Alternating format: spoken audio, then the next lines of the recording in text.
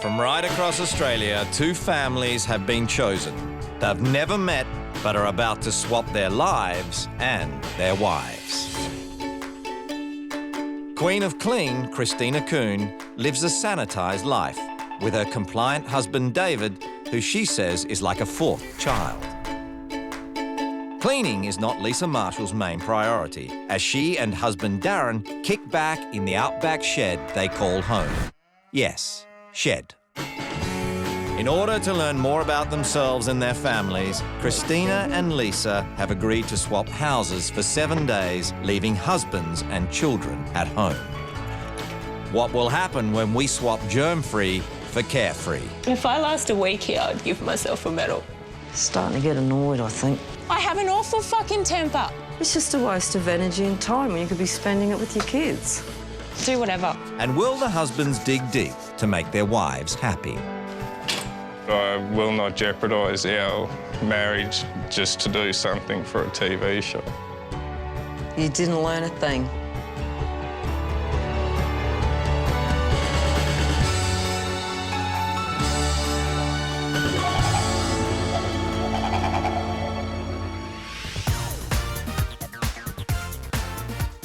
Christina is a former promotional model. Now a stay-at-home mum who runs a very tight ship. I would describe myself as organised, slight control freak.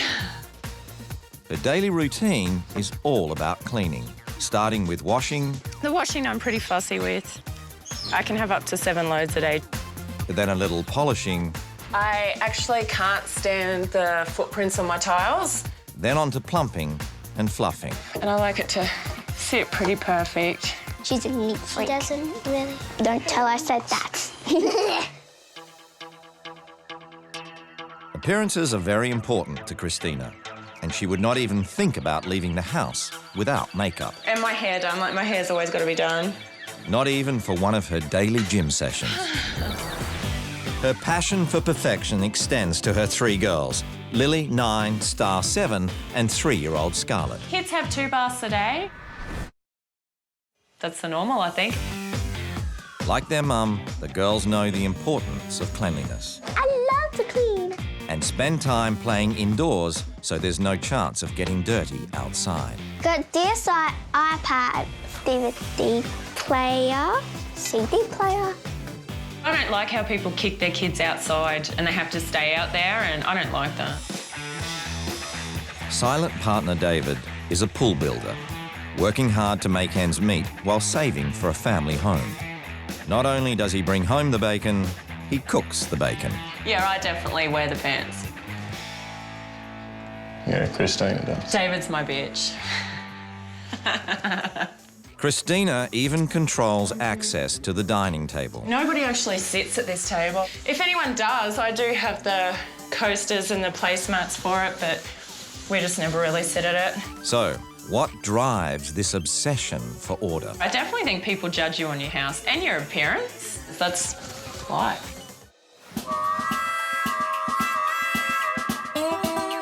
Lisa Marshall is a down-to-earth straight shooter. I don't like superficial people.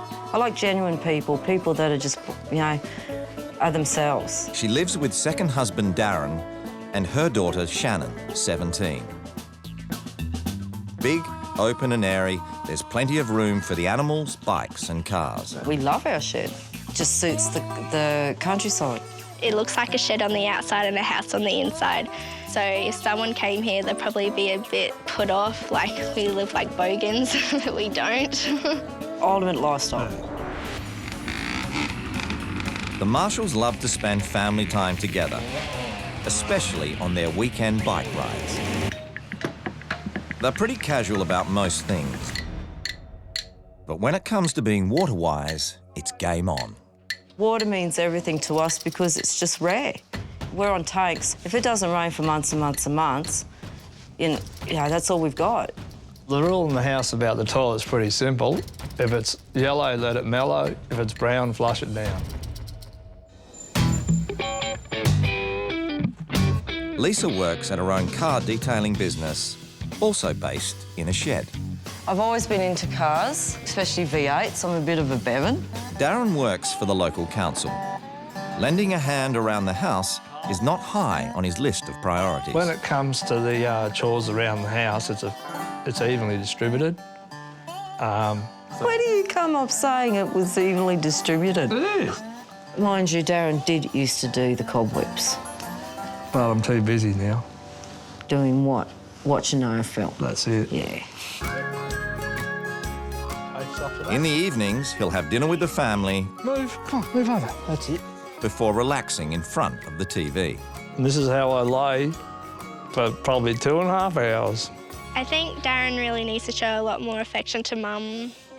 I believe we are romantic, but Lisa reckons we're not for 6 months of the year. Yeah, for 6 months of the year, I lose my husband. There's nothing stopping you coming downstairs and laying next to me and watching football. No way. Too easy. No way. Why would I want to? That's not my problem. Don't say I'm not romantic, You're then. not. Whatever.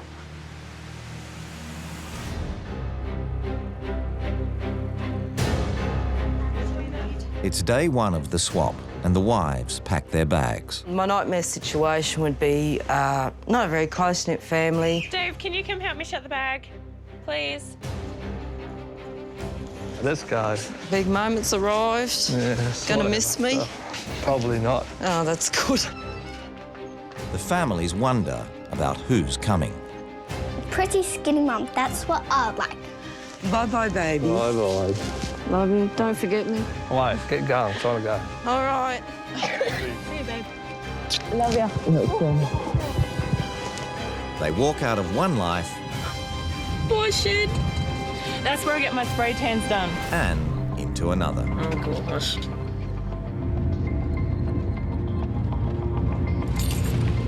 It's a shed. Oh, my God. The wives are given a chance to have a snoop around their new house before the families come home. All right, here we go. Please remove your shoes. OK, we might have a clean freak.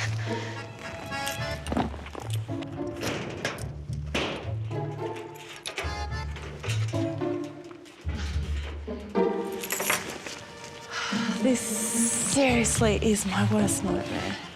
Righto. Well, this is different. They obviously are more into cars than their house. It's very small. Small place. So that's obviously someone's bedroom. Smells like horses in here. I don't feel anything in this house but superficial. Oh, have a look at this.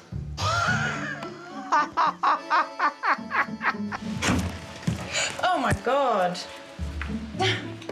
We don't reuse towels, they obviously do. Fuck me, I want to go home. Don't like the toilet in with the bathroom. Oh my God. That's disgusting. How many children are there? Well, this part's better than down there. I don't even know what that is. Holy heck. Well, don't they have a wardrobe and a half? Holy. I'm not sleeping on that. No way. Holy dooly. Have these kids got some toys? Wow, I wish I had one of these when I was a kid, but I was too busy outside climbing trees. This I think must be a deep fryer with the fat. Oh, Jesus Christ. Wow, you know, you got to be pretty into yourself to put pictures like this all over your fridge.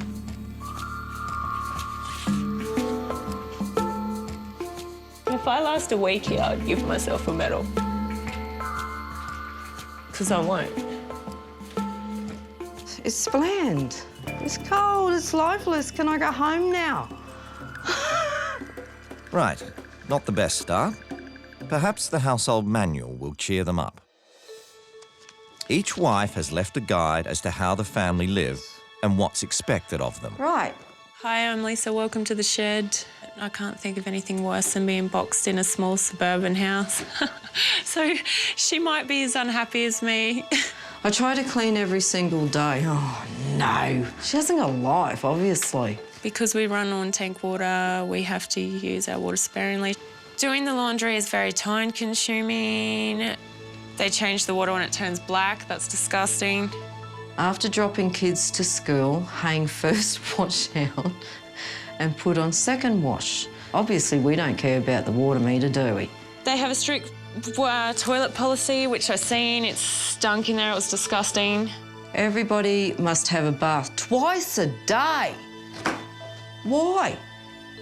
By the sounds of it, they don't hardly play outside. She doesn't like them getting dirty, so why? Why bother? We eat dinner together every night, usually between 6:30 and 7. I don't even eat dinner, so I'll sit here. I like to take pride in my appearance. Yeah, I know you do. Every week I get a spray tan. There are some women out there who can't leave the house without makeup. That's me. But I'm happy in my own skin and don't have to hide behind a face of makeup. I don't think it's hiding at all. I think it's people being proud of their appearance. Even though David is the main breadwinner, I control the finances in the house. We are currently trying to save, but it's not going so well. Oh, I wonder why. You're under the spray tan, you know, your makeup must cost you a fortune, all the, the clothes and, oh, come on, lady. Darren is the man of the house. He decides that he does the outside work and I do the inside work. If I ask Darren for help, he'll say I'll do it in a minute, but he never does. Well, I personally would make him do it. David's family is not allowed at our house. Wow, you are so in for a shock, lady, when you get to my shed. Feels like I've been sent to a house of hell and torture. She's unbelievable. Clean freak Christina Kuhn finds herself in a rustic outback shed. If I last a week here, I'd give myself a medal. And country-loving girl Lisa Marshall has entered her worst suburban nightmare. It's cold, it's lifeless. Can I go home now? They've agreed to change lives for 1 week and nervously wait to meet their new families. Hello. Hello, Hi, what's your name? my name's Lily. Lily. I'm Lisa. What's your name? Star. Star. Really pretty names. Lisa's like a cool person. She's really cool. G'day, I'm David. Hi, and David, I'm this Lisa. is Scarlett. I think they're quite a nice family. He seems very, very friendly, easygoing. So what would Christina be doing now? She'd normally do some vacuuming. If Lisa likes cleaning, she will get on fine here. If she doesn't, probably not real well.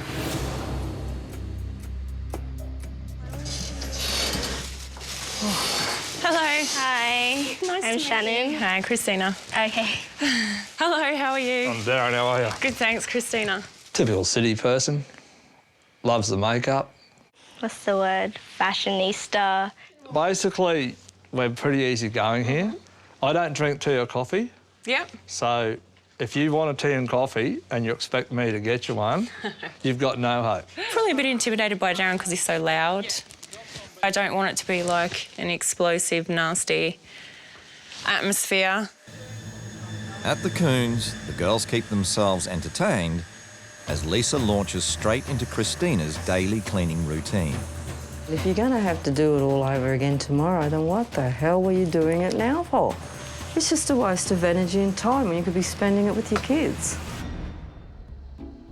Christina eases into life at the shed. I'm just going to have my shower, so Shannon will give you a hand with the tea. Yeah.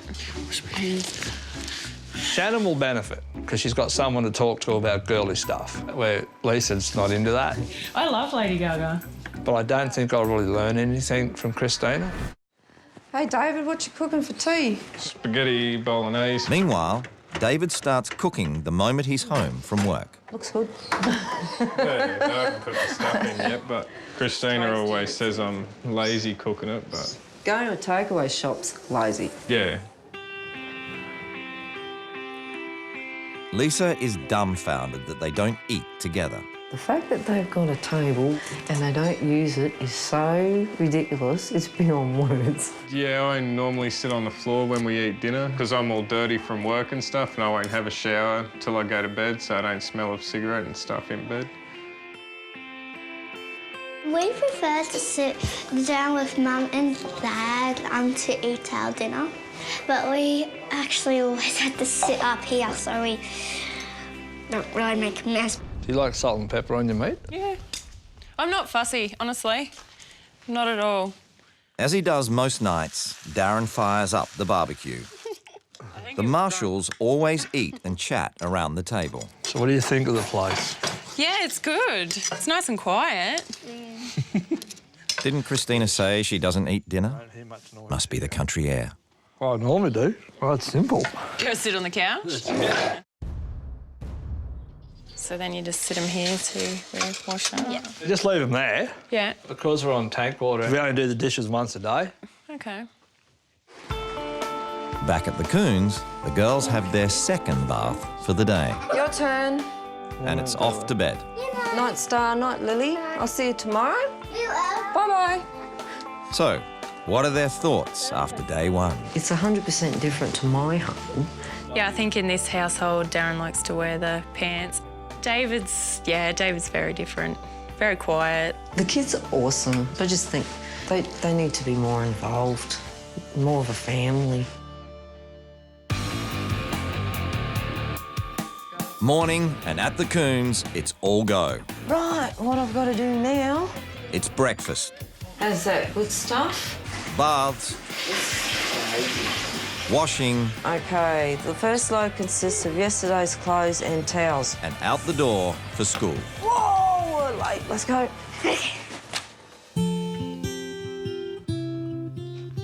At the Marshalls, it's a more relaxed start than Christina's used to. I actually enjoyed this morning that I could get up and just get myself ready and not having to get up and clean and scrub everything.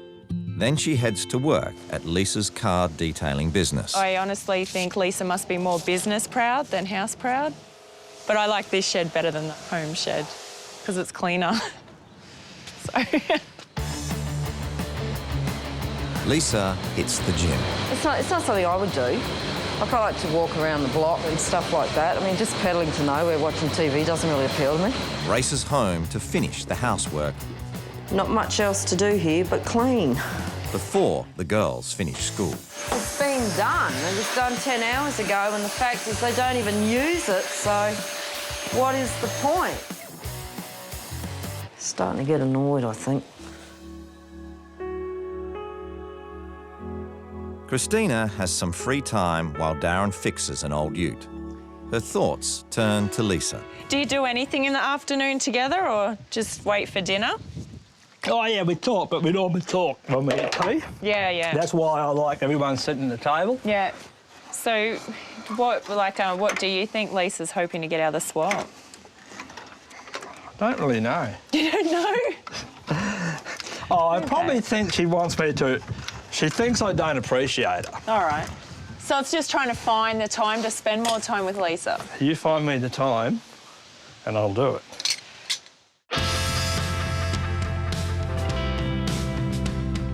"4 o'clock and David arrives home. Small talk with Lisa Have a good day? Yeah, it was all right. Bit tired. Yeah, it's been a bit tiring here too, I can tell you. turns into a big talk about David's role in the house. With you and Christina, do you sort of handle more like the decisions or in She your makes all the relationship? decisions, pretty much everything. Like, Oh, I even really? ask her what I should eat sometimes. Do you think Christina might sometimes get tired of doing that? She does. She often says, just think for yourself, do things for yourself. He was pretty open with me tonight. We had a good old chat. David brings up the long-standing feud between Christina and his mum. We don't actually speak to my parents at the moment. Well, I do. I work with Dad yeah. and my younger brother. Yeah. But, yeah, her and Mum sort of clashed. Is it something that can be repaired? You know, they're missing out and you're missing out and the kids are missing out. Yeah, that's Family's right. important. Yeah, that And it without- is one thing I'd like to change. Both wives now have a better handle on each other's relationship. When I had the chat with Darren, I could kind of sense there was an excuse for everything. David has sort of been lazy in his approach as far as making decisions. I think Lisa would like to get out of Darren more help and just him spending more time with her outside here. That is something David really sort of should look at changing. Taking the burden off of Christina, so to speak.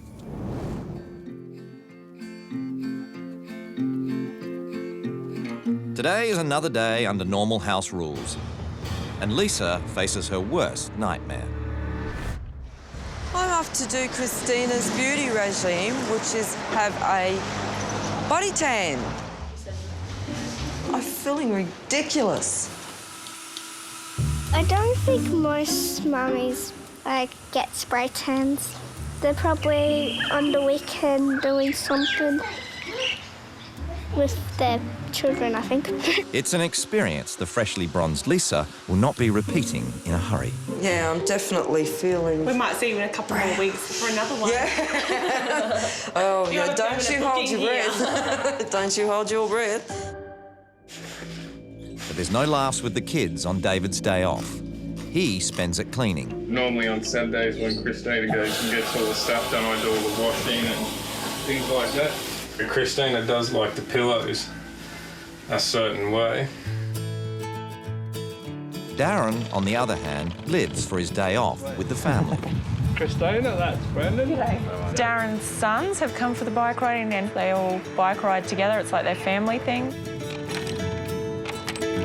Dave's tried to get me to do it for ages and ages and I just wasn't really interested, but that's what they do, so I'll go along with it. Do you think this is going to be safe? Of course it's safe. Righto.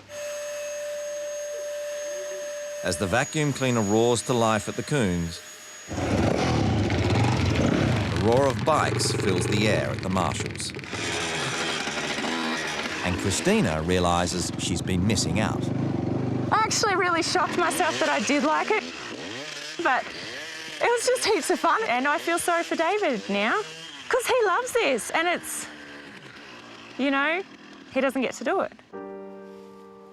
And David comes to some realisations of his own. Christina makes all the decisions in this house, and when Lisa put it out to me, it looked wrong what I do, so hopefully when Christina comes back I might be able to fix that up and sort of give her a break and she mightn't be so stressed and angry all the time. After the fun of the morning, it's the weekly washing and shed tidy. With the spin dryer out of action, Christina has to wring the clothes by hand. This couldn't work in my house with like 8 loads of washing a day. There's no fucking way in hell I'd stand here and do this. Perhaps cleaning loses its gloss when there's actual dirt involved. I hope they're not his only pair of undies because they're going to be there for like a month before they're dry. She raises the issue with Darren, who is typically dismissive. Darren, What, mate? my friend, what's the go with these towels? What's wrong with them? Do you know how hard that is to wring them out? They must take days to dry. Lisa's never complained about it, so I don't... If no one complains, I don't take any notice. You got to complain before I take notice.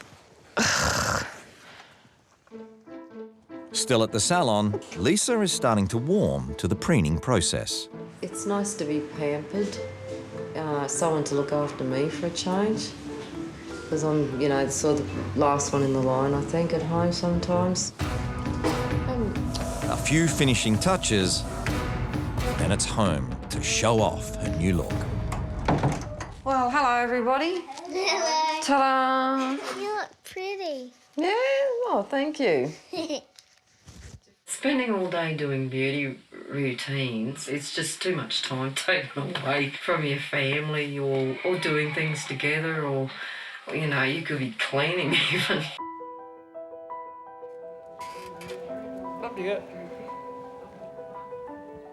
Tomorrow's rule changes are weighing heavily on their minds. I'm a little bit nervous to how everyone will take to the changes, but I haven't complained or whinged and gone along with it all and tried it all, so hopefully I get the same response. Christina, the kids need a break. And you need a break. You all need to relax. You know, you're only on the earth once. You know? Don't spend some time worrying about everything like cleaning, you know? Just live life. It's day 4 of the swap. The wives are set to introduce a whole new set of house rules. For the rule changes, I've sussed out that Lisa wants the place a lot cleaner. Shannon's words were more respectable, so I'm definitely elaborating that in. I think Christina puts a lot of priority on her appearance. Doing all the cleaning, the beauty regime. You know, like she's missing out. Missing out big time. Now there can be no more excuses. We can eat like a family. It's the moment of truth. For too long, you've been sitting back letting the dust settle. Well, it's time to shake things up. David, in this house, Christina wears the pants. Things have to change. Christina's rules demand Darren help out more with the inside jobs at the shed. When you realise how much work it takes to clean your jocks, maybe then you'll get the washing machine fixed. Spend more quality time with Lisa. You're going to do something romantic for me every night, and you're going to continue this when Lisa gets back. And allow Shannon some girly time. With the shed and the bikes and the dirt, the fact that Shannon is a young lady has been lost on the household. I'm going to treat you to a bit of pampering that every girl deserves. Then, the adored one, the sofa bed. We're going to fold it up. That's the last time you'll be lying on the couch, so let's get up and get to work. There's a big focus in this house on beauty and appearance. I've taken down the model photos. Instead, kids, you're going to make some artworks to decorate this house. Lisa also wants the Coons to share meals at the table. You'll see I bought a protective cover, so now there's no reason not to use it. Sounds fun. She's banning computer games and TV. You may have noticed the TV is no longer here. And easing up on the water use and obsessive cleaning. From now on, there will be no cleaning whatsoever. This has 9-year-old Lily worried. I don't like that rule because I don't really be working art and there's cockroaches and ants beside me. David, you are going to take control and go visit your parents this week with the kids. That probably would be something I'd want to do, but I'd rather wait till Christina come back before. But Christina's not here. Yeah. This is my rules. Cleaning is first priority at the Marshalls. And with the sofa bed out of the way, Darren reluctantly tackles the washing. That's my clothes. But finds a loophole. See on here, right? Do his own washing. You should have said all the clothes, not my clothes. See, it says here, wash own clothes. Do whatever. Would you like me to wash all the clothes instead of my clothes? 3 days, Darren. I've lived your rules. Not argued once, not said no. I would just like you to give me the respect and courtesy that I've given you. I have an awful fucking temper. I've kept it under wraps. So would you like me to wash all of them? Yes, please. I would really like it if you would just give it a go. No worries. Thank you. OK, so it's on with the washing, the cobwebs. Speaking about romance, see that? I brought that specially for Lisa to get the cobwebs down. And last but not least, that toilet. That goes right round, right? It's easy. You can do that. You're out there fixing a bike and stuff. But this is technical. I could die from the fumes. No, you won't.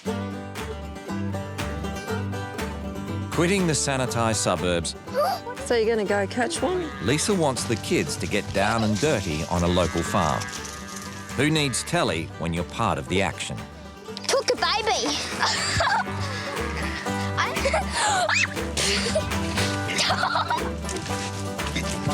Oh, I reckon it's just fun watching them try to catch them, you know, just, yeah, outside running around instead of playing on games.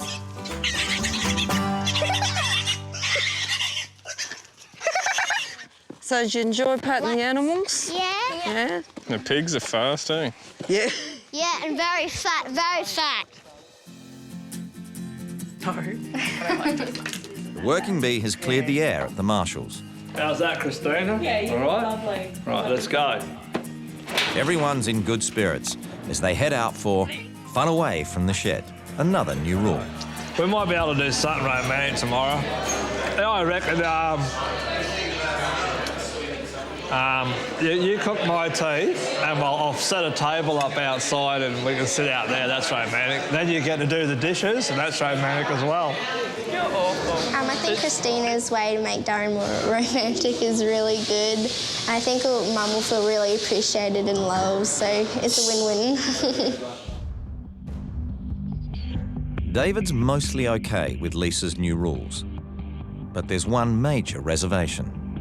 With me and the kids seeing my parents, that's a really, really touchy subject. I'm happy to discuss at the table meeting, but I will not jeopardise our marriage just to do something for a TV show.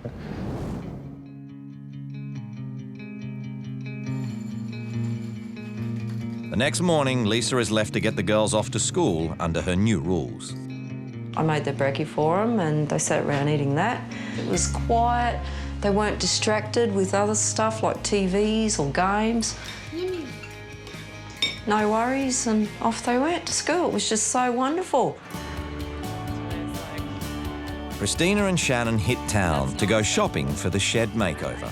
I want that. Yeah, get it. Number one on the hit list is Darren's first love, his sofa. I think that we just like to get something to put over the couch, Yeah. just like a zebra print. Yeah. I don't see any here though. Yes, I have one in back up here. Oh, Oh. And they're on sale at the moment, which is great. I think Darren will like it because it's really comfy and just soft and a bit easy to sleep on.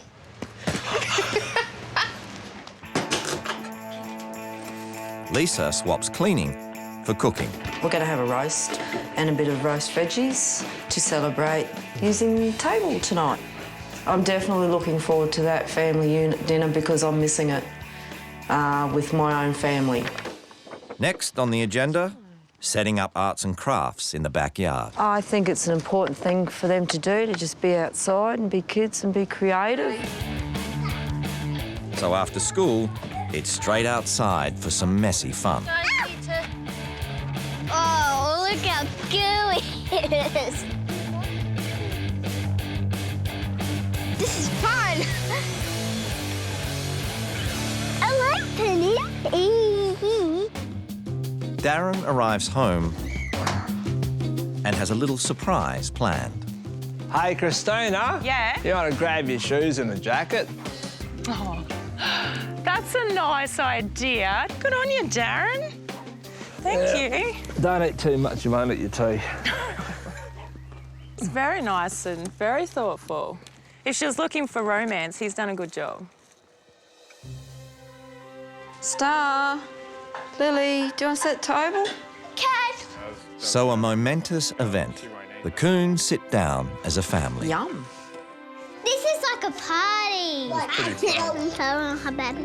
You're at Chatterbox tonight. It's the first I've heard you talk so much. Yeah. Dinner went really good. The kids were laughing, they were having a good time. It was better than just sitting on the floor. Oh. Had a good time sitting here. You had a good time sitting here. Yeah, I did my dinner. You thought it was good? Yeah. I think that's something that we will try and keep in this house. It's the final day of the swap. One of Christina's rules was that Shannon has more girl time with her mum. They look lovely. It's cute, isn't it? It's really nice. Christine and I really hit it off. I really loved the girly time. It was great fun. Except for that one. The kids' artwork turns Christina's pristine house into a typical family home. It looks good, Star. then a game that pleases everyone. Right hand on red. Right hand on red again. I like a twister. I won 3 times a day today. I won 2 times. Should we do the tablecloth? Yeah. Meanwhile, a dusty old shed's getting the full Christina treatment. What have you just done there? Clean. We've been cleaning. I like the bloody Couch. the couch covers, eh? They look good, don't they? Yeah.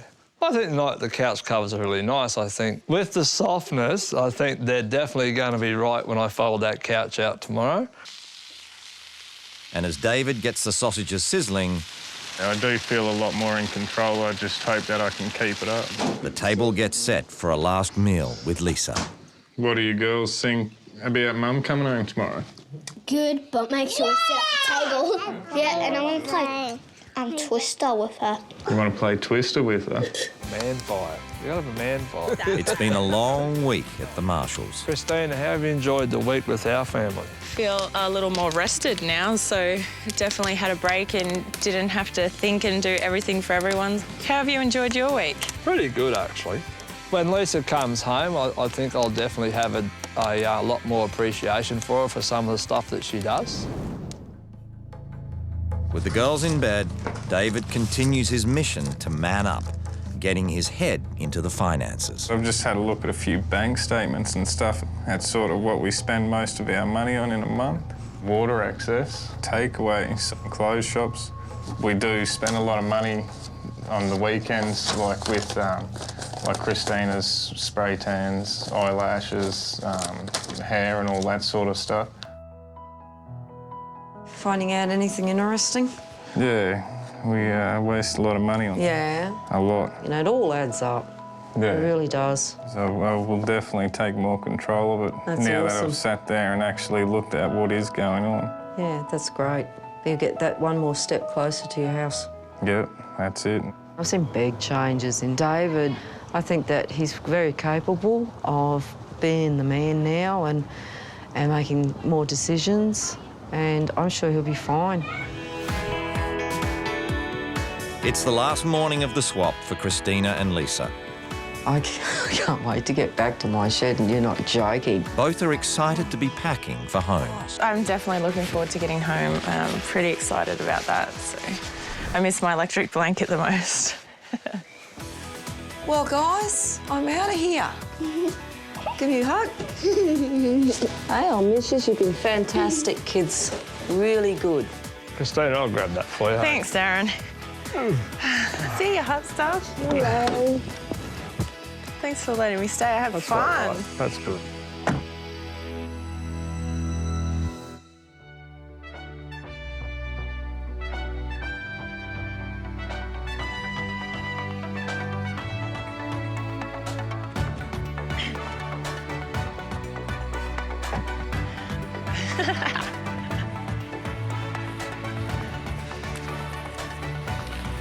Hey, sexy.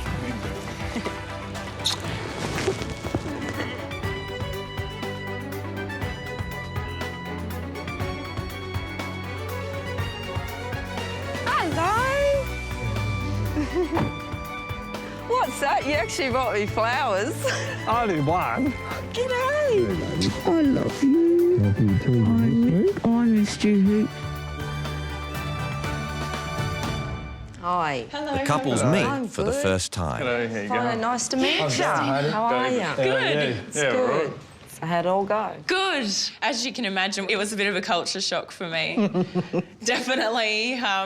Same as me. I found your routine really hard. I felt like I was just cleaning. I felt that was your priority, was cleaning. I just basically said to David, you've got to start to take control and start making decisions just to take the pressure off of you. Definitely. We got Darren to do a few things that I know you wanted Good. to. He scrubbed the toilet. You're joking. Well, I attempted to. Dave, one of the things that we do in our family, we always eat at the table. We found that helps. Yeah, well, Lisa actually brought that into our house and we did sit at the table for dinner. They just didn't they? They just absolutely loved it. It gave me and the girls heaps of bonding time and stuff too. Like from the start of the week to now with them, it's just unreal. The changes I made for the kids, I wanted to change their perspective and do more outdoor sort of stuff. Definitely. I took away like the TV. Yeah. It wasn't to be cruel, it was just to show them that there's more There's a out backyard. there. There's a backyard. They were like little zombies and now they're completely different. You'll see when you get home, they've just completely changed. Just from not sitting there, like they're out using their brain and doing active things. It's a complete different house now. One of my rules was for David to go through the finances. He sat down and went through and said, you know, like where he could maybe save money. Definitely the 2 baths. What about the cigarettes? Yeah, like I know like all your hair and all that sort of stuff, your hair needs to be done. And No, stop that for a minute. With the hair and makeup and stuff, you spend that on cigarettes. Basically, it's give and take. If you get your hair done 4 times a month, do it 3. If you buy 2 cartons of smokes, I'll buy one. Buy one. Yeah. You still get your hair done, you still get to have a smoke, but in the process, you've probably saved $100. I liked that Darren would speak his mind and defend people. Yeah. Which you never do. It's like, I don't know if he said about the relationship with his parents. Yeah, well, while Lisa was there, we sort of got talking about all the stuff with Mum and Dad. And one of the rule changes was for me to take the kids out there. No. And well, this is this was thrown out. That's okay. She put it out there, and I refused to do it. Thank you. But I made a compromise and thought, well, maybe, you know, we could sort of speak about it here a little bit, and because she's given, I'm pretty easygoing, you but know that's what I mean? no.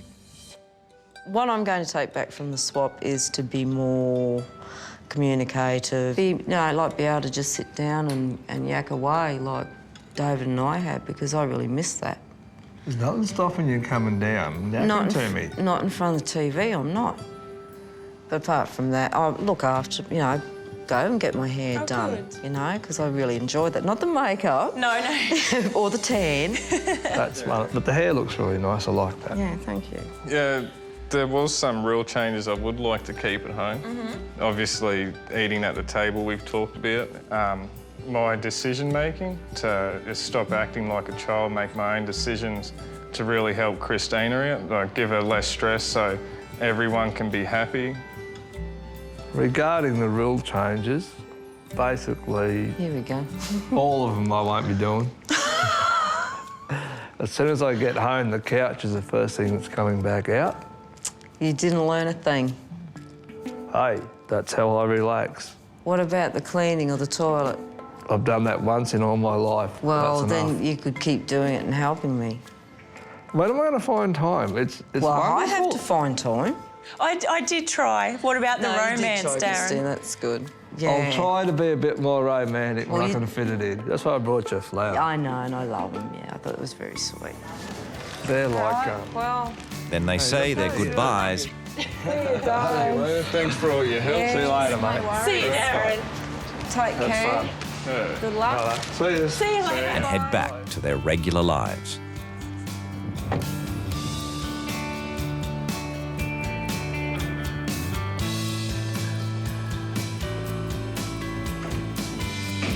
Mommy, yay! Hello, baby. Hey, you miss me? Yeah, oh yeah, I got you. Loves you. It's good to be home. All right, well, let's see what we've been doing to the shed. Christina is okay with some of the changes made while she was away, I did some art for you. Oh, wow, isn't that cute? but she's not impressed with others. I can't do that one. Can't do that one. Can't do that one. And there's that sticking point. David takes the kids to visit his parents. No way in hell. It will be something I'll continue to talk to her about. It is important for me, but not only me, the kids as well. No more TV, I can't do that. But yeah, the rest is The rest seems fine, so there's like, well, 3 rules I might consider. Lisa's not unhappy, Oh, that looks much cleaner. but is touchy about some of Christina's touches. Throws are going. Straight up. It's just not me. It's Christina. And old habits die hard. They're not bad rules, though. They were pretty good.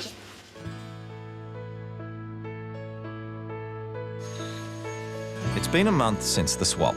Christina is still keeping up appearances, When I came home, yeah, it took me about a week to catch up on all the cleaning. and David is trying to take charge. I have made an effort to get a little bit more on top of the finances. It hasn't worked yet, but it will. The girls are finding more fun away from video screens, You want to sit in your chair? and Lisa's meals around the table rule Yum. is surviving. This, we'll have to get vacuumed out here. Yeah. Scarlett's got crap everywhere. Just. At the shed, Lisa still does the indoor jobs. Got to earn your keep somehow. Darren, the outdoor jobs. Yeah, well, I suppose when your bloke learns how to cook and clean, then I would be obsolete. But there's a definite hint of appreciation in the air. You want a coffee before you have tea? Yeah, I'd love a coffee, baby. Well, how about? And maybe even a little romance. He interacts with me more. You know, we talk a bit more. I mean, he's still got the AFL, but he's spending a bit more time with me, I think. Darren, Yes. I've got something for you. Oh, Perla. Nice. Yeah, not too bad, eh? Yeah, so can we take the old one off and, like, take it to the dump? We can certainly do that. Great. Goodbye, old faithful. I will miss you. Not. Got a new one now. Ha ha.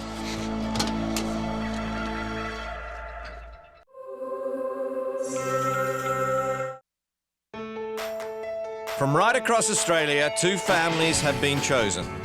They've never met, but are about to swap their lives and their wives. Cherie Clark is a kids' entertainer at work and at home. Her 7 cheeky kids do what they want. House slave Brian is the family giver, working 60 hours a week and doing all the housework. Michelle Harding is a white witch. Her 3 kids must comply with her strict rules or they're punished.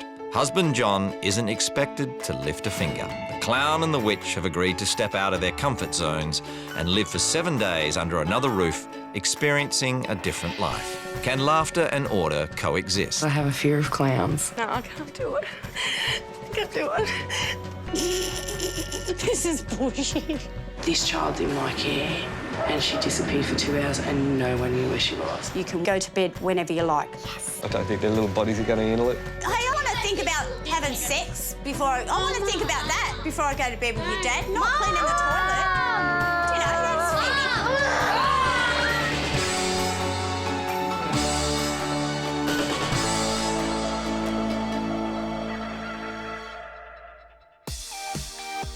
Behind this calm suburban housefront, chaos reigns. The Clarks are a large family where laughter is more important than discipline. We have 7 totally different children under the one roof. I don't want scrambled eggs. I already told you. Oh, never a dull moment. Go with Do you want tomato sauce? Yes, we've got tomato sauce. Why'd it be I'll go and get you difficult? some. We've got Nathan, Bianca, William, Kirsty, Courtney, Cindy and Sally. Who wants to offer to wash Dad. up? Not happening. Any more dishes over there, kids? Yeah. And none of the kids lift a finger in the house. Somebody want to bring some over? Someone come get them. For Cherie, her life is about making kids happy. Yeah, I have a part-time job. I'm actually a children's entertainer. Dimple's the clown. Being married to a clown, she obviously lightens up the day on numerous occasions. My mum being a clown, it just represents her, really. I think of my mum's clowning as embarrassing. Haven't you got a pretty face? And funny and embarrassing and funny. There you go. Cool. Come on, please, please, please. What am I doing? Cherie and Brian are happy to run a mad house where everyone can come and go as they please. In the Clark household, there really isn't many rules.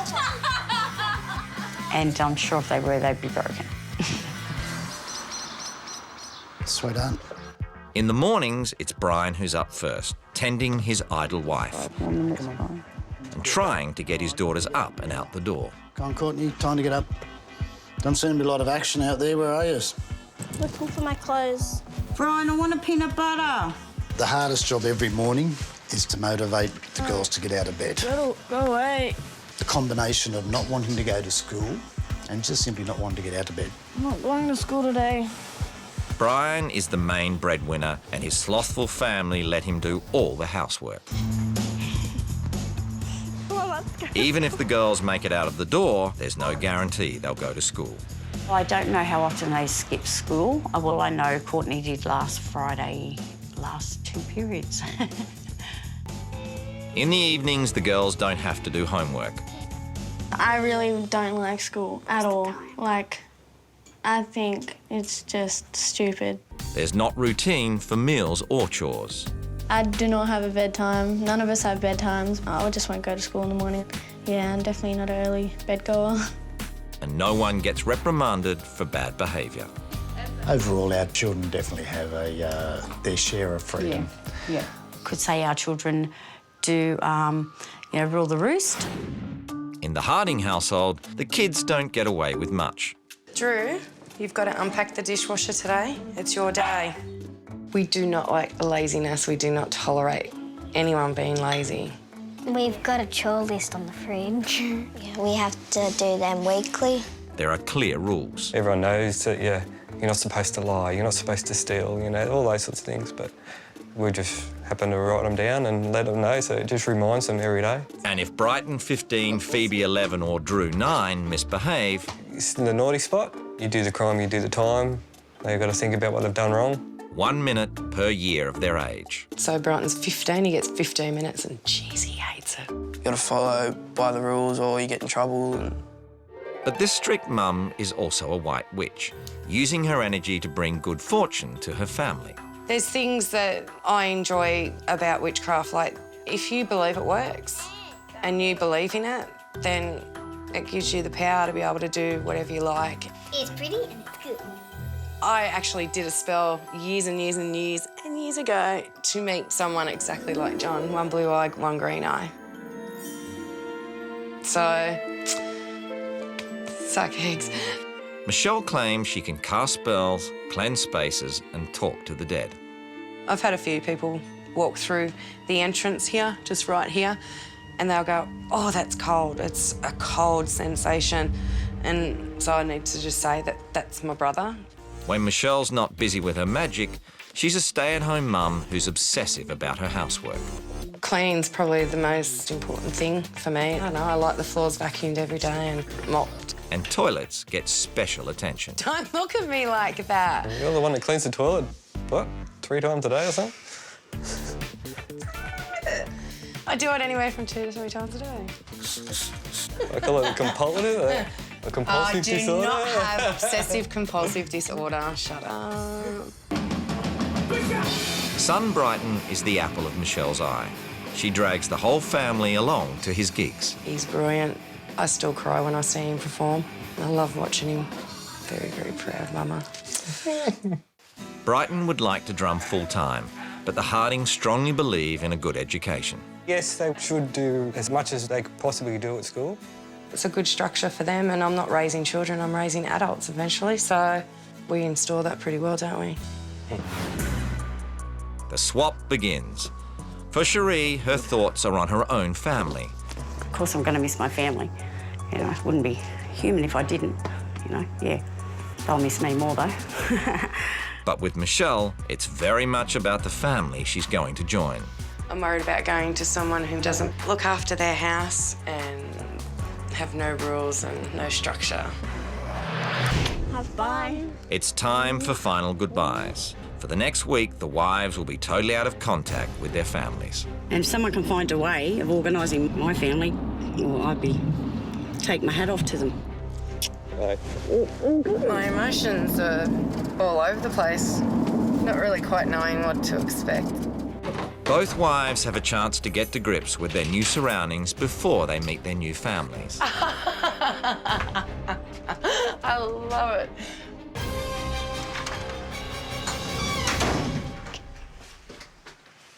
That's bizarre.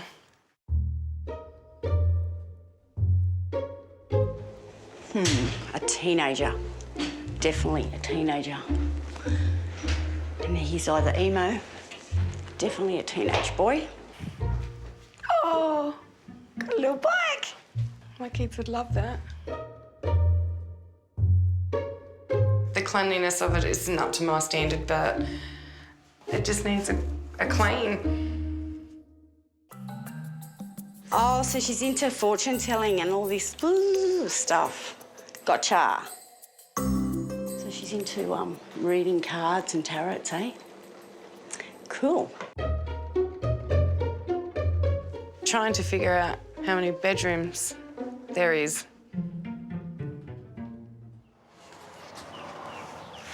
There's no doors. Okay, here we have the rules of the house. Keep hands and feet to yourself. No arguing, yelling at each other. Always ask, don't tell to do something, no lying. Don't answer back, no smart mouthing, no swearing, no calling or bullying, no butting into conversations. Rules wouldn't even stay on the wall at my place. It's a dining table, so they should be eating at the dining table. That's a ritual in my home that we eat at the table every night together as a family, because that's the first thing that we can share all our experiences for the day. Michelle is starting to wonder how many kids live in this house. Oh, okay, so there's another bedroom. Okay, I'm confused. Maybe they got more than 3 children. Not much privacy for them if they're girls. Awesome. So, the teenage boy must be into heavy metal. He's got good taste, Jimi Hendrix. Cool, he must have a little band or something together. Okay, so cool. Crap, how many kids have these people got? Oh my God. I think the situation's worrying me now with how many children they have. This poor woman. Oh, I think I'm a little overwhelmed now with knowing how many kids might be in this house. Shit. Oh, there's a dog. Oh, there's a puppy. There's a dog. Oh, it's a rolly dog.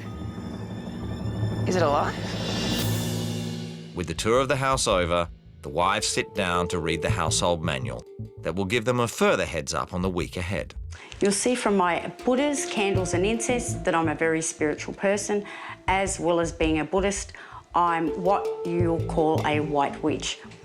You don't need to have special powers, you just need to believe. Not true. That is not true.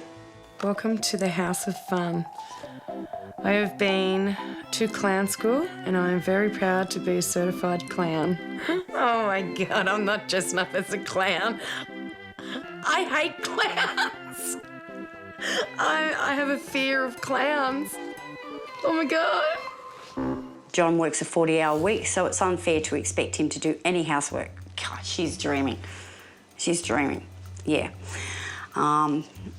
Okay, because my husband works like a 60-hour week and he does heaps of housework. Being a qualified clown has helped me deal with my 7 children. 7 kids, I'm gonna die. My kids rule the roost. Oh, okay. They more or less decide if they want to go to school or not. Let them stay home? No way. They deserve an education. In our house, discipline is either confiscation, grounding or timeout. If they're misbehaving and they've ignored the first warning, they get sent to their timeout corner. Okay, not a 15-year-old, I hope, because that'd be a joke. My 7 crazy, fun children all have great personalities. They are very lazy and will sit in the room as my husband cleans around them without offering any help. He works 6 days a week. And that's what he has to do? Nah. I do ironing every day. Well, guess what? You can have a lot when you get back, Michelle. Oh, I hate laziness. I hate it. These kids are gonna rebel against me big time. They're not gonna like me. Kid-friendly clown Cherie Clark Rules wouldn't even stay on the wall at my place. has traded houses and husbands for 7 days with strict white witch Michelle Harding. I think I'm a little overwhelmed now with knowing how many kids might be in this house. Both wives now wait anxiously to meet their new families for the first time. Hi. Hey. I'm Kirsty. Hey, how are you, Dom? I'm all right. Come here. Nice to meet you. How are you? I'm good. Which one are you? Sally. Sally, how are you? I'm Cindy. Hi, Cindy. Nice to meet you. Hi, I'm Courtney. Hey, darling, how are you? Hi, I'm Brian. How are you? I'm Michelle. Nice to meet you. How Hi, are Michelle. you? How you going? I think the main thing is that the more she gets to know my girls, I think the more they'll befriend her, and I think if anything, it'll make her stay here a lot more easier for her. Gorgeous. You're too nice. This is half of us. I know, there's another 3. Oh, there's only 3 more. There is only one thing Kirsty wants to know. Are you strict? I can be, but it just cracked me up when they asked, am I strict? Am I really strict? They'll soon find out. The girls are sharp enough to know they are not getting the full story. Can we do a guessing game? No, You're a priest. Can we hear what you want? Priest? No. Taxi driver? No, I'm not a redneck. Wait. What is it? You're What like is a it? spiritual, like a palm Reader? something like that. I'm a witch. Yep. I knew it. I practice witchcraft. Yep. Get the broom. I don't do that type of stuff. Never expected a witch to come to my house. I've had a clown here for a long time, but never a witch. Yeah, my first impression, she looked like tough. Like, oh yeah, I can't really give her cheeks, then she might clobber me in the face or something. I burn incense. Do you know Harry Potter? Oh, that's all right. No. You could do that Sometimes any it day. smells nice. And I just cleanse homes and animals and stuff. And She looks like a bitch. Charming. Let's see how Sally's mum goes meeting her new family. David. Hello. Hello.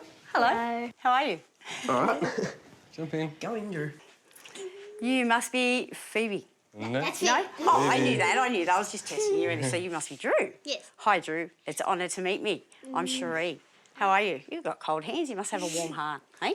I think of Cherie as a funny person and she's really cool. Hi. How are you? Good? That's good. I'm a bit cautious at this stage because I've only just met her and I don't know exactly what her whole story is and how she's going to react to how we run our lives. And you're Brighton, a drummer, mate? Yep. Yep, way to go. Good. The Hardings are curious about how many kids Cherie We has. have 7 mums looking after. They all at home? Or All at home. And I also am a clown part-time. Cool. My mum's afraid of clowns. Is she? Oh, shucks. Really? Well, maybe that's how I should go to the table meet, hey? With a toilet brush, instead of my feather duster. It's dinner time at the Clark house. Pretty straightforward roast chicken rolls, and Michelle is already coming to understand the lay of the land. So who normally does the dinner in this house?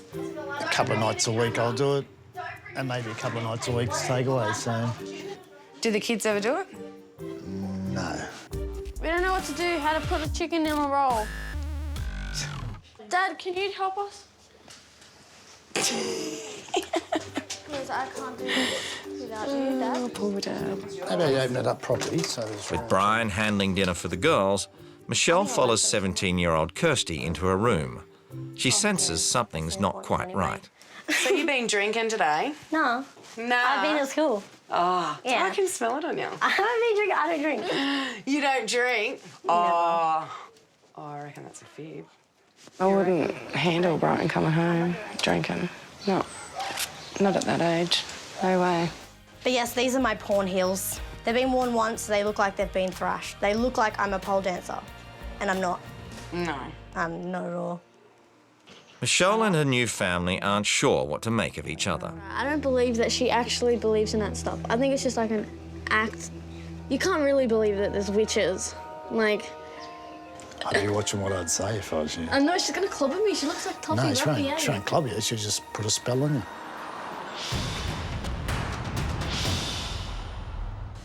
Next morning, it's business as usual for Brian. Yeah, Dad, I don't want to go to school today. Well, I want you to go, so it's non-negotiable. Come on, because I've got to get going early. I got the sales meeting this morning. Come on. Serious, Courtney, you got to get ready. Wow, I'm getting ready. Getting ready, Dad. I might go to school today. I'll see if my friends are going. Brian's other important morning chore is serving his wife breakfast in bed. Good morning. Hi, how are you? Morning, wife swap. How are you today? Thank you very much. That's awesome. No, I hope you do like Vegemite. I do. So the girls are sorted? Pretty well. Looks like Courtney's won the war. She won the war? And Cindy and Sally are going, definitely. Oh, good. Okay. So just... Brian does everything. That's not fair. He shouldn't be doing all this. I'm thinking Cherie thinks it's more important to be their friend rather than their mum first and give them guidance and direction. Meanwhile, as if sensing a soft touch, school attendance is suddenly an issue at the Hardings. I don't want to go to school today because I want to go see my mate Marley because she's staying at home. Brighton wants to skip the last day of term. But what about John? Will he let you stay home? I think he was hoping to go to a friend's house. I think he wanted to go there rather than school. If I was the boss today, I'd let you have the day off. Yeah, so... I'll just have to suck it up and go to school. Yeah, unless you can con John in on the way. I'll try. Yeah, I just said it's a normal school day, you go to school. So Brighton heads off to school as Courtney soaks up the sun in the Clark backyard. Yeah, I wag school a fair bit. Like last year I was wagging at least every second day. And I haven't really figured out what I want to do yet. It's kind of scary, but I'm so lazy. Obviously I want to just go out and be independent and do whatever like straight away, but it's so much easier just living at home. It's like everything done for you every day. At the Hardings, Cherie starts in on Michelle's 4-hour cleaning routine. Yeah, you have to have rocks in your head if you enjoy cleaning. Yeah, sorry, John. Yeah, there's better things to think about, like having sex with your husband. Michelle is used to a strict and serious world, but in order to get a true flavour of Cherie's fun-filled life, she must confront her darkest fear. It's just a phobia, and it stems from when I was a lot younger, just with a really bad experience. By facing her crippling coulrophobia, she must learn the fundamentals of clowning with Yo-Yo. It's going to be very difficult for me because I have a fear of clowns. Hello, Michelle. How are you? Nice to meet you. Let's try and get rid of that fear. I'm Yo-Yo. Hi. Nice to meet you. Good, thanks. How's your day been today? Good, thanks. Yeah, no, I can't do it. I can't do it. While Michelle struggles with the comedic, Cherie is about to take on the spiritual at the Hardings. Smells like an Indian restaurant. It stinks, actually. Cherie must try meditating to bring enlightenment and good fortune to the family. Don't have time for that sort of stuff in the day. This is bullshit. Oh, serious. Hang on. Clean the toilet tonight. Clean the toilet in the morning. We'll sit down and relax. That's meditating. Sorry. With Yo-Yo declowned, Michelle puts her fears aside and continues her lesson in fun and games. Bring it on out. Yeah, I haven't done this for a while either, obviously. One hand width. Pinch.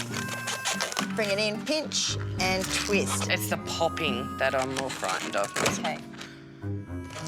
Definitely faced my fears today, and it definitely learned something new. And then we're going to go like this. Pinch it in.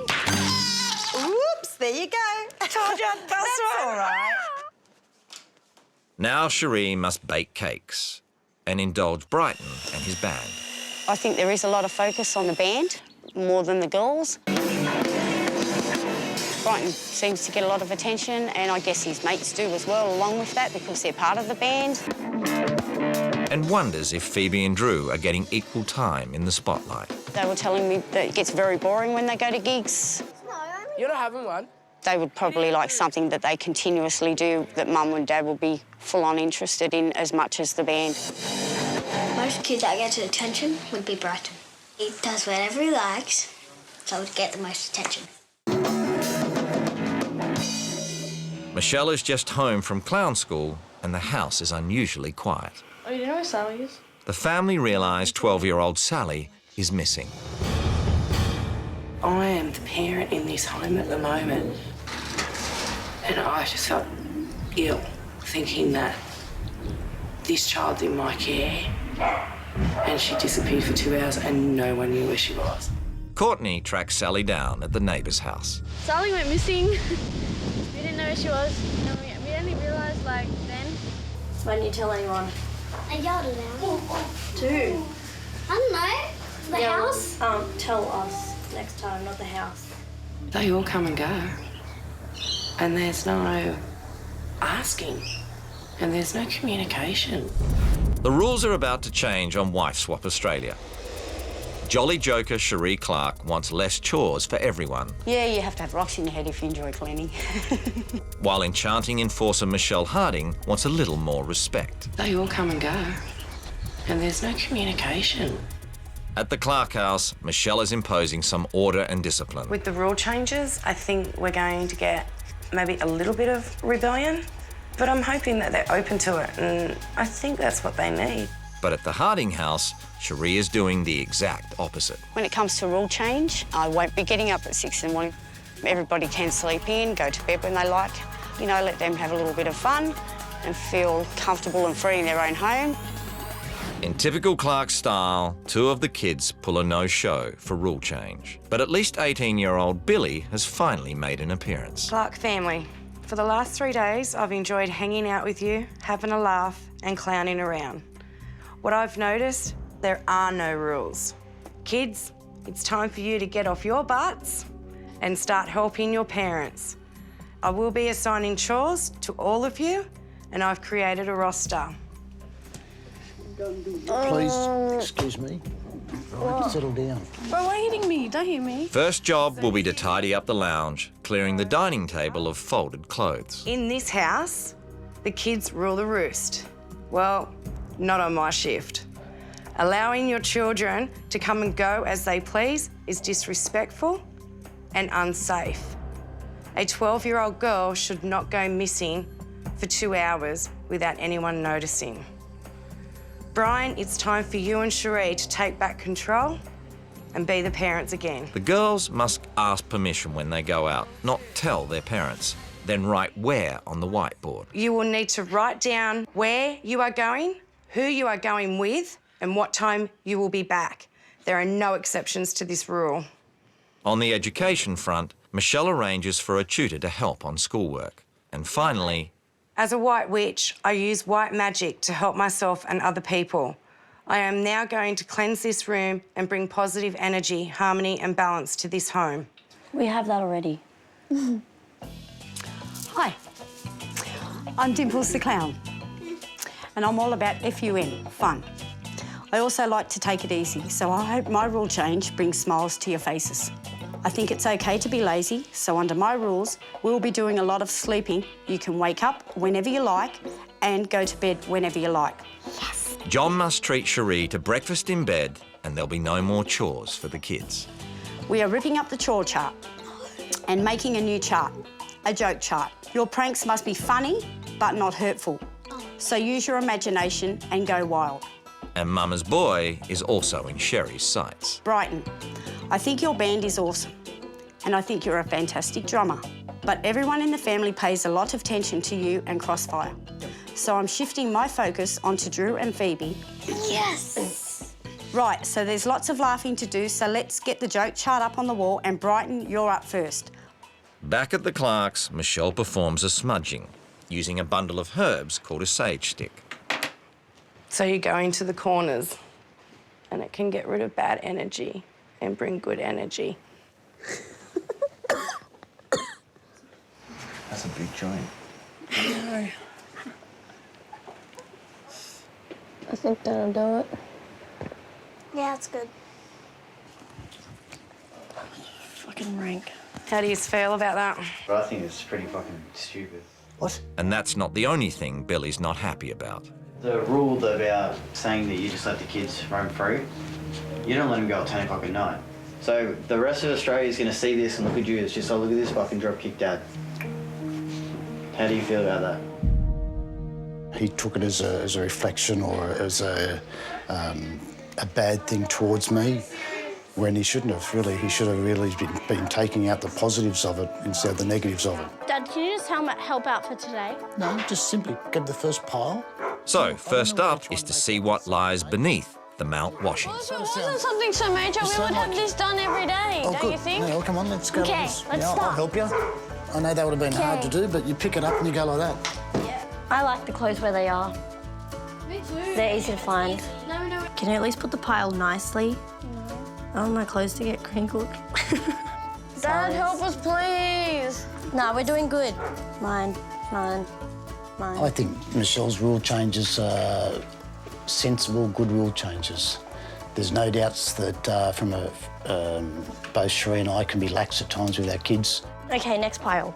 We think our lifestyle was organised, but all of a sudden, by listening to Michelle today, it proved that we're not that organised at all. And these are yours. They're so not mine. Just chuck them. Just chuck them. Seriously, I don't want to keep going. What do you mean you don't want to keep going? Look how close we are. And the first order of business at the Hardings is doing away with the chore chart. The chore chart, I think it's got its place as it, teaches them a little bit of responsibility. They're going to be young adults soon themselves. They're going to start fending for themselves. But, for a short period of time, I guess, why not have some fun with it and stir them up? Why not? How's that feel? There's the best part about that. I get to keep all the pocket money. Yeah. Yes. Life is now about fun and jokes, so John starts the day with a prank of his own. Bacon, eggs, on the top. Morning. Breakfast in bed. And here's your breakfast. That's a bloody good trick. That's really cool. And the good times roll from there. I've got some.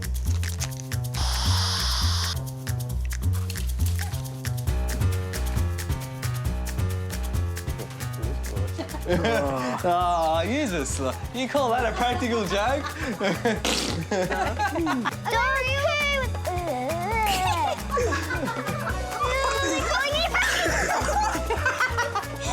Well, I'm writing up who I've done a joke on, and I have to put a tick if it worked or a cross if it didn't.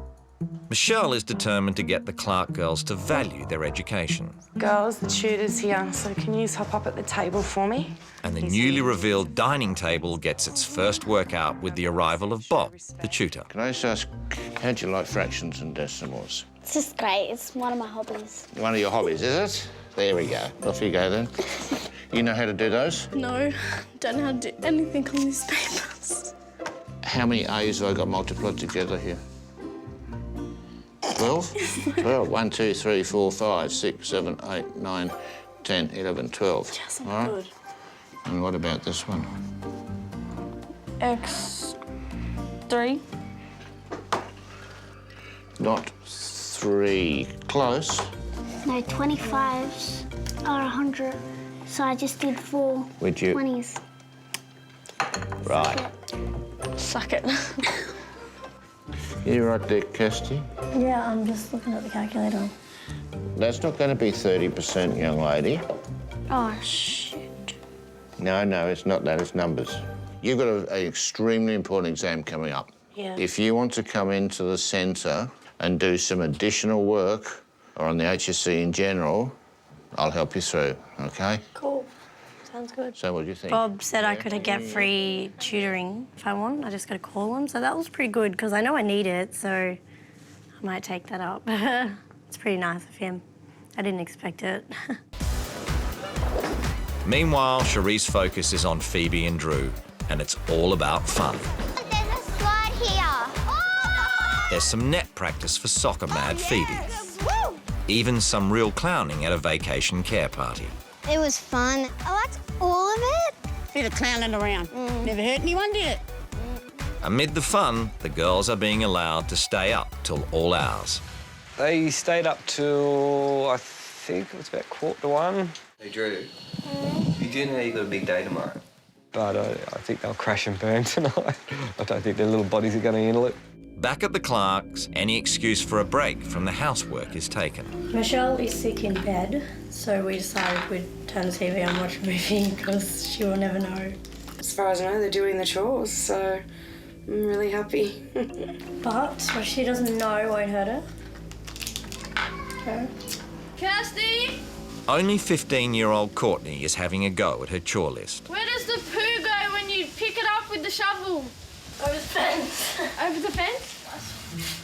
Oh my God, Kirsty, please help me. This is not right. This ain't even Rosie's poo. I know he does bigger and better ones. Maybe that's a human poo. I'm gonna put it in the pond.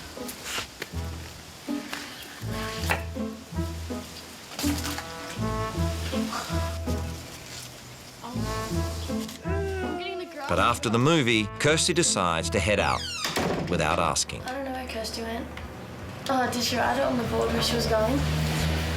To be shortly followed by Courtney and Cindy, leaving 12-year-old Sally home alone, playing video games for a lot longer than Michelle's 1-hour limit rule. She's not gonna find out anyway, so I'm not really breaking a rule.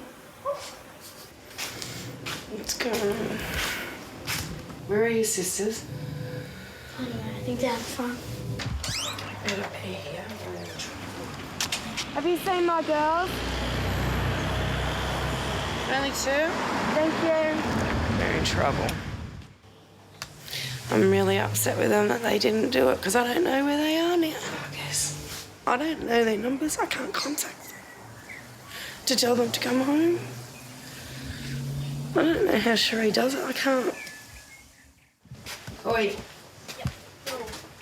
I come out here 5 minutes ago. Where were you? No, you weren't, because I walked down there. If you walked down there, you would have lost. You should have woke me up. Yeah, we because- didn't want to wake you up for all that trouble of us just going like 50 metres down there. Michelle is not happy and puts the girls to work. You need to dust and clean your room. It's pretty much clean. And Missy Moo, can you please sweep and mop? Thank you. The Clark girls seem to have inherited their mum's aptitude for cleaning. It's easier if you use 2 hands. It goes heaps faster. No. No. And then just mop. There you go. God. Here you go. You missed the spot. Shut up. Oh, you're a good girl. And 2 hours later, Kirsty decides to show up. So where have you been? Just to the shops with the friends. Get food. Okay. Ollies. You should have told me. That's Sorry. the one huge rule change. That was the one huge rule change. I miss being in control of my own situation and my own life, and I'm completely in no control whatsoever here. I'm going to talk to Dad about it and see what he thinks. I wouldn't be worried of my dad. My dad's like a softie. He'll just be like, Curdy girl, don't do it again. And that's it. So, Brian, have you thought about any consequences to Kirsty today? Yeah, I think that although I'm not sure of whose turn it is tonight for the dishes. It was for me to do tonight. Oh, okay, well, I think maybe as a fairness that Kirsty should do that. Thank you, Brian, for backing me on that. No I problem, appreciate thank you. that. That's good. The Wife Swap Australia experience draws to a close for pampered jester Cherie Clark. Here's your breakfast. That's a bloody good trick. And spiritual advisor Michelle Hardy. So you go into the corners and it can get rid of bad energy and bring good energy. Despite having her rule changes broken at every turn, Michelle is hopeful that she'll be leaving some positives behind. I'm hoping that I'm leaving behind some structure. Help Dad out. He needs it. And Cherie is primed to pass on some expert advice of her own. Yeah, I'm looking forward to table meet, telling Michelle about having a little bit more fun and rather than sort of like the girls walking on eggshells all the time. Be good. I'm gonna bite you. My little Sally. Always. Always. Shut up, bitches. Oh.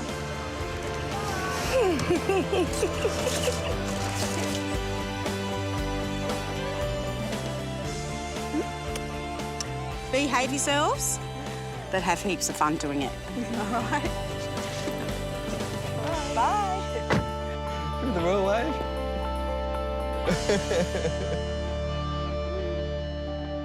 After a week apart with no contact, the wives are reunited with their husbands.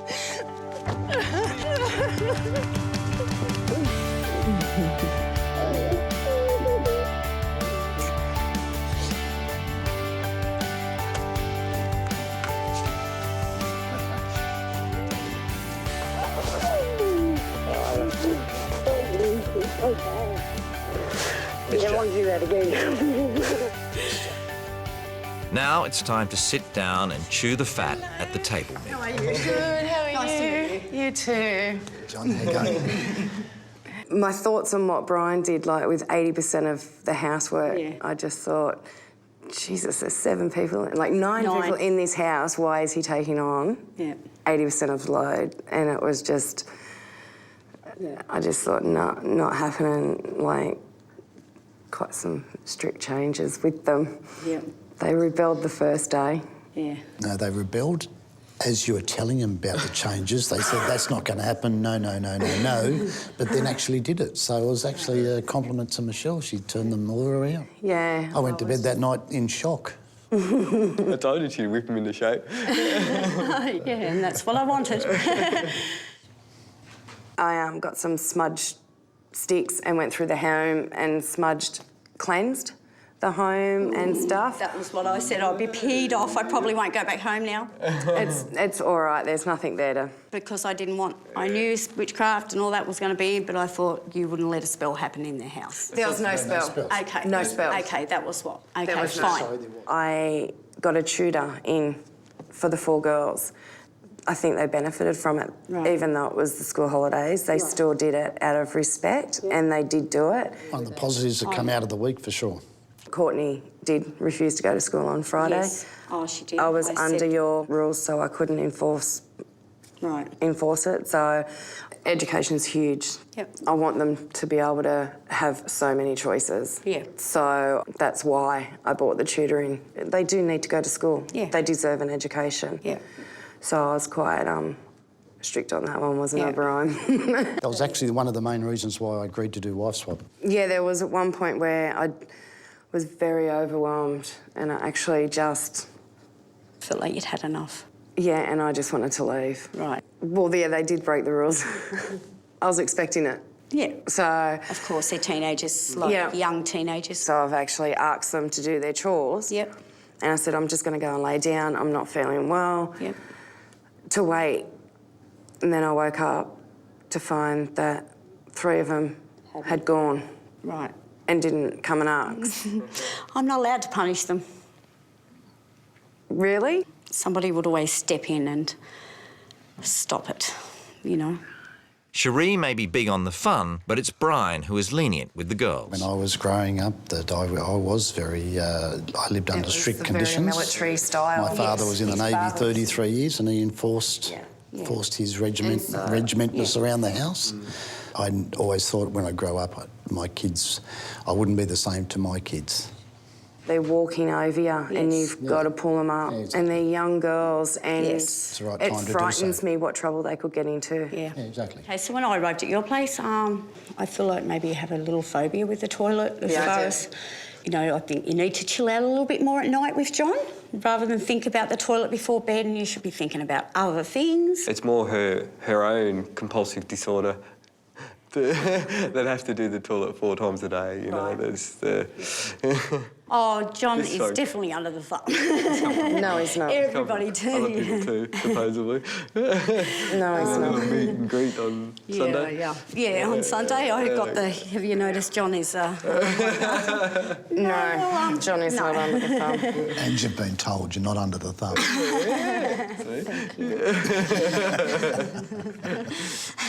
Being school holidays, I let the girls stay up as late as they liked and sleep in as long as they liked. So 1:45 was their latest. How'd you cope? Can you turn my eyes? Exactly. That's why I have bedtimes. So has this experience altered the wives? I don't want any more children. I've been wanting more children. I don't want any more children, so that's a good positive. Yeah. And also the fact that, yes, the housework can wait. It's going to be... A little bit more relaxation. Calm down a little bit. Yeah, it is. Yeah, that's great. And I want to be with John and the kids. Yeah. Just made me realise exactly how good I've got it at home with my kids. And me, I know how good I've had it. I've always said that I've been very spoiled and very well looked after. I'll go back, will you? And with lessons learnt, the wives return home to waiting families.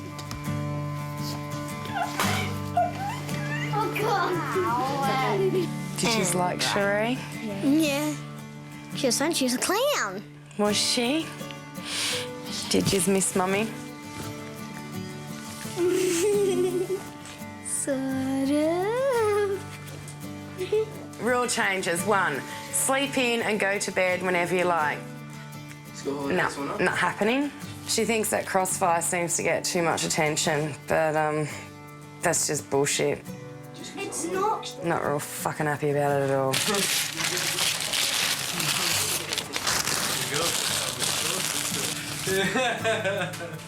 That's what I think about that. But Mum's a fun mum too, isn't she? Yeah.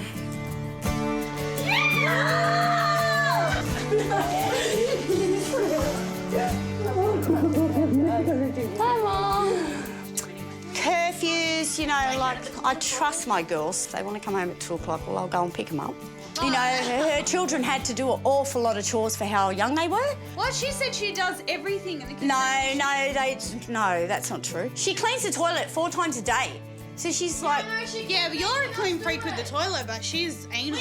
Yeah, but, you know, hey, I don't want to think about having sex before I want to think about that before I go to bed with your dad, not cleaning the toilet. Do you know, that's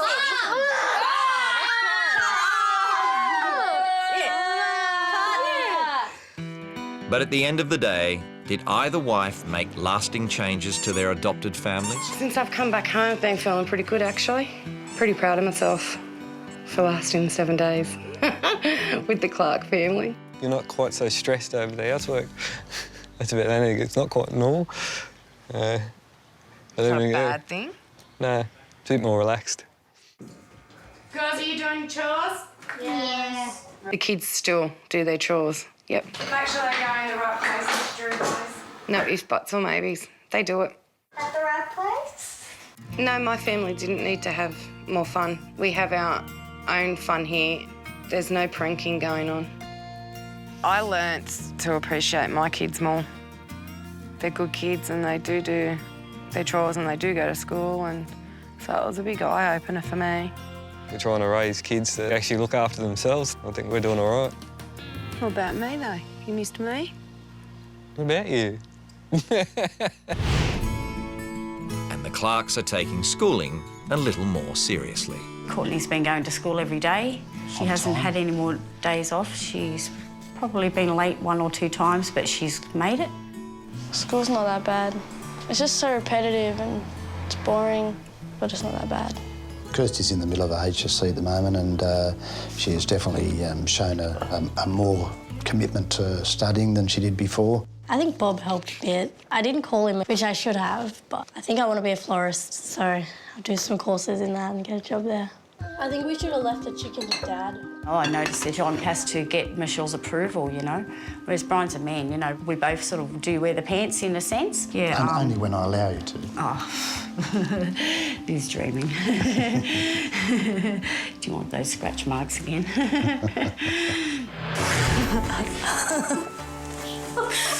So, if it's dear diary time, I'm just gonna... I can't see out of this eye. Can you see me? I can see you. Can you actually see me? Are you lying? Wrap up, she has no... Oh, do a funny face, ready? Oh, hi, I didn't see you there. Have you been on this whole time? Okay. And that's a wrap, guys. Bring me in.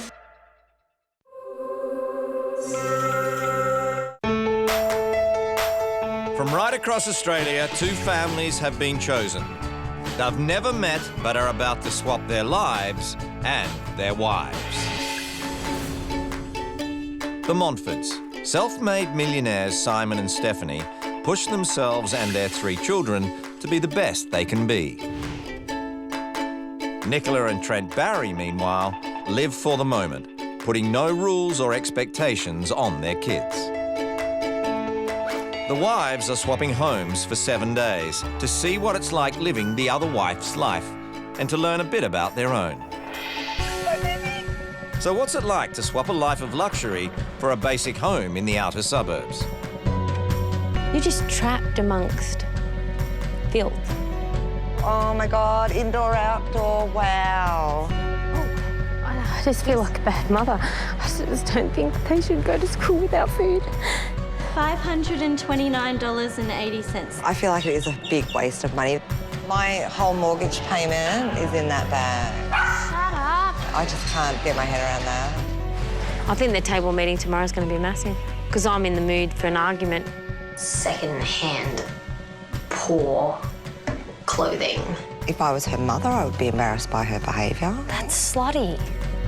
She's just going to make us out to be shit, basically.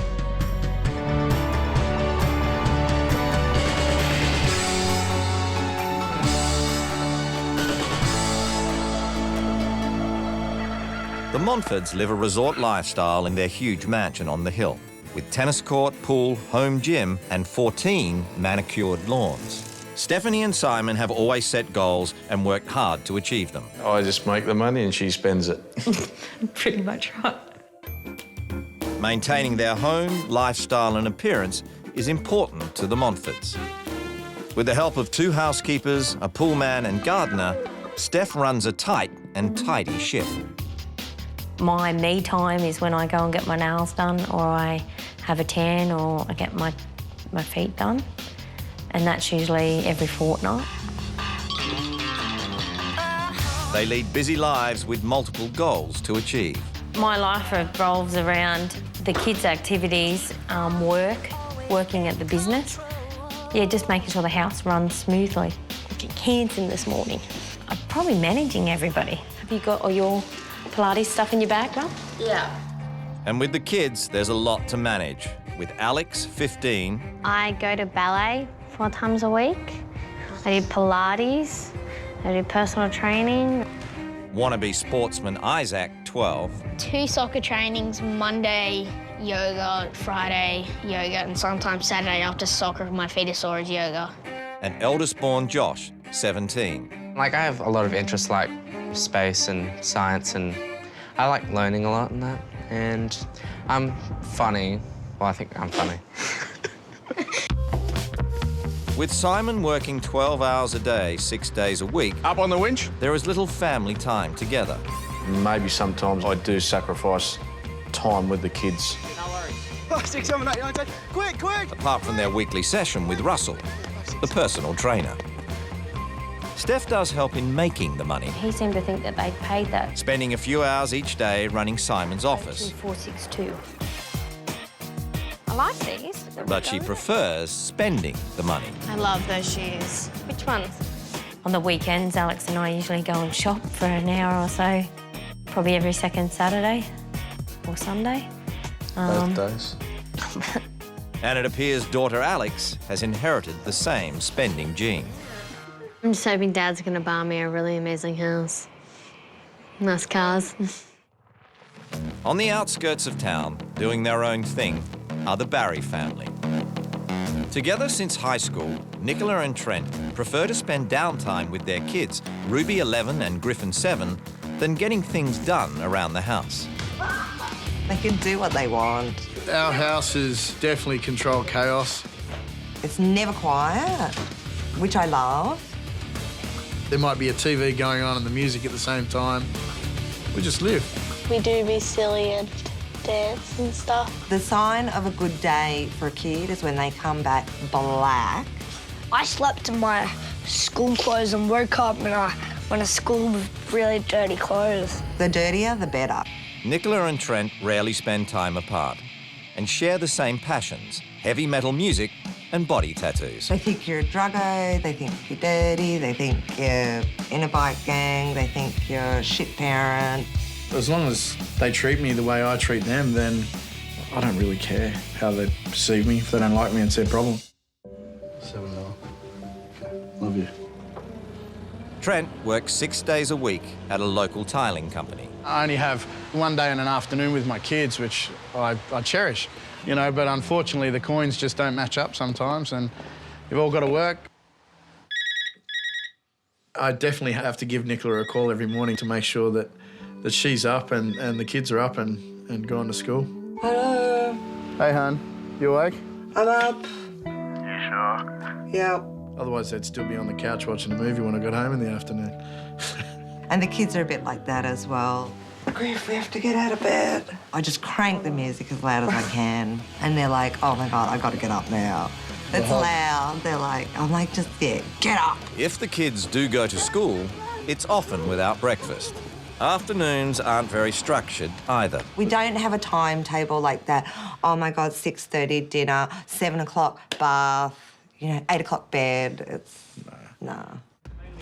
Nicola has 2 part-time jobs, doing shift work at a local supermarket and working as a seamstress from home. I make clothes and scarves and things for a designer. How much? $2.50. $2.50. Kids live in hand-me-downs. That's pretty. I can find better clothes at Vinnie's anyway. And because I sew, I cannot bring myself to buy a $30 pair of pants. You know, when I can go home and make it. See you later. So what's driving Nicola to swap her chilled-out life? I think this show will give me an opportunity to show people that you don't need to have the best of everything to have a great life.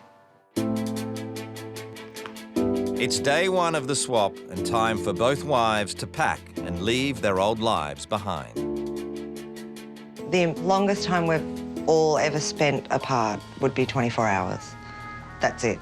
Scared, anxious, all of the above, yeah. Packed all my high heels. I'm feeling a bit excited this morning and a bit nervous, a bit worried that everything's going to happen all right with the kids. It's time to say their final goodbyes. Try not to listen too much to what Dad says. Okay, be patient. Hey, baby. Bye, baby. Be good. No hug. I thought this was a good idea, but I don't know now. Not really sure. I guess lost already. I think Trent will find it harder than the kids. Daddy, the first day is always the hard one. I live a pretty good life. I don't know why I'm driving away from it. Big gates. Oh my gosh, big gates. They're obviously big on their heavy metal music. Ooh, tennis court. Don't think I'd have that kind of poster in my front window. Poor lady going to my house. It's a bit scary for anybody that's coming to the house. Both wives get to look around and settle in on their own before their new families arrive. Oh my God. Holy crap. Oh, you're joking. She knew I was coming, and that's how she's left her bed. Like, she knew I was going to go through her house. And how the hell could you bring children into this? What is she teaching? Like, she's got more respect for the kids. At least she folds their clothes and she makes their beds and, like, unless they did it, it's filth. It's putrid. Wow.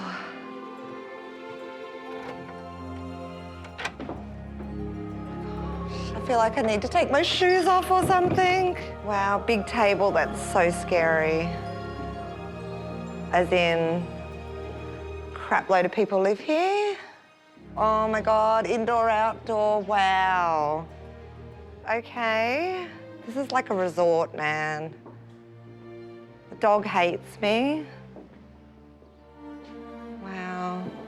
Like, Like, even that to me screams, I don't care about my wife, because how does she hang the washing on the line without trying to scale Mount Everest every day to do it? Get out, home gym. Ooh. My life to her is going to be like a dream. That poor woman when she gets to my house, I hope she's okay. She's basically going to the Hilton of houses. Nah, she'll be right. I reckon we'll have to pry her out with a crowbar. Thank you. You're just trapped amongst filth. How nice is that? Welcome to the Montford family.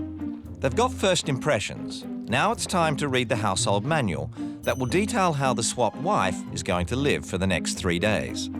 Things get done when they get done, and if that means that jobs around the house are half done, we don't mind. That's good, because that's what she's got. Nothing finished at all. I'm always on the go, ferrying the kids everywhere, going to personal training. Household chores and cleaning. Well, from what I can see, there's none, so we could probably skip that paragraph. I haven't had to live to a budget for the last 10 years and I don't think about the cost of things. Well, she will be definitely thinking about the cost of things. 100 to 120 on food and groceries. Oh my God. Like, that's a fifth of the budget we use on food. Wow. I don't think I could eat $450 worth of food. $50 on cigarettes for me. $100 on alcohol for Trent. So far, we have more money spent on cigarettes and alcohol than we have on food. I've recently lost quite a lot of weight and lost everything from my chest. So, oh God, breast reduction, and now, last month I had breast implants. Oh my God. Kids get hand-me-downs off people from the street at least twice a year and they love it. I don't believe that. I truly, honestly do not believe that. And if I spent the $150 that he spends on grog and she spends on cigarettes on that little girl at a shop, she'd come out with a bigger smile than she did at Vinnie's. I'm telling you, she's in denial. I'm so sorry, Trent. Stephanie Montford has left her family and her immaculate mansion on the hill and travelled to her new house. It's a bit scary. She's not a happy camper. Oh my God. It's filth. It's putrid. Steph's less than impressed, Wow. while Nicola certainly is. Wow. Indoor, outdoor. And now the big moment. It's time for the wives to meet their new families. Hello, Josh. Hi. Hi, darling. Hi. Hi, Isaac. Yes. Hi, darling. Hello, Alex. Hi, sweetie. They seem really nice. Deep down, Aussies are Aussies. Everyone's happy and sweet when you first meet them. We'll see what happens. Exactly what I thought I would have, and that's the tattoo sleeves, the piercings, all that sort of stuff. Oh, you see, that's cute. Nicola's what I expected of our opposite family would probably be, like, with tattoos and that, and, like, with less money, poor, really. I didn't really expect all the tattoos and everything and the piercings and stuff. Hello. How will the wealthy Stephanie embrace her new laid-back family? Trent, how are you? Good. It's beautiful, Ruby. Beautiful, Hello, Ruby. How are you? The ice is broken. It is. Jeez. My heart's still going. The ice is broken, Get a bit. but it may freeze over again as Steph brags about the luxury she has left behind. Mum's going to feel like she's at a holiday resort. We have a tennis court and a pool. Okay, yeah, okay. 2.5 acres. Very definite other end of the spectrum, okay. Yeah. You might feel a little bit more relaxed here, but I don't know about the pampering. She's not getting any pedicures or Pilates or anything like that on our budget, certainly not. I think they'd improve their whole living standard. I don't think they have to live as meagerly as they do. Before we actually met up, I was just scared, I guess. But after I actually met her, I'm actually not scared. Nicola is settling into a new wealthy life, heading out with Josh to do a grocery shop with 5 times her normal weekly budget. Do you have enough toilet paper? I have absolutely no clue. Where's the 24-pack? You don't drink tap water? But it's water in the bowl. It's convenience. Are we done? And I'm the one with all the money, honey. How much did we get to? $2.30. Damn it. Nick would freak out at your attire. At the Barry home, Steph and Trent are also comparing budget notes. What did you pay for that? My coat? The coat, yeah. About $500. She wouldn't spend $500 on clothes in a full year. Really? If Stephanie is going to live the Barry's life, she's decided she needs to dress the part. Need some help? I might try this one.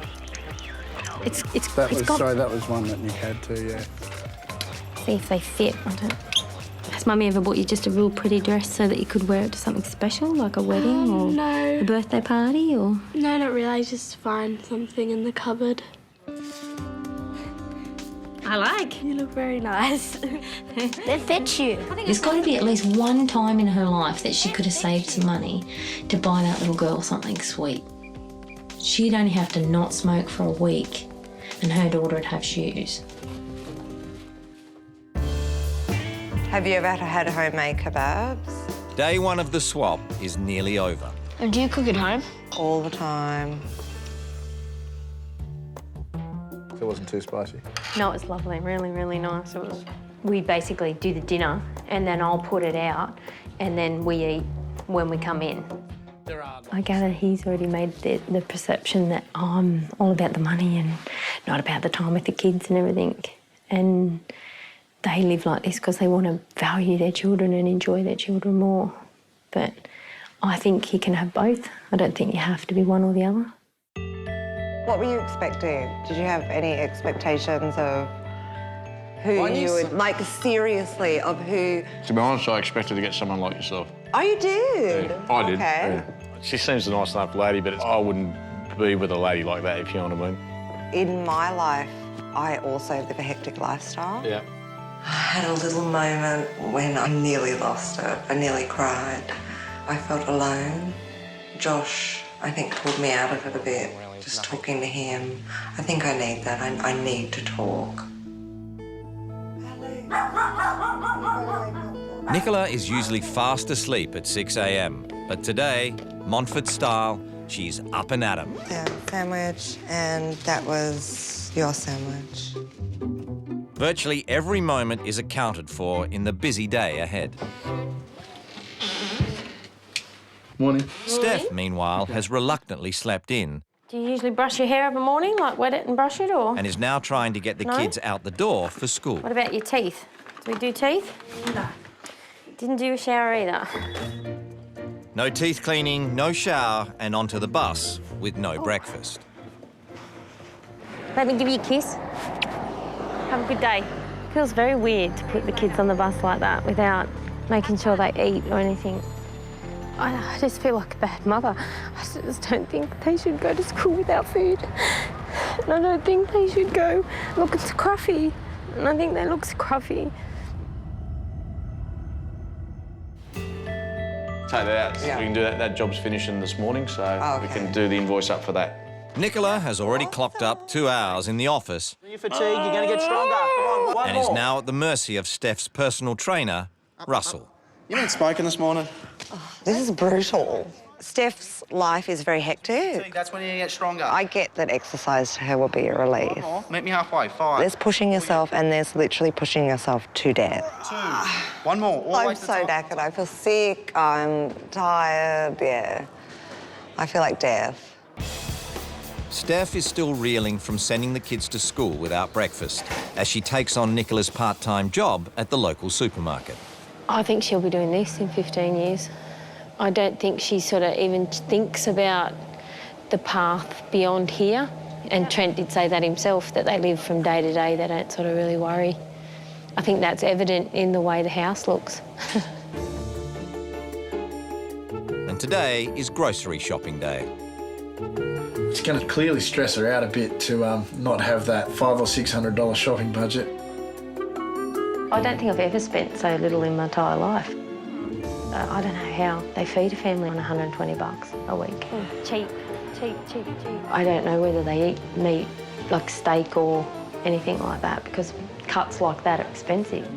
Even though I don't want light ham, I'm going to take it because it's cheap. I suppose that I should shop more like I am now.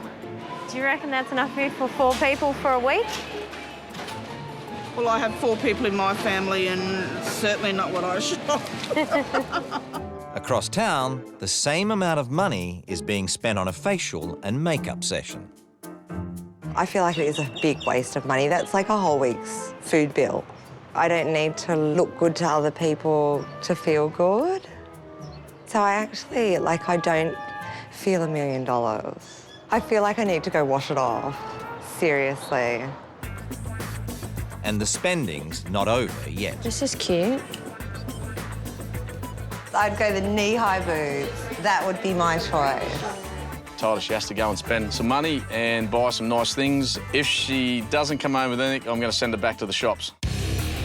And it came to $529.80 today. How much would you and Steph Last time I spend? came here, we spent like $1,000. $1,000? Definitely going to take Alex to Vinnie's. And you don't even think. You just go, yeah, like. Chuck at the people and pay. My whole mortgage payment is in that bag. Yeah, I just can't get my head around that. Over dinner, Nick asks Simon if their busy lives and excessive spending makes them happy. Steph's always looking for the, she's always striving to be better. Yeah. See, Trent and I live by that motto, you don't need to keep up with the fucking Joneses. Yeah. Like, we live by that. She always looks and goes, well, I've made it there now. And I'm going a bit further. I could do more, Yeah. you know what I mean? She's never just comfortable. Yeah, but neither am I. At the regular Barry Saturday night campfire, Trent's not getting off lightly either. The house, in its current state, is beyond laid back. I don't think it's just laid back. I think it really is dirty. She feels the place is filthy. I don't feel it's filthy. When he tried to contradict me, he tried to come up with a word different to filthy, but he couldn't actually find one that was between filthy and clean. As both families are bracing themselves for the rule change ceremony. You know? And I think it's time I changed that. It's rule change day tomorrow, so naturally I'm sort of a little bit frightened. We can have another beer, that'll help. But just remember, tomorrow I get to change the rules, so you may not want that beer on board. Cheers, everyone. Wait for it. Last night out on the Montford rules, eh? Maybe I've been cocky, but I don't think there's that many rule changes to be had. It's rule change day for our 2 wives from opposite ends of the financial spectrum. Like. The normally rich and super busy Stephanie Montford feels her new family are not just laid back, they're lazy. I hate to see them living in an environment that I think's unsanitary. I'm here to give Trent a kick in the arse royally, and I'm happy to give him one with my nice little stiletto. The cruisy Nicola Barry has found the Montford spending habits a bit OTT. Because they have money, they don't think about what they buy. They like to flaunt it. But reckons the lack of chilled-out family time is their biggest problem. There is an issue that Simon is workaholic. He does need to be around more. Not just for the kids, but for her. And so, with their new families out of the house for the morning, the wives set to work on their new rules. These set the agenda for the next 3 days. I think you can live clean and tidy, but you don't have to have money. I've just got to get in and use elbow grease and try and do the best I can on very limited means to tidy the place up. Steph begins with a princess-style makeover of Ruby's room. I think she's gonna love it. I think it's gonna be the making of her.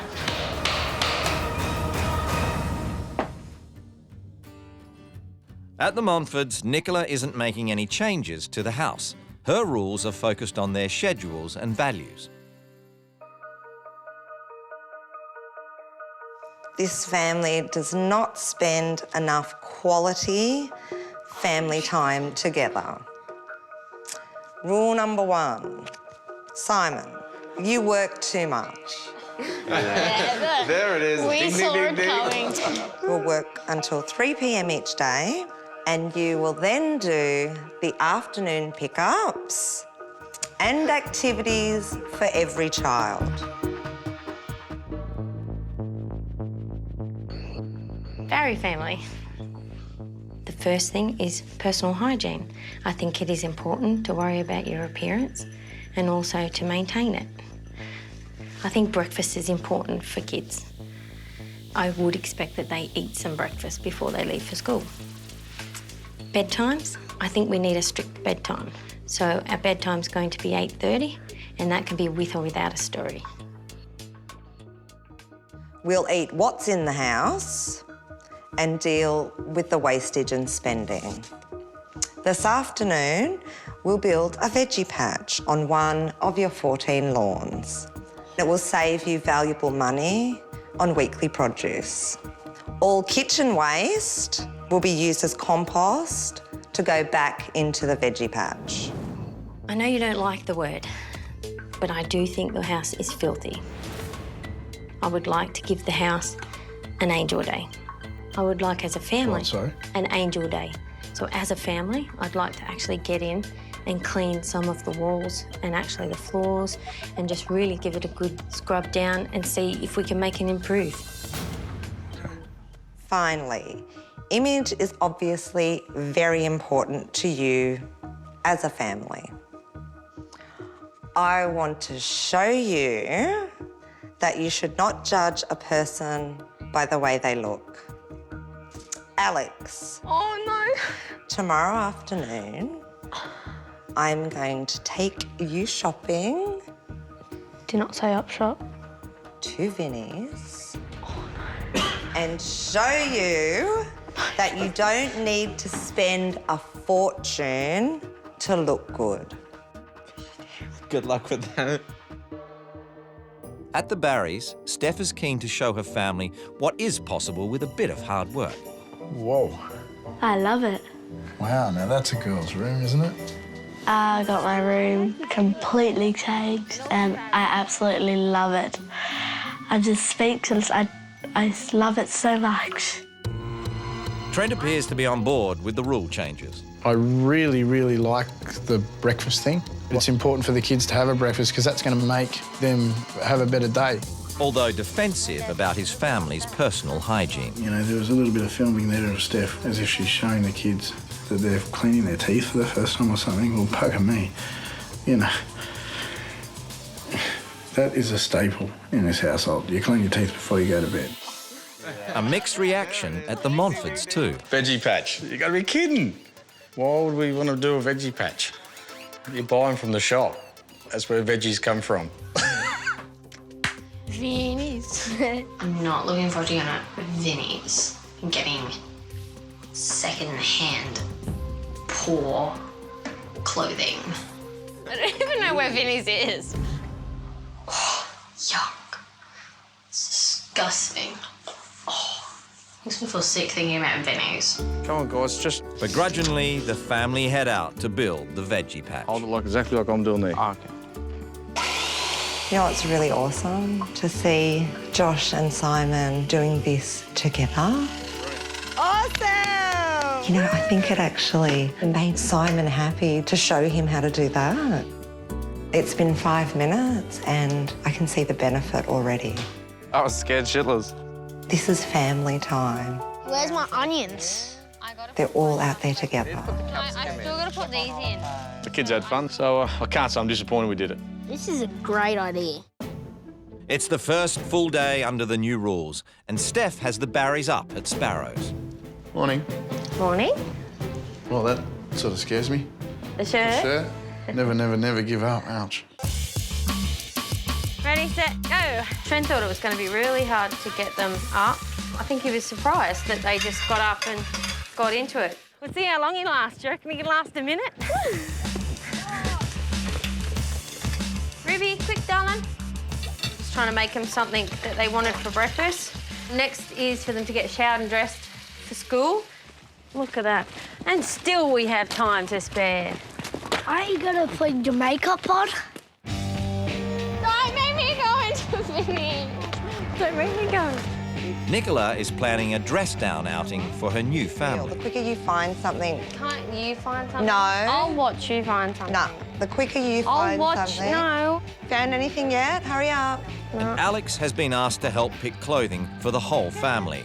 But the label-conscious teen is not playing ball. Why are you getting that skirt? It's, like, disgusting. If I was her mother, I would be embarrassed by her behaviour. That's slutty. My kids have never, ever in their life performed that way, ever. How'd Vinny's go? Ask Alex. Alex, how'd Vinny's go? Horrible. She said it was the worst day of her life and she's hit Why? rock bottom. It's just clothes that other people have worn. So I told her the story. That's what Mum does with all your old clothes. And they're not old. I think Simon was very upset to hear about what happened. Yeah, I'm pretty gutted at the I don't want to be. attitude. I mean, that's just not where I'm from. I'd like to seriously try and address that. I just want the guys to be able to grow up, but not turn into spoilt brat kids. And I'd like to talk to Steph about it and try and bring it to a head a bit, you know what I mean? Meantime, the Barry world is going to be a clean world if Steph has any say in the matter. I cleaned up my room and I'm really proud of myself. I've washed everything on the lounge, including the lounge. Are these clean over here? Go and sit down, sit in your butt and watch TV and I'll help him and then eventually I'll... Watch what? What? I feel like Steph's trying to be the super mum and she's only really walked a couple of miles in our shoes and she's just going to make us out to be, you know, shit, basically. Because it's my rules. Trent is clearly agitated by all Steph's cleaning and is starting to wish the swap was over. We're living my way now, not your way. It's time to sort of sit down and relax as well. You're making me nervous because all you're doing is walking around doing stuff. It's kind of like, oh, just sit down. But I don't feel like sitting down. I feel like getting some stuff done. I'm just rolling with the punches, so... Yeah, I'm basically just sick of the whole thing. Still going. I forgot this wall. I feel like right now, like the lamb that was led to the slaughter. All I want to do is hug my wife and spend a night with the kids. Steph won't stop, and Trent is frightened by how angry it's making him feel. I have an anger issue that I've got to deal with and I don't know where it's coming from. He can't sleep, and at midnight, Steph tries to console him. I'm thinking like my dad probably thought. Okay, well, hold my hands and you'll be all right. Okay, come on. Come on. It's not worth all that. Hey, come on. That's probably more than you've anticipated. Okay? So just settle down. It's all right. Come on. Maybe she didn't see it. It freaks me out. You need to just let it out. If I've received this trait from Dad, I want to be the one that stops it now, so it doesn't go on to Griffin. I'm scared for an uncertain future. I guess that's what the whole process is about. Anxiety and depression and I don't know. You know, I think he's under a lot of stress and a lot of strain, and I think he wants some answers, and I can't give them to him.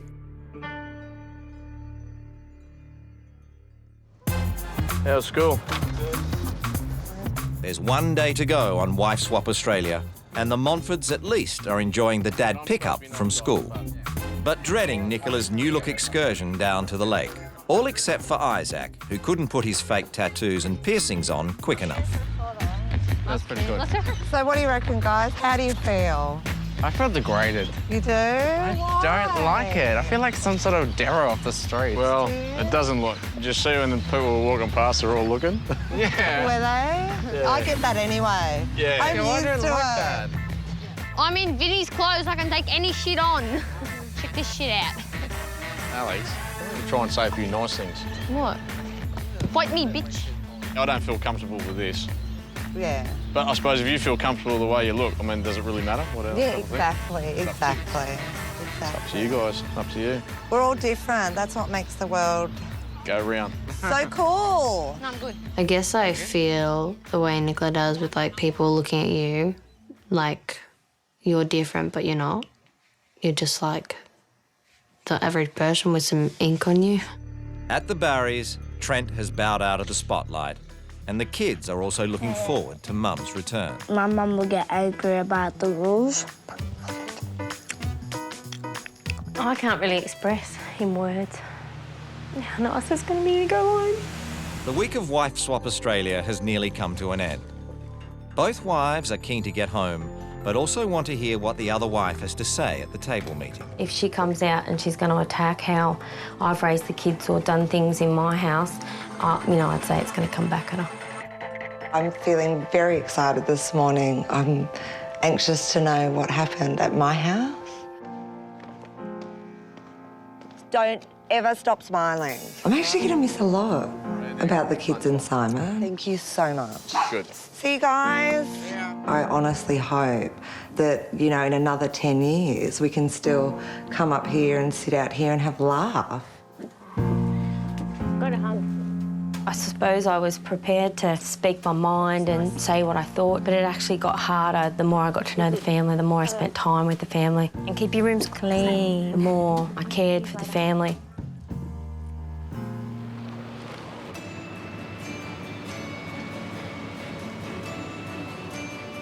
The longest Nicola and Trent had ever been apart is 24 hours. You are the perfect guy for me. It's been a long 7-day swap for them. Missed you so fucking much. Seriously? You would.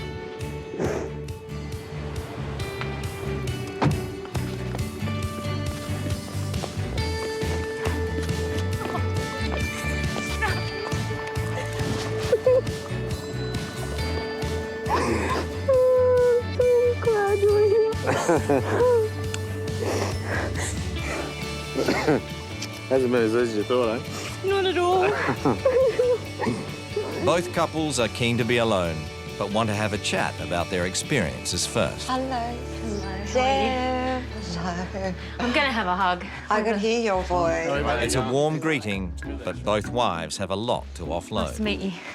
We have cleaned your house beyond belief. The best I could. I've worn nail polish off. I have a busted fingernail. Like, the nail lady's the first place I'm going in the morning.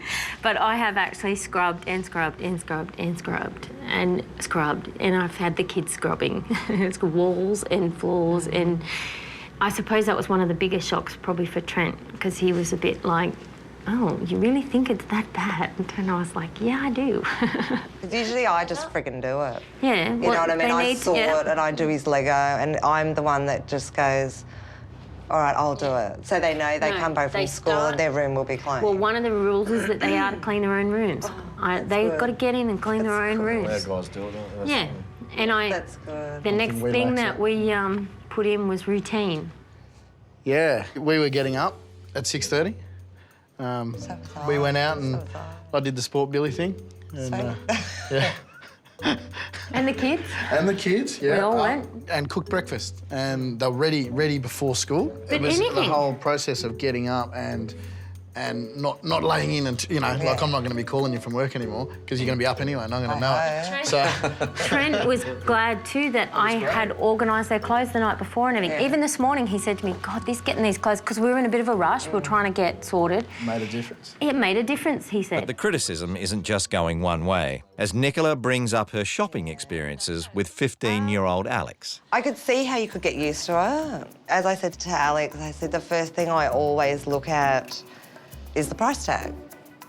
And she's like, no. Put this on, put this on, put this on, put this on, get this. You know what I mean? She's little. I said to her, do you get that you're spending so much money on this? And she's like, oh, I just block my ears, I don't look at the receipt, and I just go. She doesn't have any concept. I know that about Alex. And I know I've created her. Like, I did create her. She can be bratty at times, and I overlook that a bit. Yeah, but I you know don't what want I mean? to anymore. I won't say anything about that just yet, because we've got our own experience to live. She needs to be said no way. Yeah. Simon, now he's been doing some afternoon school pickups. Knock off by 3. It doesn't have to be every day, but he still puts in a 10-hour day. So I've been picking the kids up and then chats in the car on the way. And... How nice is that? Unbelievable. Simon doing less hours at work is probably the biggest thing Steph was hoping for out of the swap. I need to stop instantly gratifying myself with shit, when really it's him I want. And that's what it is. It's that Simon big I want. tub. I want him to come home. Yeah. And it's like a way of punishing him. Like, I He's realise coming home that now, aren't you? on a Saturday, I think I want him to come home and he won't. So it's like, well, come on, Alex, we'll just go and blow $5,000 and that'll hurt him. Like, you know, maybe you should come home next weekend. Like, do you know what I mean? I'm sorry that I do that. Oh, don't I feel really bad about it, but it is something I want to change. And I did learn that from your family and your budget. And, you know, I could pay for our holiday without us having to even get money out of the company and I want to do that. I need to stop using things to satisfy me and start demanding what I want, which is time. Which is you. Yeah. What about you, Trent? What did you get out of it? Other than I'm high maintenance. No, don't say that, man. You got an awesome woman there. I've got a demon I've got to tackle, and well, you know, sort of a depression thing, but I'll get there and chip away. After we put the rule changes in, the first day, the world fell apart. Yeah. Trent was not happy. I thought he was the strong. I didn't know it was me. I think he thought he was the strong one too, because when he did. came out to the table, he wasn't happy that 10:30 at night. He was shattered, really shattered. Yeah. Both couples have learnt a lot. But there's one thing Nicola won't be changing her mind on, and that's the Montfort's personal trainer. That man just... he's so narrow-minded. Like, he won't listen. Oh, he was so annoying. It was hard work for Nick, wasn't it? It was hard work for me too. It always is every week, but yeah, you found it pretty hard, didn't you? Oh, I was so close to punching him. I was scared when I first came that the husband would be a wanker, but it was the personal trainer. Holy shit. And on that note, time for goodbyes before going home to the kids. Thank you so much. We'll see ya. It was a good experience. Hopefully soon. Maybe we'd Go like this way. to catch up with you again soon. Thanks. See how it's all going, the new rule changes, and It was easy. It was easy. I'm sure I'll change some. yeah, I think we will too. Thanks, guys. Oh, let's go home and see these children. Yay! That's it. At the Montforts, the dog gets to Stephanie first. Hey, guys. And the kids are keen to show Mum the new veggie patch. I'm impressed. I'm glad to get back to my life a little bit, even though there's going to be some changes in the Montfort household. Oh, God. Yeah, I'd groan if I was you, Alex, because a lot of it's going that way. Brace yourself. Over at the Barrys, the kids are thrilled to have the whole family back together again. I miss you, Jim Harry.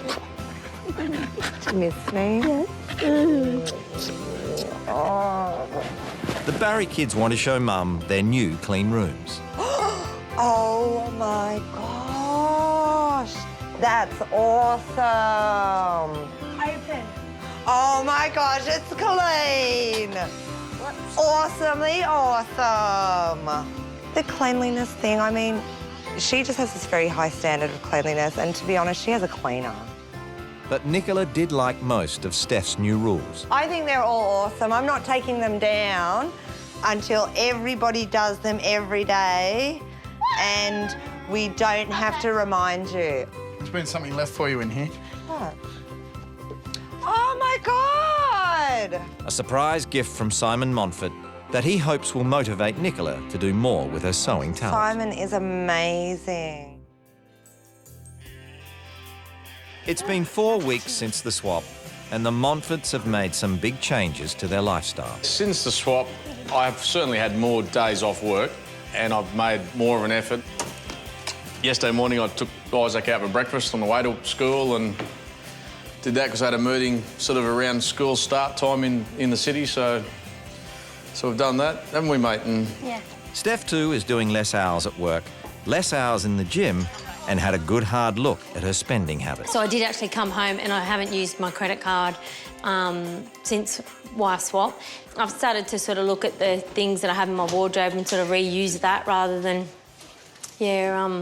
just buying things needlessly. See you later. Bye. It's an attitude they hope will rub off on Alex, who now has a part-time job at a local beauty salon. I'm enjoying earning my own money now. It's a lot better than asking for it all the time. She's really done us proud as far as she's got in and got the job herself. I'm not sure what I'm saving for yet, but I just don't want to go and spend it on something I don't want. That is pointless, because that's what I do all the time.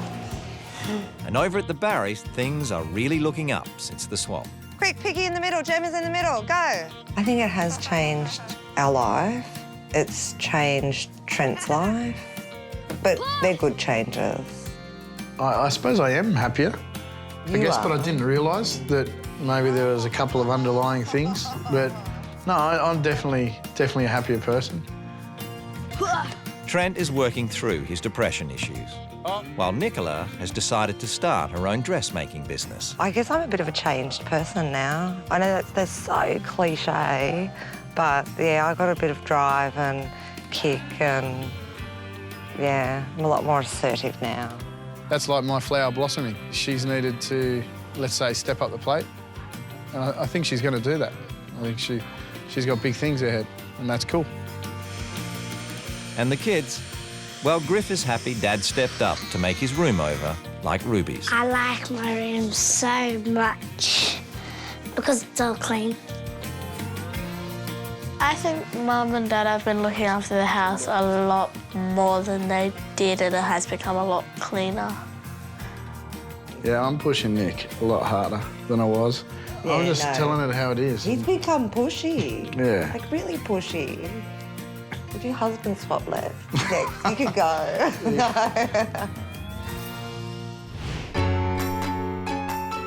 And if I saw a woman coming towards me covered in tattoos, I'd probably think rough.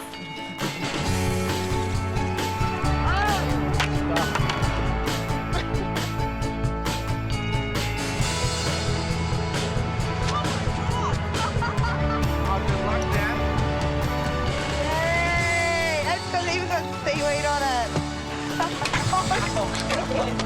Stupid bike. Oh, stupid bike.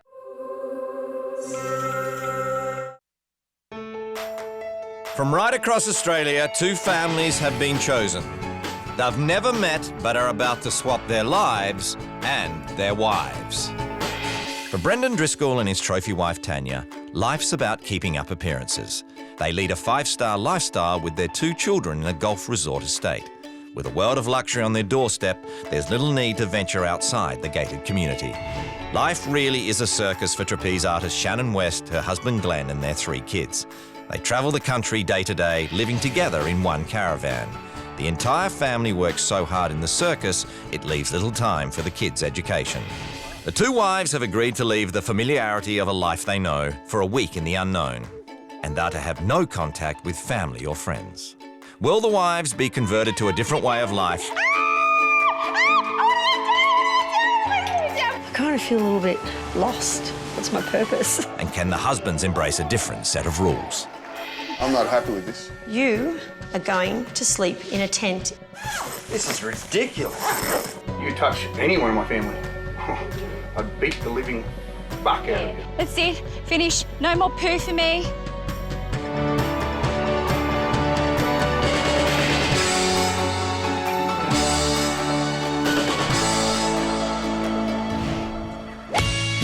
Brendan and Tanya Driscoll live like they're on a permanent vacation.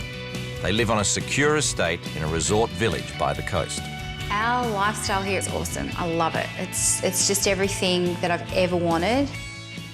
Tan, have you on my shirt? Yeah, it's here. Tanya is a stay-at-home mum, caring for 2-year-old Reef Take that dummy out of his mouth. and 12-year-old stepdaughter, Bria. She has little ambition outside her resort lifestyle. My week probably consists of going to the pool, catching up with girlfriends for coffee. I pretty much socialise mostly all week. And we can go out for dinner and stuff too, that'll be good. Brendan works long hours as a sales exec to maintain their cushy lifestyle. I would describe Tanya as a lady of leisure. I would say trophy wife. I love that. If I want something, I just ask for it. I say to him, honey, can I get this? Or can I buy this for the kids? Or I want to get some, Botox or, nails done. Oh, look at these. It'd be nice to have like my own bank account with him just paying me like some money every week or something. That's what I'd really like him to do. I know she'd like to, but I just think it works easier with me being able to control what she spends. Appearance is everything to the Driscolls. Image is massively important. I think if you don't, show pride in yourself and what you look like, I think your partner will be the same and your kids will follow. I think you should look your best all the time, especially, your husband as well. You should always look good when they come home. And Tanya likes her home to look as chic as possible too. I like black and white because it's classy. I like bling, sort of like New York style, we sort of called it. Even my coasters, black with, I like bling as well. And now that the Driscolls have put down roots in paradise, they can't see themselves leaving anytime soon. We'd like to stay here till the day we die. I think we've found our calling. Where are you going, Reef?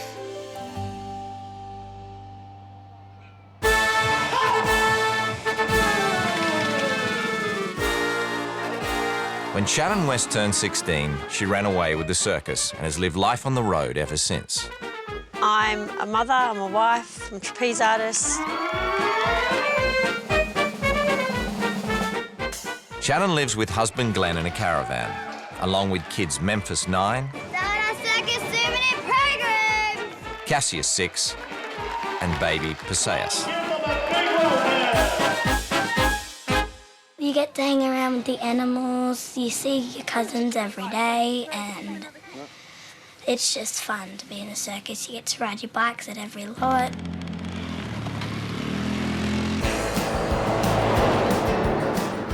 Travelling the country and performing 8 shows a week, the West's family life is hectic and action-packed. I work in putting up and pulling down the tent. I also work in the canteen, selling tickets, answering phones. Us fellas will get into all the heavy lifting and the girls will do the lighter jobs. And we do what we can to help. It's not a thing to say that's a woman's job because it's like that. It's just the way it works. Shannon does the lion's share of the housework, taking care of the kids and keeping the caravan clean. Wish I had a dishwasher. I have to do the dishes about 3-4 times a day.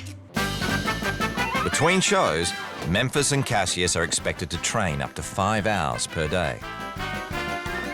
They learn a trick in the circus and see them actually put it into the show. That's a good buzz. In contrast, they only get 1 hour of tutoring from a teacher who travels with the circus. They don't have homework like normal kids, plus because we've got shows of a night time, so they don't get time to do any.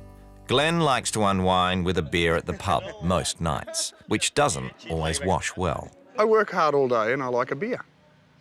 She says I should have it at home. I said, well, I'm home all day, really. I That's work hard where all my day work too. is. Yes, and I like it when you come And to the then pub I'm with me. Love it, Yeah, actually. but I can't always. I've got things to do. Living in a caravan, always on the move, the circus life isn't for everyone. But the Wests wouldn't have it any other way. To us, this is normal. Yeah, we're normal. I don't know how people can live in a house. The same boring street every day, the same thing day in, day out. I don't know how they do it. It's time for the swap to begin. Tanya's been thinking about what she wants in her new husband. I'm hoping that the new husband is reasonable and listen to what I've got to say and take note and not ignore things, because if he does, I'll just keep going till he listens anyway. But Shannon seems keen to learn a thing or two. Kind of looking forward to something new, see how the other, if it's in a house, how they all stick to routine and keep things going. Done. We say goodbye to Mummy. I hope you stays back. Okay, love you. Love you. Both wives will be totally out of touch with their families for the next 7 days. Only a week, darling. Only a week. Yep. Making their final goodbyes that much harder. Bye. Oh, shit. I'm starting to cry. I don't cry.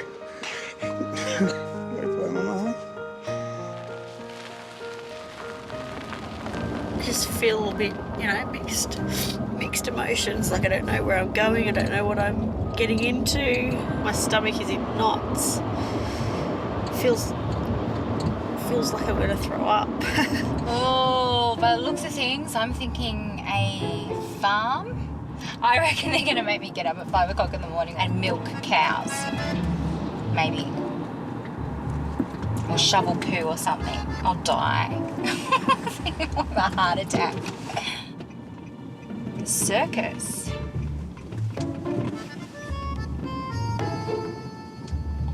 Oh my God. Is this in a caravan in a circus? Oh my God. Oh my God. Oh my God. It's a circus. Every house is very similar. Oh, here I am. Home sweet home. Wow. Each wife has time to poke around their new home before meeting the family. Very impressive already. Oh my goodness. I feel like I don't want to touch anything. Oh, dishwasher. I don't have to do dishes. I can put them in a dishwasher. Yay! I won't know what to do with myself.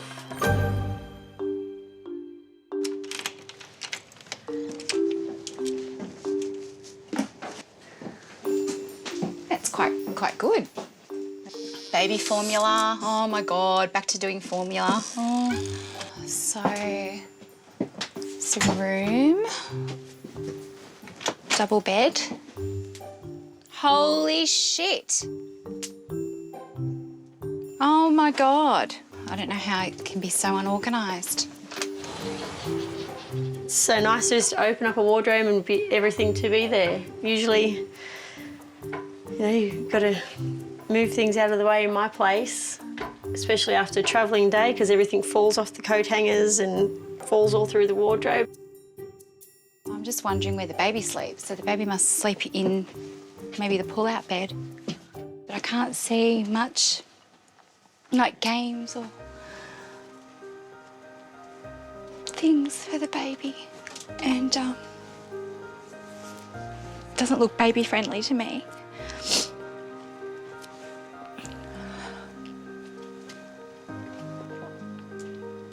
I'm not worried about myself, I'm just wondering about the kids.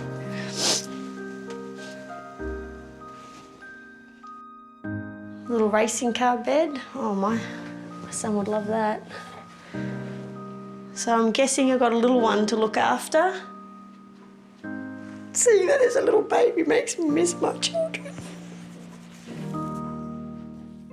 The wives have written up a household manual explaining how things will work until rule change 3 days later. Hi, welcome to my house. I'm Tanya Driscoll.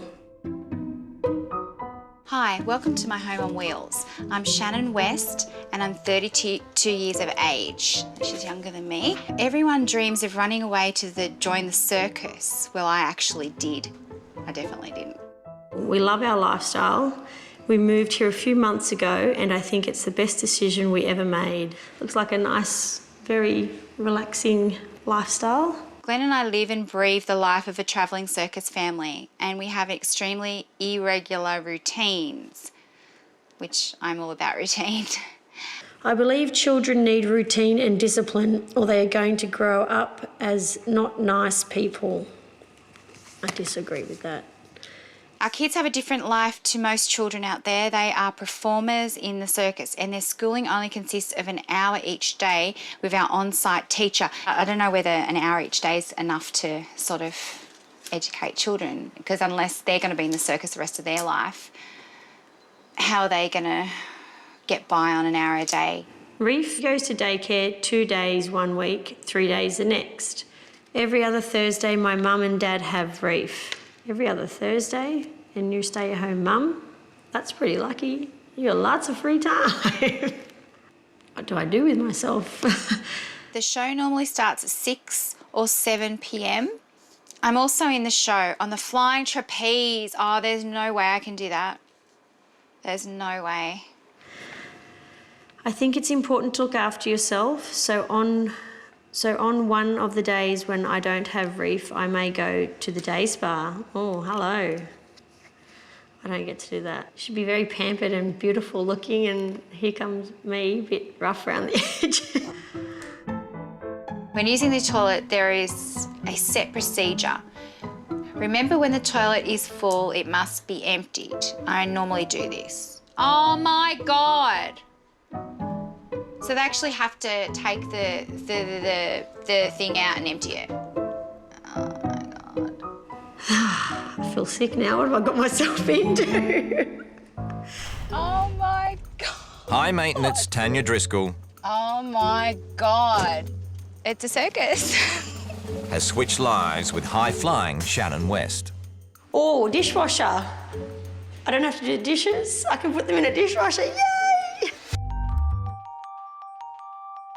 After a quick inspection and a run through the household manual, both wives wait with trepidation the arrival of their adopted families. Hands are sweaty. I'm going to shake his hand. It's going to be wet. Hi. Hello. Been waiting all day to meet you. Hi. Oh, I'm Glenn. Hi, Glenn. And Cassius. And Memphis. Memphis. Tanya will have to meet baby Perseus later as she is napping in her aunt's caravan. So, what was your name again, sir? Tanya. Tanya. Yeah, Tanya. Very nice to meet you. Nice to meet you. So, have you lived in a caravan ever before? No. Never. I'm not a big animal lover. I like animals, but I don't like looking after them. Oh, really? I like horses. They're nice, and I'll give them a pat and stuff, but What about picking up their manure? I want to look after them. No.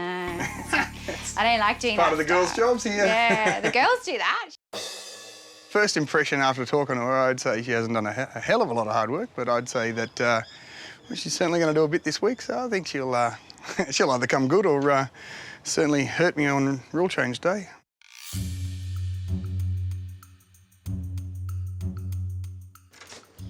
Hi.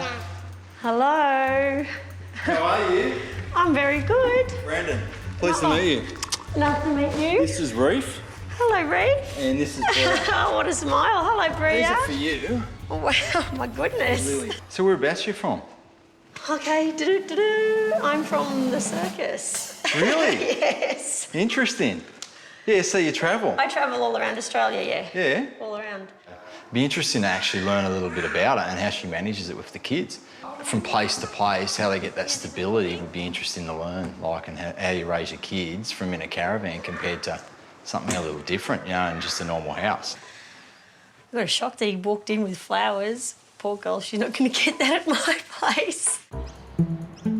At the West Travelling Circus, Glenn puts Tanya straight to work. You definitely look like you've done this before.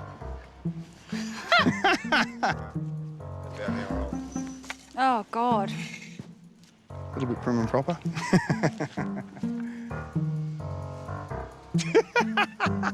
don't want to get it on my shoes. Yeah, there you go. Tanya, she's nice and she's funny too. After cleaning it up, she's serving it out. Those nails are really copping a beating. I worked in the shop, which is selling popcorn and hot dogs, and that was fun. I really enjoyed serving the customers, and because I haven't worked for a while, so that was pretty good. All right, buddy, you look tired, buddy. I'm a bit disturbed about the kids' bedtime, so it's quite late. See you tomorrow. It's the second morning of the swap, and for Shannon, things are off to a great start. Organise maybe the day spa for you, and you get your nails done and get a massage and all that. I'd have a few knots in the back. With Reef at daycare, Shannon heads poolside to embrace her new pampered life. I kind of feel a little bit like lost. Like, what's my purpose? I feel strange. I feel very spoiled. So while Shannon endures a manicure, Tanya reluctantly agrees to try a basic trapeze move so she can be part of the Stardust Right in the Circus middle. act. It's going to sound terrible, but I don't mean anything by it, but spread your legs. Keep your body straight. Yeah, just okay? keep your- So you might have to use a little bit of tummy muscles to keep your legs up and stuff. Okay, take it up. No, no, no. Yep. Oh, no, I want to get down, I want to get down. I want to get down, please.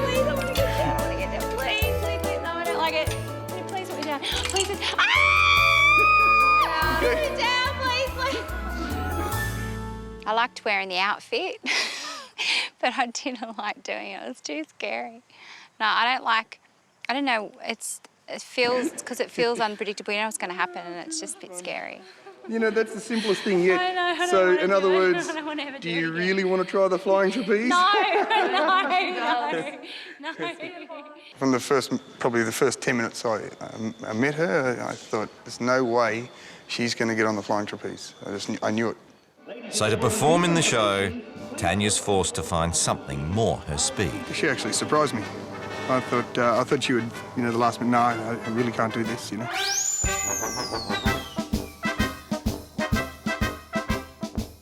It's pretty funny, I snuck up and said, oh, I've just got to fix your dress up, put a learner plate on it.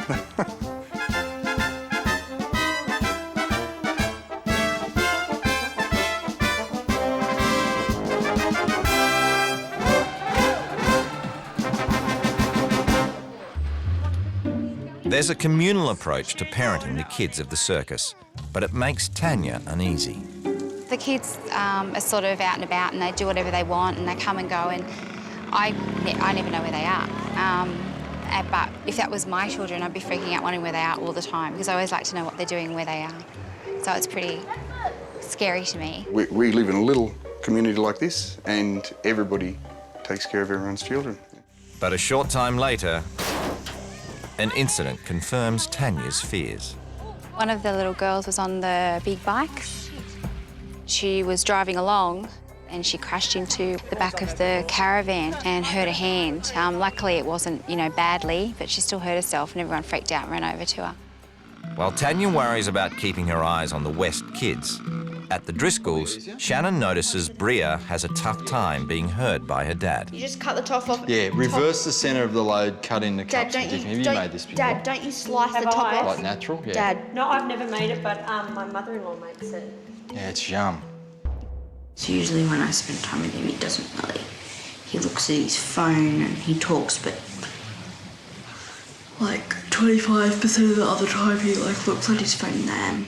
Tired of being cut out of the chat, Bria disappears to her room and the conversation takes a turn. Have you been to the circus then? I love the circus, nothing wrong with the circus. But then when I told you I was from the circus... It's different because you're not used to meeting someone every day from the but circus. But you don't look like someone from there. So I didn't know what to probably expect, but... And I've got all my teeth. Yeah, you have. You've got nice teeth, actually, nice and white. With the perception of when you see some of those carnivals, and some of them are yobbos. Like they are, like actually just yobbos. It's 9 p.m. and the circus has finished for the night. Tanya's expected to pitch in like everyone else, packing up and stacking the chairs. No, I can't. It's all right, just drop it down. Do you want me to help? Wait. No, it's all right. I can do this. No, it's all right. It's easier. I'm feeling really tired. Those chairs are so damn heavy. I don't know how the girls do it every night. Look out! Come on. Stop! It's 10 p.m. by the time everyone gets back to their caravans to think about dinner. I'm just worried about the kids with dinner. Dinner. Like, do you What guys do you want it want? on the barbie, or I do don't you want want... anything. You don't want gonna eat anything? any dinner? You're not hungry at all? It's because you ate that bloody popcorn at this. It's 8 a.m. at the Driscolls. Brendan heads off to work, leaving Shannon to tidy the house and contemplate her new picture-perfect life with her new metrosexual husband. I got to know Brendan, I think, a little bit, just the way he is. He doesn't seem to like he wants to get dirty, like he's very clean and he likes his house clean. And I said, you know, from the circus, he was like, circus? He looked at me and said, so, you know, are you clean? Is it, I was, well, I don't know, do I look dirty? He just said, like, is your place clean? And I said, yeah, of course it's clean. Like, I don't live in filth. It's travel day at the circus. Time to empty the caravan waste unit. A dreaded job, and in this family, it's woman's work. Oh, sorry about that. Gross! I can smell it already. Mm-hmm. I can from here. I just had to get the poo and the wee tray from the caravan. I had to pull it out and go and empty it into the toilet, and then I was supposed to wash it out. It stinks. Go for it. Gordon! The joys of living in a caravan. That's fire.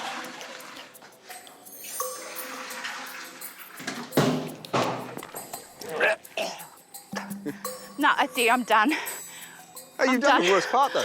No. The first washout is the dirty one. No, that's the worst. Yeah, I'm not now doing it anymore. it'll be right. That's It gets cleaner and cleaner as you go, yeah? I'm done. I'm done. That's it. I'm not doing the poo. No more. That's it. Finish. No more poo for me. That was the most disgusting thing I've ever been asked to do in my life. I will never do it again because I feel sorry for his wife to have to do that all the time. I think it's really grossness. And I think he just needs to suck it up because he's a male. So he should just do it. Meanwhile, a dinner reservation's being made at the resort's clubhouse. And Brendan expects his wife to look her best. We dress up to go out. That's just us. You've got to have pride in what you wear. Otherwise, you look like a dag. People will think that's the way you are in life. Now, people might look at us and go, oh, yeah, they're dressed up for just going out to a drink at the bar, but we don't really care. I'm ready. Whoa! Whoa, you look so really good. Whoa. Hey, you look fantastic. We're off to Barrett's. We've learnt to actually just say, well, that's who we are, and if you don't like us, I've got enough friends, I don't need any more. It's been a while since Shannon's dined out, and it is something she'd like to do more of with her pub-going husband. Does it tick you off? Yes, it does. Like, after work, I think it'd be really nice one night a week, 2 nights a week if you just, after work, come straight home with me, we bath the kids, put them to bed and just chill out. But that very rarely happens. Right on cue, Glenn's nicked off down the pub for a couple of beers with the boys. Hey, mate, how's the new missus going? The new wife? She don't put out, but she's all right. I do think she's a nice girl. I just think she's a bit too prim and proper. The rule change I'm worried about. That you can't go to the pub. Tomorrow's rule change day, and I'm not worried in the slightest because she didn't do many of the things that I asked her to do. So I guess if there's something that's that bad, see you later. And not doing it. Oh, that's fire. It's been a tough 3 days for pampered trophy wife Tanya Driscoll and hard-working circus mum Shannon West. I kind of feel a little bit, like, lost. Today, everything changes as the swap wives announce new rules for the families to live by. If the rule changes, I expect them to do them because I went right out of my comfort zone. I'd be pretty, disappointed if they didn't even want to try.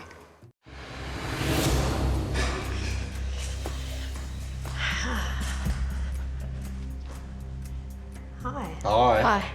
Brendan, you have shown me how you like to live and treat your wife. You are not in touch with the real world. You value all the showy trappings in life, which can come across as shallow and pretentious. You are concerned about appearance and are judgmental of those around you, even suggesting that we are circus freaks. I think you took that the wrong way. Shannon has planned a day for Brendan to live as a working-class man. And at the end of that day, you are going to sleep in a tent in the backyard with no power. Oh, my Lord. No phone and none of your 5-star facilities. No pillow? You. Are you serious? That's ridiculous. There's snakes out the back of this house. But Shannon's next rule change is no laughing matter. Bria is a beautiful girl, but she needs you to listen to her. You are going to spend an afternoon with just Bria. No mobile phones and no talking about yourself. You are going to listen to whatever she wants to talk about. I think that's good. Thank you. Time 101. That'd be good. Great. That would be good. Yeah. Spending time with Dad, I'm excited about that because I don't really get much time by ourselves without Reef and that with Dad, so yeah. Time to go, eh? Let's see what she's got installed for us, eh? It'll be fun. morning. Good morning. Hello. Okay, West family. I think it's possible to have the circus life, but still have some sense of normality for the children and for yourselves. There will be more school, less practice for circus, and more homework for the children. Seem to forget that they get one-on-one schooling where any other kid gets 30 other kids with them for one teacher. So at the end of the week, they'd probably do more schooling than a normal child. I sort of disagree with that because normal kids are like they're all there all day. I know that they're in a full class, but they do a lot of other subjects as well. And put it this way, she's not a teacher. She can't even pronounce the THs correctly. But anyway. Don't worry, Glenn. There will be time for you to sit down and do schoolwork with the kids, because from now on, you won't be going to the pub. We will use this time to sit down and bond with each other, mother, father, and children. I like to get away from her and she likes to get away from me, you know, so if I'm not going to the pub, I've got to do something. Your wife does too many jobs, what a man should do. Waiting for that one. That one's taking forever to come. I thought it was going to be first.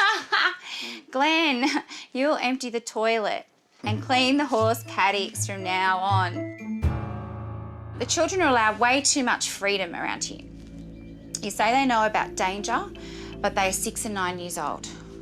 Cassis and Memphis, you will not be allowed out and about without one of your parents present. We live in a family environment, so it's not just the parents that look after the children. There's barriers around as well. When they're not allowed outside the barrier of the circus, which then... I know that I'm not worried about that. I'm just worried about stuff that's been happening, like when a little girl was on that big, you know, bike and she went straight into the back of the caravan, hurt her hand straight into it. If you're on a bike, then I'll come and watch you on the bike. You're making it sound like we don't care for them at the moment. Oh, no, and no, I'm not, I don't think that at all. I'm not happy with this. It was probably worse than what I thought it was going to be like, trying to tell them. It was a bit hard. Tanya puts the rules into effect straight away, increasing her supervision on the kids. I'm going to work in the canteen. Going to do some work. So if you guys want to hang out here for a bit while I'm working in the canteen.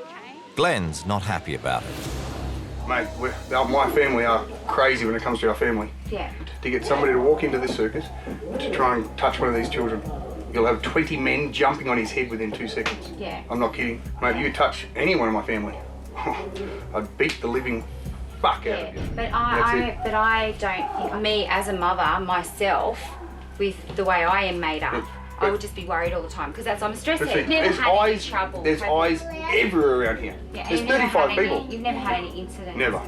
No. Just try it. I feel sorry for that person. Tanya's shaken up by Glenn's hostile resistance and starts second-guessing her own rule changes. I wanted to know where the kids were all the time because that's what I'm like at home. Well, that's right. And he said that everyone watches and looks out, and he thought it was stupid that I took, Cassis over to the caravan. I decided the real change that I wanted to keep an eye on the children all the time and know where they were going and keep a close eye on what they're up to. I'm going to go back on that rule and I'm going to say to him that, look, I tried it, it doesn't work, and what you're doing does work, so I'm just going to leave it. The kids are fine to come and go as they please and do whatever they want to sort of do. Shannon wants to give Brendan and his indulgent lifestyle a reality check. His working-class day begins with him putting up the tent he'll be sleeping in tonight. So you sure the snakes don't come out at night? I don't know if the snakes come out at night, They don't, young Dad. lady. Snakes don't come out at night. Something going on there. Oh, I'm gonna struggle. Her perception, obviously, is that we live the life every day in a resort, which is true. That's the sort of things we like, the nice taste of life. So to do that, that'll test because it's totally out of the zone. Oh, suck it up, princess. Hey, mate, how are you? Normally meticulous, Brendan goes to the local shops in a dirty work shirt. I found about 5 of my brothers with the same shirt. I think she's wrong. I'm not judgmental at all. That's obviously something she has picked up by she keeps indicating, clothes I wear and what I do, but that's totally incorrect. Then, Shannon has arranged for him to wait on tables at the restaurant he normally eats in. Enjoy, won't you? It's pretty stressful. And when you're actually a customer, you just expect. You expect good service, you expect people to be bang, bang, bang. Would you like me to put any cracked pepper on that? Yes. Yep. So far, so good. You know I'm good at this, don't you? But now, without a shower, Brendan must head out to the tent. Oh, God. This is ridiculous. Time away from the TV and phone gives Brendan a chance to think about what really matters. Brea would like a little bit more time with Dad, one-on-one, and talk to her and listen to her in more detail. It's the older kids sometimes that you don't forget about, but you've got a lot of time doing other things. So that's probably a key thing for me. Yeah, freaking hell, you turn this off. Shit, what the bloody hell was that?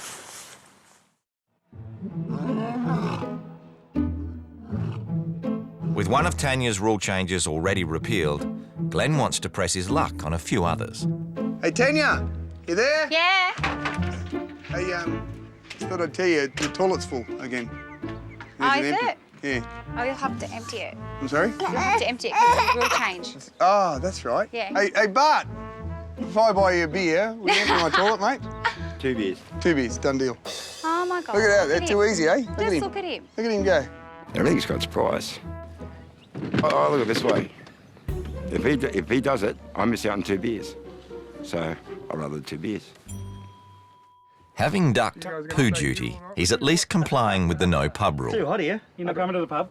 For now. Oh, you're a funny guy, aren't you? Why You're don't you come to hilarious. the pub? I'm banned. Yeah, see you, fellas. So Glenn starts Cheers, sulking, anyway. which turns to moping, which causes Tanya to roll over on another rule change. So the pub you can still, go and have your drink after your hard day, but just, have one night with us while we're here.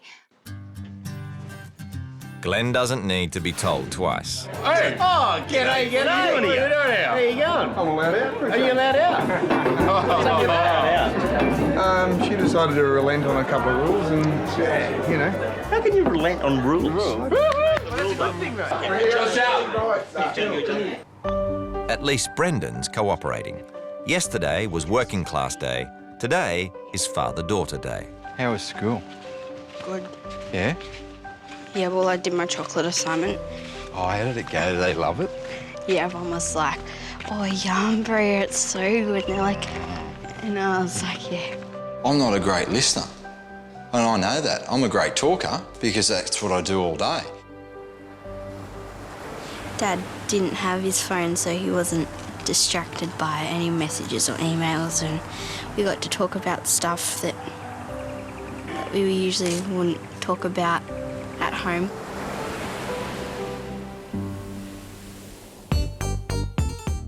Tanya's flipped on a few rules so far, but she's showing some backbone on at least one.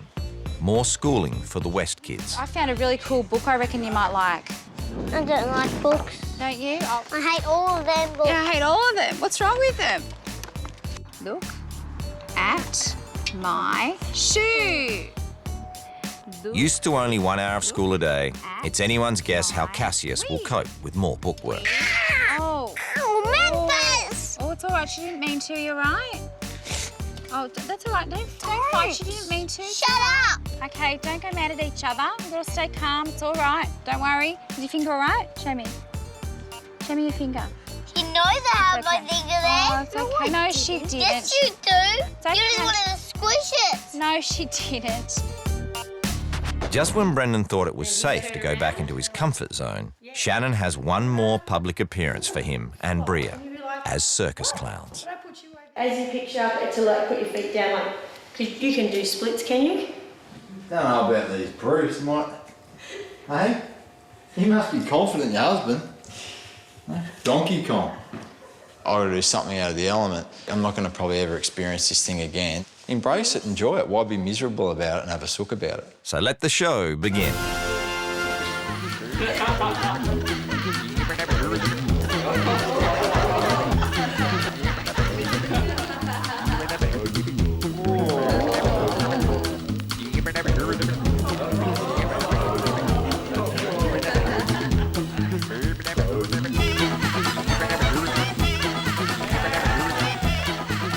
The show is done, the swap is nearly over, and all players reflect on their experience. It gives you a totally different view of how outside your own world, which is your own family, there's all different rules and there's all different ways of how they do their own things. I've actually felt like I've been on a bit of a roller coaster. Up and down and up and down, and now it's come to the end. I'm just really looking forward to getting home. With the circus, I couldn't live this life. It's not me. Well, I can't wait for Shannon to come back because life will be back to normal. The Wife Swap Australia week is nearly over for travelling circus performer Shannon West. Didn't know what to probably expect, but... And I've got all my teeth. Yeah, you have. You've got nice teeth, actually, nice and white. And manicured housewife Tanya Driscoll. I'm done. I'm done. Shannon is pretty positive about her 7 days in the Driscoll's gated community. I think it's been a good thing, and hopefully we all have got something out of it. Tanya, on the other hand, seems to have had a tougher time with husband Glenn. With the rules, I wasn't great at enforcing them. I sort of backed down on pretty much everything. Glenn has got a very strong personality, and, you know, it's just a hard situation. And with a final goodbye to their adopted families... Bye, darling. All right, guys, I'll see you later. It was lovely to have met you both. We'll never forget you. See ya. Bye. Take care. Bye. See you later. It's back to reality and rousing reunions with their long-lost husbands. Yeah, they got his hair.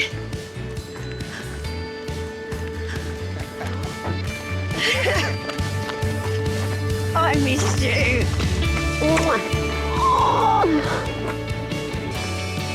Oh, we did 3 pounds in that time.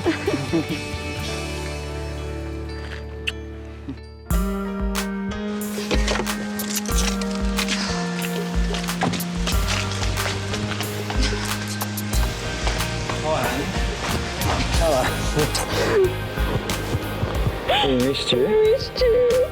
I don't want to do anything like this ever again. Oh, shit. I miss Ray.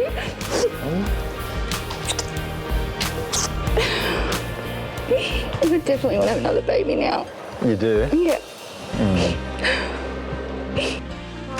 Table meet gives both couples a chance to debrief and share their experiences.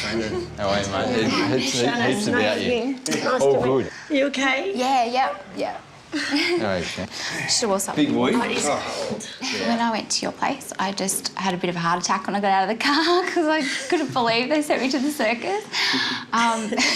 So I sort of freaked. With Brendan, you know, when he found out I was from the circus, he was like, you could see he was taken back and shocked. Scared? Yeah. And then realise. then he goes, "You don't look like you're from the circus." And I said, well, "What am I supposed to look?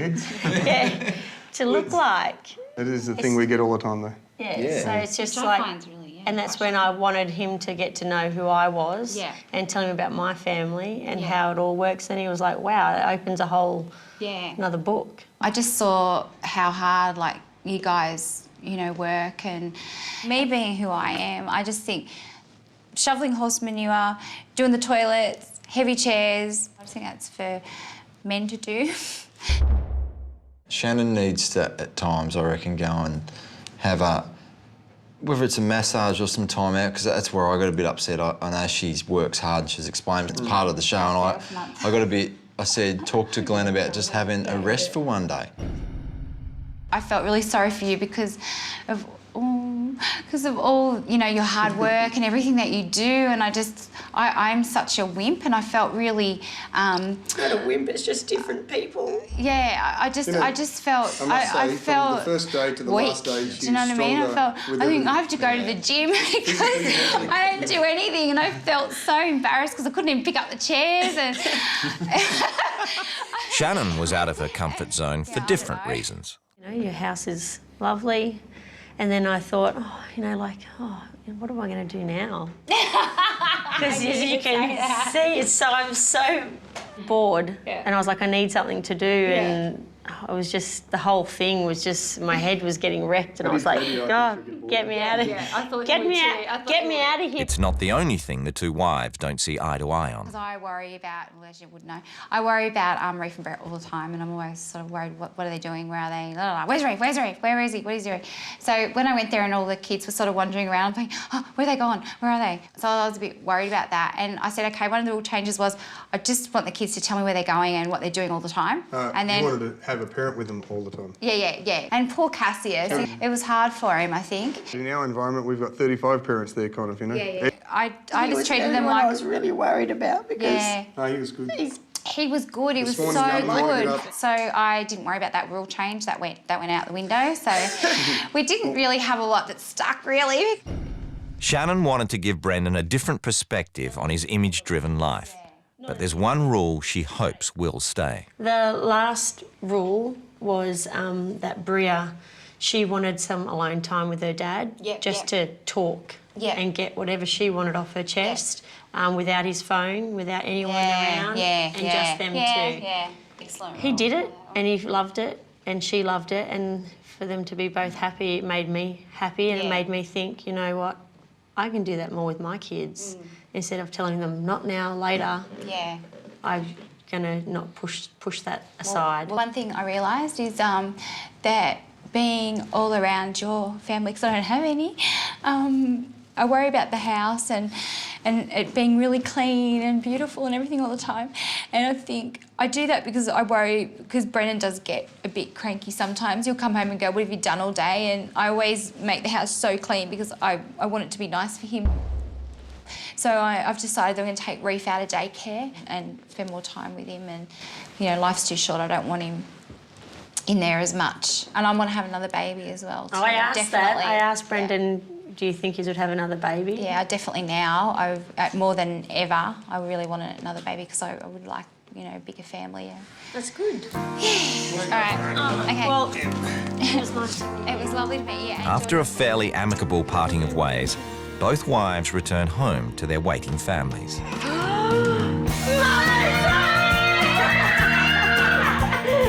baby! My baby!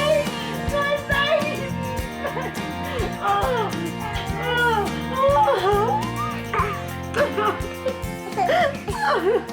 She had high heels when she had to pick up the hospital. Oh, really?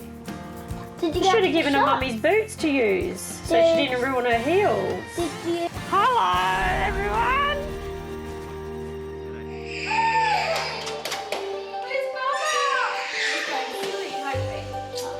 Miss me? Yes. I missed you. I missed you all. See, Mummy, and we're going to have a look at the piece of paper. Here's my baba. Okay, we've got to go and have a look at the rule. Hey, Mummy, missed you.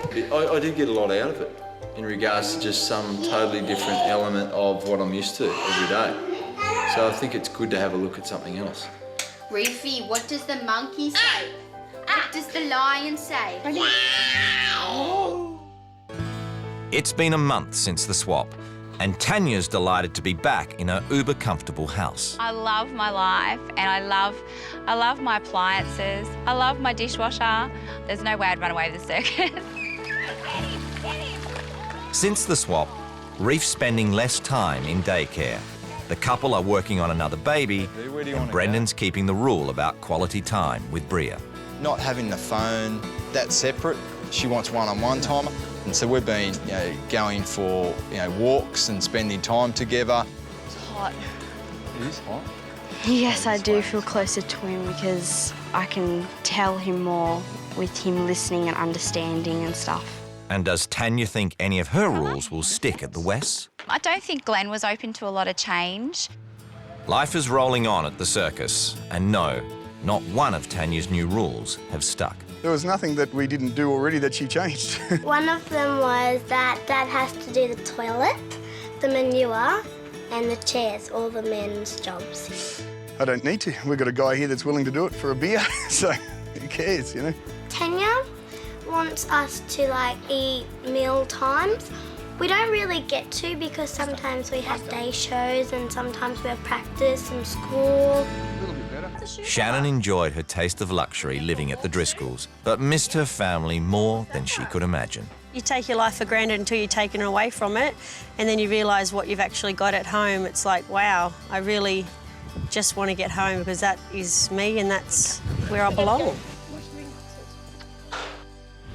Troy and his assistant, Tanya.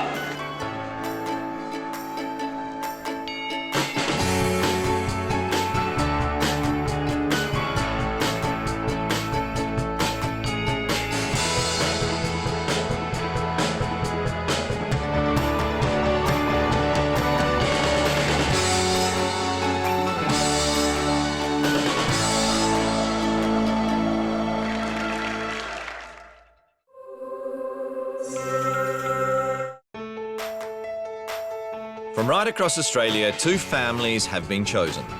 They've never met, but are about to swap their lives and their wives. Tracy Jackson is a fitness fanatic.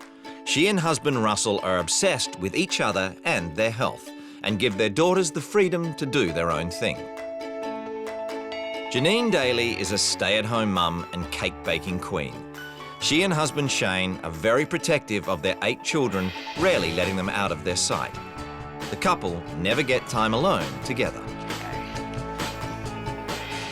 Both wives are leaving the familiar behind for 1 week to take on the other wife's life. See ya. Wow. So what happens when you swap a mum who's never worked with a mum who's always working out? That really makes me angry. What are these children eating and drinking? I don't believe children should be having protein shakes, so no more supplements. And there's no nice way to put it. Your children are overweight, they're unhealthy, and they're eating too much sugar. Yeah, but it's good sugar, it's not bad sugar. What do you mean good sugars? Not every sugar's bad. Sugar's sugar. Maybe you need to do some homework. 14, that's the way. 15. OK, roll up, last set. Quite honestly, if he thinks I didn't do a good enough workout today, he can bite me.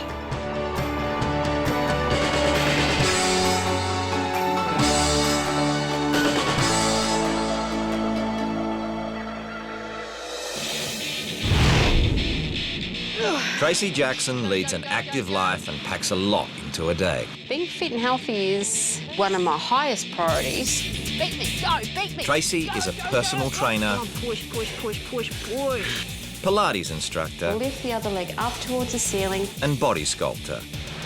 She believes investing now in your health will pay dividends down the track. People put so much focus and superannuation and putting money away. Every time we do a workout, it's like putting money in the bank. Well done.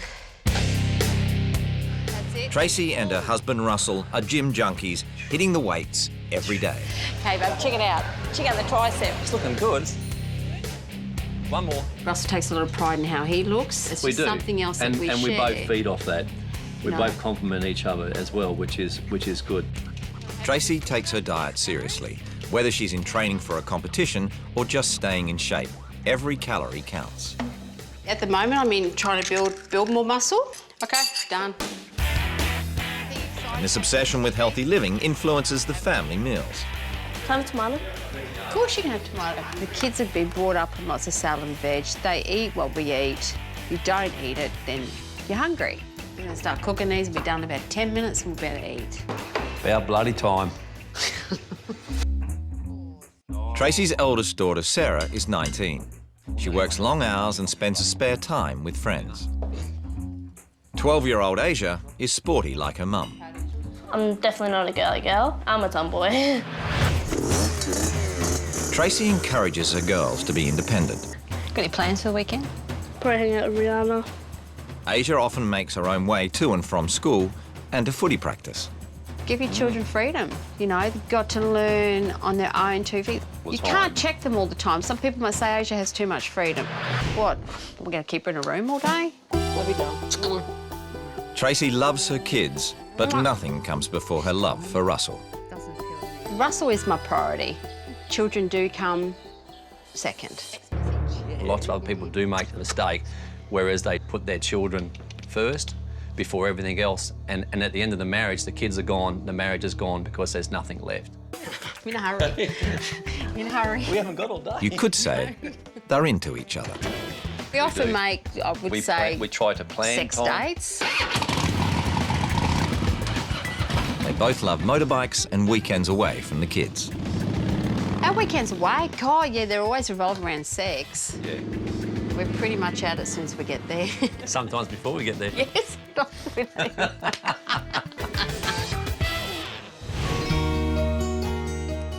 Janine Daly always dreamed of being a mum, and that dream has come true 8 times. The more the merrier. I love it. I love being a mum. I love looking after my family. I think I'm just a mum. That's it, a mum and a wife. Janine's life revolves around her children: Shelby, Dakari, Connor, Rhiannon, Briona, Tiana Erin, Leslie and Caleb. See ya. This means there's very little time left for husband Shane. We don't get much time alone, no, but it's part and parcel of having a large family. At the end of the day, it's a choice you make. Getting the whole family out of the door is no easy feat. Being one of 8 children is really annoying. There's breakfast times 10, followed by a conga line of lunchboxes to fill. Usually they get a piece of fruit, 2 biscuits, 3 crackers, jam donuts, a cake of some type. School bags, now! She does the school run every day. It's about 40 minutes round trip. And then it's home to clean up after the little treasures. They don't have chores. They make their beds if they remember. They're only kids, they can't be expected to clean this up all the time, so it goes in there. I'll decorate these and they can have them for afternoon tea this afternoon. Janine loves baking and always finds time to make a little afternoon sweet treat for the kids. Bunnies! They're ours. Aww, Good. What do we have for dinner, Mum? With so many mouths to feed and a limited budget, quantity comes first in the diet. Always do 2, sometimes. And there's always enough for seconds and dessert. If they're still hungry after dinner, they get fruit if they've had dinner and dessert. With a TV in every room and the computer set up in the back shed, the Dalys don't get much exercise. You died. In fact, the kids are prohibited from leaving the house alone. It's not because we want to punish them, it's because of the way things are. And the reality is it's not safe for kids to wander the street. Janine's first thoughts are always for her children's safety. Shane and I don't like to travel in the same car. If an accident happened and we were to both get severely injured or, heaven forbid, die, who'd look after the kids? For Shane and Janine, it's all about the family and always has been. Yes, we're a couple, but our kids come first. You sacrifice me time when you have a family because that's what it's all about. It's the first day of the swap. Didn't know what to pack.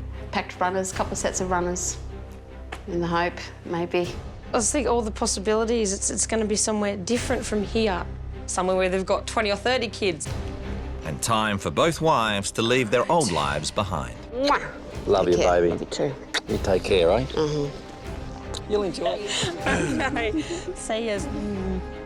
I hope the new mum makes me popular so they get more friends. Get to go out with Justin Bieber. See you, babes. Love yous. Love you too. Be good, okay? Their journey into the lives of a family they know nothing about has begun. My worst nightmare would be to go into a family where the kids come last. Tracy's starting to feel at home, There's a gym. but not Janine. Personal training. Okay. The wives have time before the families come home to have a good look around their new homes. Here we are.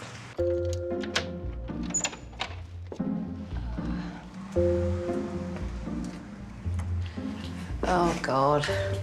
Oh, it's very dirty. They go on a lot of trips, but there don't seem to be any kids in the pictures when they go on the trips. Scary thought. Looks like the mum competes in bodybuilding or body sculpting. That's pretty impressive.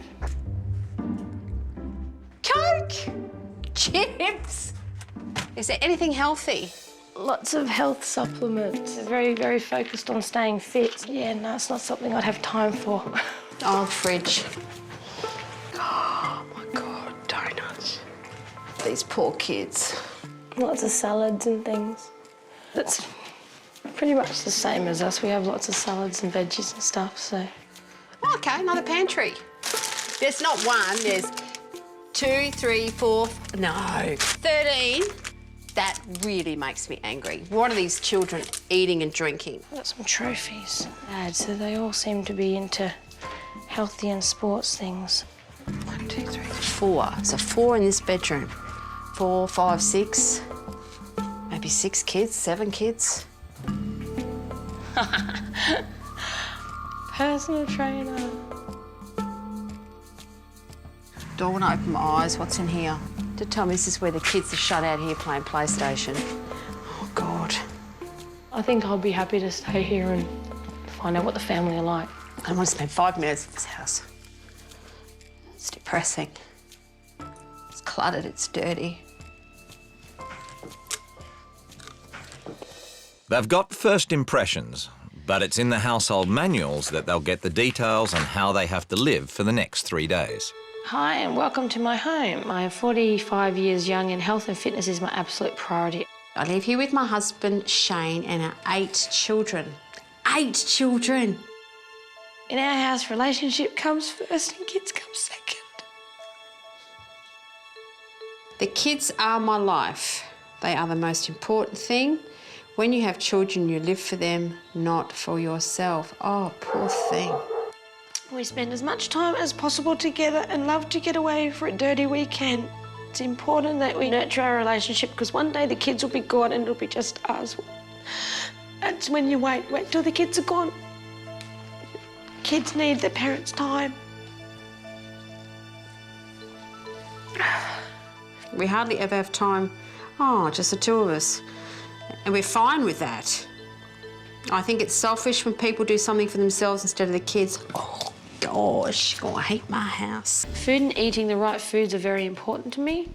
I have an extremely strict diet and count all calories when it comes to the intake of food. I don't have time to count calories. I'd be there all day, the amount of shopping I have to do. Cooking for 10 is a bit of a military operation. I always make enough to ensure the family can have seconds or thirds servings.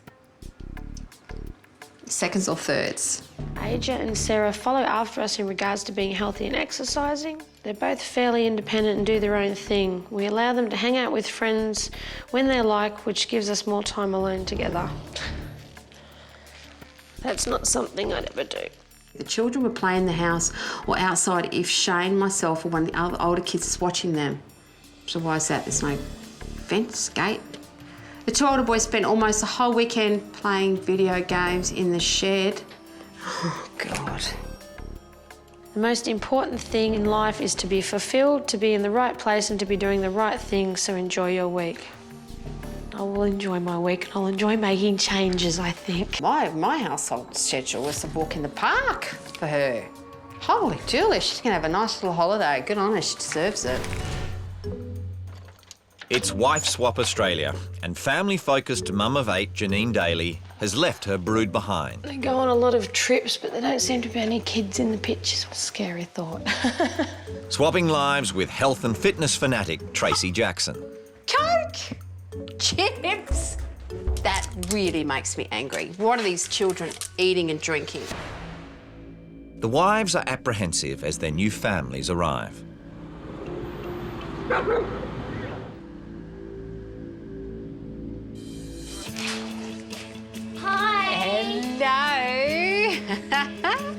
Hello. How am I going to remember all your names? I'm Tracy. I'm Tiana. Hello, darling. Come on in. Hello, sweetheart. I like her blonde hair and I like how she's all skinny. Brianna. Hello, Brianna. Hey, sweetheart. I'm Connor. Hey, you're Connor. Hello. One. And Shane. How's it going? Yes, yes. Hey, Tracy. Okay. Do you work? Yeah, I work. I'm personal trainer. Something different. They don't mix with any personal trainers. I think she's going to make us, like, run around a bit more. I don't think that's going to be fun at all. Hello. Hi, I'm Janine. You must be... Asia. Asia. Beautiful name. Thanks, Sarah. You're Sarah. Hello, nice to meet you. Hello, Dom. Hi. Russell, pleased to meet you. Janine. Nice to meet you too. I think they're really nice. I think Russell's really nice. I'm looking forward to it now. I think it'd be interesting to see if I can actually do what she does. How do you think your mum will feel about meeting my kids? How many do you have? I have 8 children. For Trace, being in a house for a whole week with all those kids, I think she'll be bashing her head against the wall. I'll have to start cooking dinner. You're not going to be hungry. At the Dailies, the kids have only just finished their afternoon snacks, Okay, spaghetti. and it's time to think about cooking dinner. How much you cook for 10 people? About 2 bags. Can we put vegetables in it or not? No, we don't do that. Tracy's already counting calories. Kids are overweight. Yeah, you know, I'd love if I can make some changes, and it would be great. How's it going? Smells good. At the Jacksons, Russell's been out for his nightly gym session, and when he gets in, Janine has something to tell him that's been troubling her. When I was reading through the manual, it upset me a bit, because just reading how much time you and Tracy spend alone, and it seems the whole focus is your relationship. It's okay to be upset. I understand it, but it's just... See, I've been in a relationship where my children came first. Yeah, and it didn't work for you? You know what I mean? or- Well, we're no longer together. Tracy's been married a couple of times. Yeah. Okay, so we've both been there and done that. It's hard for me to comprehend that somebody wouldn't want to spend more time with their kids than with each other, so... It's only been a day, and Janine's homesick already. Are we glad to go home? Yeah.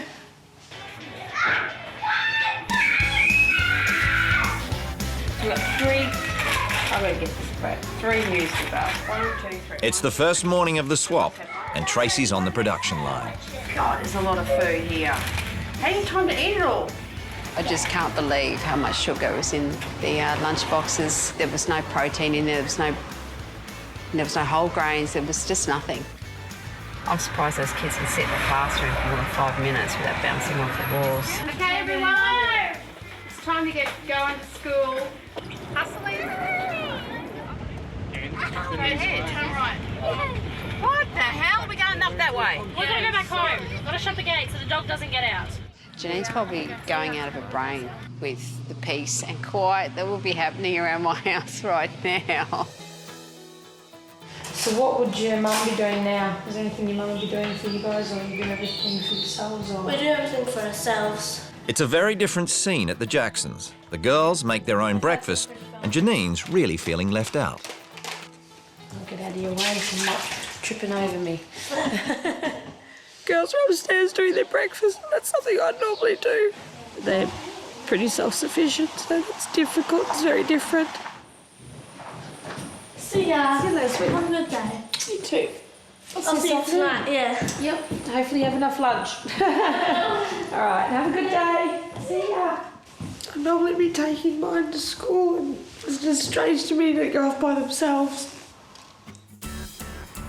Back at the Dailies, Tracy's done the school run and now has to swap her salads for brownie baking. One slice, 1,130 kilojoules. Eldest daughter Shelby is taking time off work to help Tracy settle in. Probably nearly half sugar. Life's all about balance. I eat my sugar as well, you know, have treats. So it's about having a healthy lifestyle where you don't actually go without anything. You just do it in moderation. I can't. After cooking for the kids, Tracy has to clean up after them too, something she doesn't do at home. I go insane. So boring. Alrighty, 1 scoop. Meanwhile, Janine's finding Tracy's life a bit on the nose, forcing down a protein shake. Oh. Is that too hard? No, it's all good. She then has to take one of Tracy's regular clients through her personal training session. I don't see the point. I mean, there's other ways to exercise. I mean, I'm on my feet a lot during the day, just doing general housework. By the time I'm done, I know I've done something productive. Good job. I couldn't have done that. Okay, afternoon tea time. At the Dailies, the hordes are home. There we go. And hungry. God, these are huge. Can I have a big one? Yeah, you can have this. Look, they're all big chunks of rubbish. You did a pretty good job. Oh, good, that's good. Now it's done, would she go outside and play? Sometimes she would sit Go for down. a walk? Not really. I get why the kids just want to eat. I am so bored. I'm just having sort of light bulb moments about, you know, kids are just, they're bored, they're not having any fun. And now I'm bored and I'm not even hungry and I want to eat. Then what are we going to do? Because it's boring. Well, you're 12. What stops you, like, going and doing something? Your mum won't let you go on your own. Well, I can, but I just... No, you can't. You don't just wander I'm the just streets curious. and do whatever you want. So Mum wouldn't let you go for a walk? Because my 12-year-old walks around the beach all day on her own with friends. I don't get it, so... I think she's responsible enough to... It's not the fact of responsibility, it's a lot more dangerous. Honey, you can get abducted anywhere. You can't live your life... But do you really want to risk it? You can't live your life in a... All right, well, let's never leave this house. No, I'm not saying that. You are, because let's all stay in the house, lock the garden, never go in a car, never go anywhere, in case we have a car accident. Does your daughter just walk around all by herself? Like, she's got to make her own mistakes. She knows about safety. I can understand she can make her own mistakes, like forgetting her togs. What happens if she gets abducted? Oh, well, it was her mistake. It's all right, I'll pay the ransom and she can die or whatever. Does that mean you live your life doing nothing? This family just need to take the shutters off. They need to just live a little, have a little bit of fun. What Tracy's talking about is you walking down the street by yourself. Which I could manage. There's barely anyone that goes down there. But you don't know that, Connor. You don't know what's going to happen and it's just too dangerous. Dad would say the exact same thing to you, Connor, for anything. Yeah, okay. Living the Jackson life, Janine's whipping up dinner before racing off to the gym with Russell. So what do you do? When your mum and dad go to the gym, do you go with them or you stay here? I stay here, do my homework. Do you mind that, being here alone while they're at the gym or? No, I don't mind it. No? She stays home and she devotes a lot of time to her kids. My mum does, but not as much. Well, a pretty big difference, actually. Just like that. Yep. My arms hurt. 14, that's the way. 15. Okay, roll up, last set. Oh, that's good. Janine feels she's given it her all at the gym, Just put my knees up or cross them up on the wall. but Russell begs to differ. I wouldn't have cared less if you worked out for 15 minutes, but I'd love to have seen you had a little bit of a sweat up. Because I know Trace will be putting 100% in down there. She'll be trying real hard. So you weren't happy with what I did? No. You thought I piked out pretty easily? I thought you were just going through the motions. Quite honestly, if he thinks I didn't do a good enough workout today, he can bite me. Because I did. I think you're a bit obsessed with it, to be honest. I love it. Yeah. Absolutely love it. If I didn't say go for about a week, I'd get really depressed. Yeah, definitely. Being fit's important, being healthy is important, but not being to the point where you have to do it or else.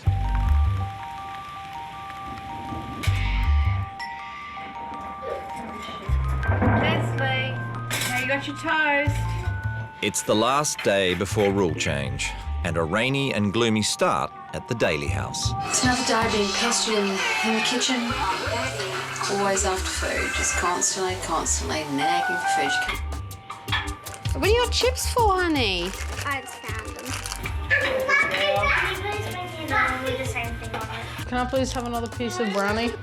Oh, it's really unhealthy. So today, bracing myself to try and talk to Shane a bit, try and keep Shane on my side, because obviously it won't happen for the kids unless I can get both parents. And he needs to start telling his wife what she needs to be cooking. But he's not even, he disappears all the time. When Shane does finally show up, Tracy wants to see if he's open to what she has to say. Do you see your children that have been overweight, though? They're all physically in different shapes and sizes. Once you break them up as individuals, trying to feed them individually does get expensive. There's no nice way to put it. Your children are overweight. They're unhealthy and they're eating too much sugar. That's bottom line. But being a personal trainer you do have an extreme left-hand view. I don't have an extreme left view. Yes, I take my body and my health extremely I know seriously, that, yeah. but I need you to get your head out the sand. You are the man of the family, and you need to look at your children, take the blinkers off, and see them. They are overweight. Yes. They don't have a good, healthy diet. While I'm here, instead of we get upset or anything, it needs to come from you and Janine. It will not work unless you are behind it, unless you take charge and say, OK, some things need to change in this house. They'll mimic what you eat, what you do, what your lifestyle is. I eat the same as them, and they eat the same as me. And we need to change what you eat too. He needs to step up to the plate, and he needs to take charge, and he needs to take charge of his whole family. Today is rule change day, and the wives are getting ready to make their marks. I woke up very excited, like, yes, I can make some changes. Tracy Jackson's hoping she'll have Dad on her side. Shane knows it's coming. He knows it's needed. But it takes work and it takes effort. Janine Daly believes it's time the Jackson kids got priority. I think things need change around here. I feel quite strongly that parents obsess about themselves too much. They need to think about the kids first. The time's come for a few home truths. OK, Shane, I know that you and Janine, your family's everything. Yep. You do a great job. But you need to take control of your health and that of your children's. So rule number 1, surprise, will be diet. You're eating the wrong foods, OK, and that's why you're always feeling hungry. Rule number 2, something I'm really passionate about, is exercise and fun. So to kick it off, today we're going swimming. Yes! I'm happy about the diet and the exercise because they can get skinny and they can get more friends at school. Tracy's also ruled that the kids will help with the housework. And your reward for that is Mum's going to have more time to hang out with you guys. The new diet and exercise didn't surprise Shane. Kids have 2 sandwiches? Bigger kids can have 2. The little kids get 1. Something, you know, I've always been aware of, and just bad habits creeping over time. I really hope that Shane and Janine really do it for the kids. Hello.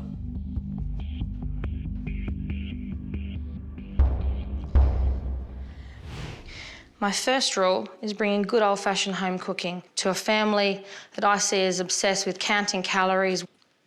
I don't believe children should be having protein shakes, so no more supplements. I'll be making your breakfasts and your lunches. From now on, you don't have to do it yourself, because that's what I do. What values are you teaching your children for actually getting them ready to leave home? My kids are self-sufficient. They could do it. How can they be self-sufficient when you're doing everything for them? They can get their own breakfast. They can make their own lunches. I just choose to do it. Big difference. Yep, obviously. So, but my opinion's different to yours. Yep. It's a scary world out there. I think the girls in this house are left to your own devices way too much. So from now on, Asia, you won't be home alone without a parent. I do reckon she worries a bit too much. You have to put trust in your kids and the kids learn from their mistakes if they make any. Russell, you and Tracy seem overly concerned about your physical appearance. You need to realise you're not 18 anymore. I know that. And looking like an action figure doesn't make you more of a man. So you'll stop going to the gym. And hopefully, oh my God, this will make you realise that there's more to life than squats, crunches and bench presses. Yes, certainly. To Janine's eyes, I'm obviously obsessed. I mean, like, what would their form of exercise be? Walking to the minibus? I feel that the priorities in this family are wrong. There will be no more couples time until the kids are in bed.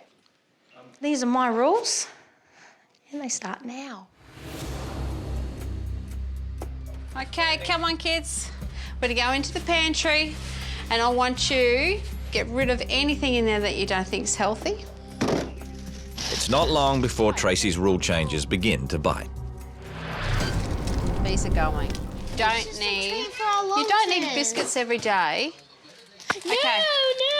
no. I was very surprised to see a couple of them cry You get emotional, have an emotional attachment to the food. What do we got? Muffins? Croissants. They're We'll get rid of good. them. No, they're shocking. Now everything we're gonna eat is gonna be bland. Take away the good tasting stuff. You guys, look.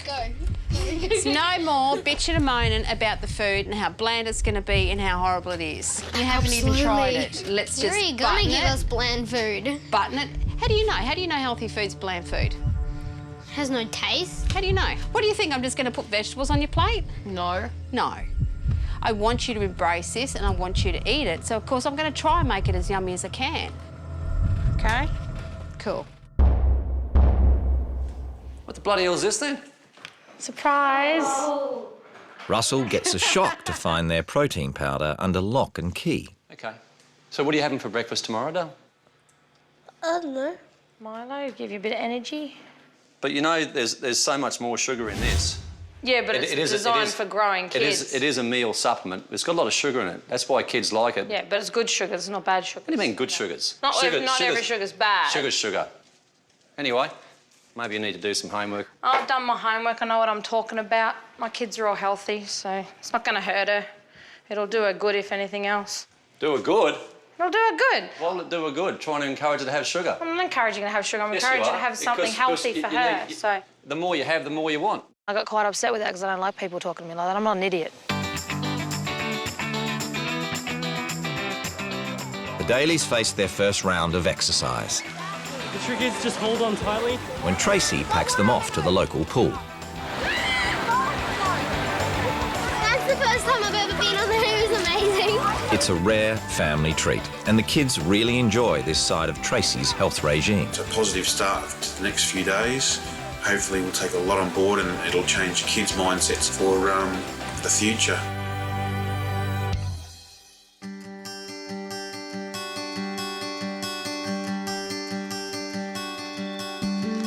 Asia, lunch is all ready, so once you finish your breakfast, you can get your shoes and stuff on and we'll go. It's the first full day under her new rules, and Janine's loving playing mum again, Here's your lunch. making sure the girls have plenty to eat and chauffeuring Asia to school. Made me feel good because it sort of reaffirmed that my role is important. Yummy, yummy. That's 4 down. We just need 2 more. Tracy has her new healthy lunchbox production line up and running. Down that sink and then wash the bowl. And the new rules means the kids wash up after breakfast That's it. Well done. and make their own beds. Troops, let's go.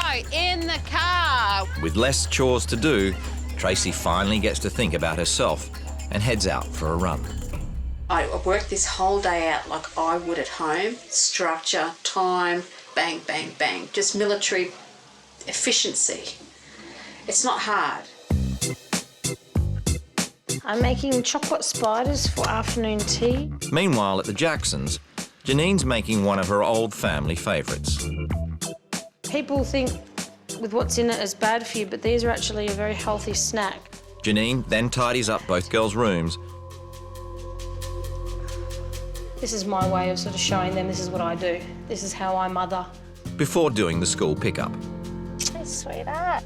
How's your day been? Very quiet. I had nothing to do. Did everything I need to. Yes, I did the washing and the floors and the bedrooms and everything's done and they've kept them clean.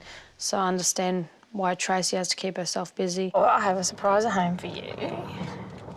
I made you something else. Oh my God, so spoiled. Asia is enjoying being mothered, Janine style. I'm gonna put my bag down.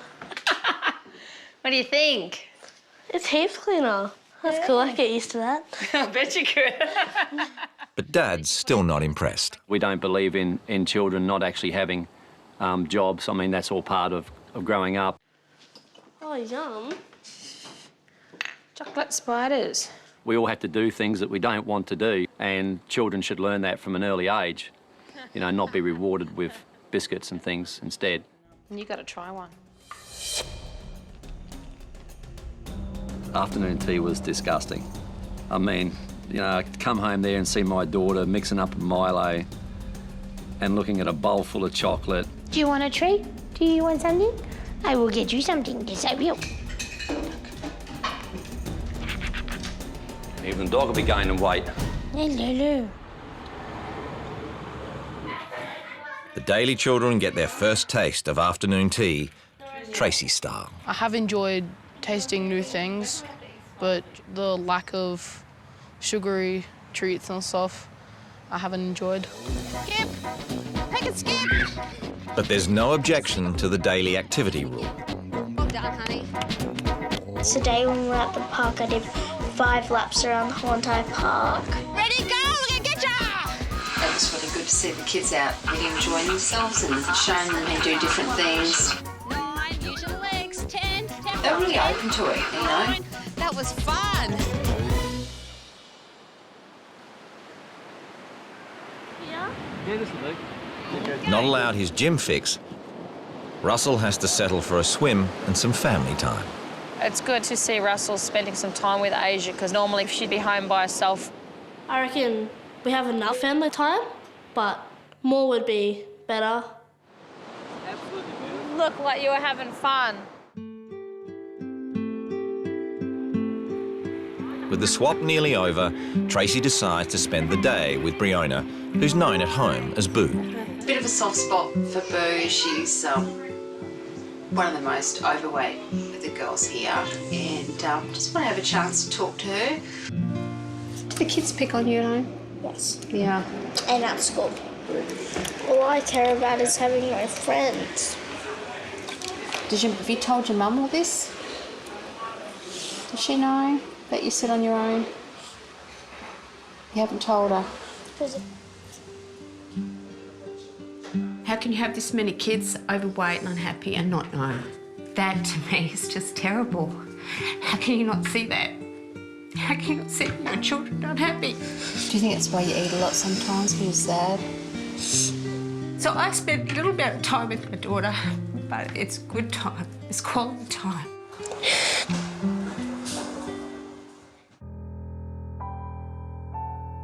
This week's been really hard. When Shane gets home, Tracy fills him in on her day with Briona. I was just reaching out to your daughter because, you know she's got hardly any friends at school and she's sad. Yeah. You can spend too much time loving your kids and not seeing them for what they are. I'm really glad to hear that. This has been good at the end of the day. It's giving me a good kick up the bum to rearrange things. The Wife Swap Australia experience is almost over, and wives Tracy Jackson and Janine Daly are getting ready to leave their swapped homes. I just want to go. Bit butterfly in the tummy, but I'm enjoying the fact that I'm going home today. That's a really big highlight. Done. Time to farewell an unfamiliar life and their now familiar families. Go, guys. See ya. See you later. See you, honey. Hi. Keep up the exercise, won't you? See you, Connor.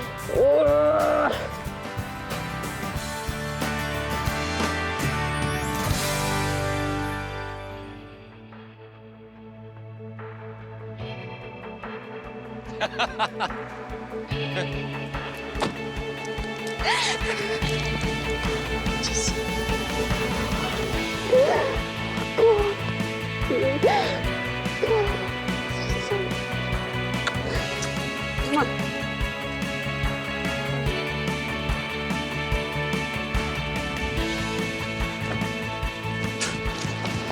You have to run. Missed you so much. Yeah, all right.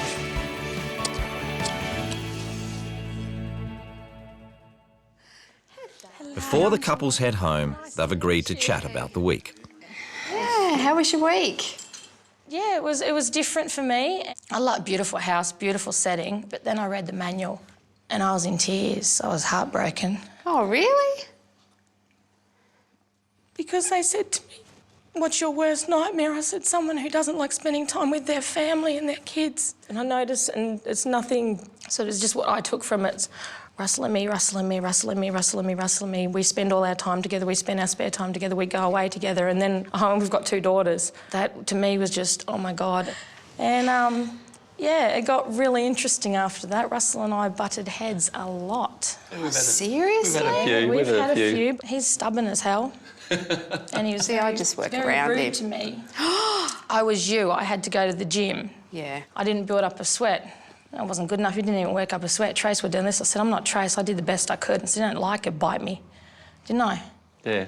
What happened, real changes? I'm dying to know. You didn't stop my husband going to the gym. Yeah, I did. Why? Where was the thought behind that? Because when he discussed it with me and he was so adamant about it, I thought he has gone to the point of an obsession. It's a healthy lifestyle and that involves exercise. Yeah, and that's what I said to him. I do exercise, just not specific stuff. I got him to do other things, and my focus was family-orientated things. So instead of going to the gym, we took Asia to the beach. You wrap your kids up cotton wool. He told me I smothered them, and I think a bit too much. And that's why I was wondering how you went with Asia, just, you know, well, I didn't chilling at the beach and doing her own thing. And she didn't under my rules. We're totally different. I put my husband first. Yeah. And my children come after my husband. Yeah, I learnt a lot about myself and the way I do things. Your job, How did Janine, you go? it's the most boring and tedious job I've ever done, but the hardest, and I wouldn't swap you for $1 million. Yeah. It's just so demanding. Those kids never shut up for a second. Yes. Oh, God, no idea. The noise. I had a headache the first 10 minutes I was even there. And Tracy has more to say about life in the Daly house. With the diet, the kids just eating so much sugar and it's just making them overweight. I had to put 3 muesli bars in 6 lunch boxes each, packet of biscuits, packet of chips and the jam donut, and I cried. Yeah, see, they Said wouldn't that normally get made 3 muesli bars and the donut in the lunchbox. Please don't sit there and deny what this kid's No, about. no, that's what I mean. That's not every single day. This but is really important for the children, that you get this. The reason why your children are hungry all the time, because they're not getting any protein, they weren't getting any whole grains. It was just all refined sugary foods. So, of course, real change came. But she had the children go to the pantry and pull out what was bad. Pull it all out, we put it in boxes, we put it away. Yep. But talking to the children about their diet too, they're really, really keen for it. Janine expected Tracy's comments on her family's health, but not their happiness. Some of them are really unhappy about their bodies and weight. It was heartbreaking for me, actually. Yeah. That brought me to tears. Some don't have friends because of their weight. I talked to Boo. She's just adorable. Yeah. And she's so overweight. She weighs nearly as much as me. She's 9. Now, in a couple of years, you keep feeding these kids the way they feed them. Leslie will be huge. What I observed the first 3 days was children indoors, bored, high on sugar. So when I changed the rules, we went off and we did some exercise. And they need at least an hour's activity every day. I don't have a problem with any of that. And in a big turnaround since Tracy arrived 7 days ago, Shane agrees things need to change in his home. It's the best type of person to come into our house at this time, someone like Tracy, which is great. Oh, thanks, Shane. If we can take 80% of what Tracy's put into us, Evie's just diet. That's all we need. So that's great. So have lessons been learned on all sides? As well, I knew most of it's going to be on our side because we have more work to do. But if you just take a small percentage, And I've learned not to judge a book by its colours straight away. I went into the home and judged it pretty much straight away. I did too.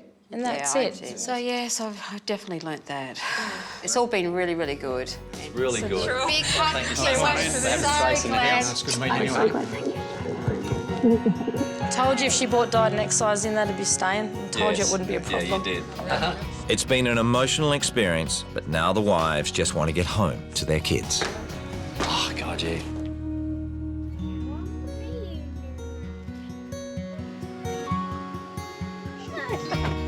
Hello. A great experience. I learned a lot, but I'm very glad to be back home where I belong. Not going again, you reckon? No, the little one's fallen asleep. Oh, right, here we go. Let's go see Tracy's rules. Exercise. 1 hour outside activity per day, and I heard you were playing cricket and you went to the park and went swimming. Did you like that? Guess what? We're going to keep doing that. You know why we're going to keep doing that? Because that's good for everyone. So is eating properly. Me too. Me and Dad too.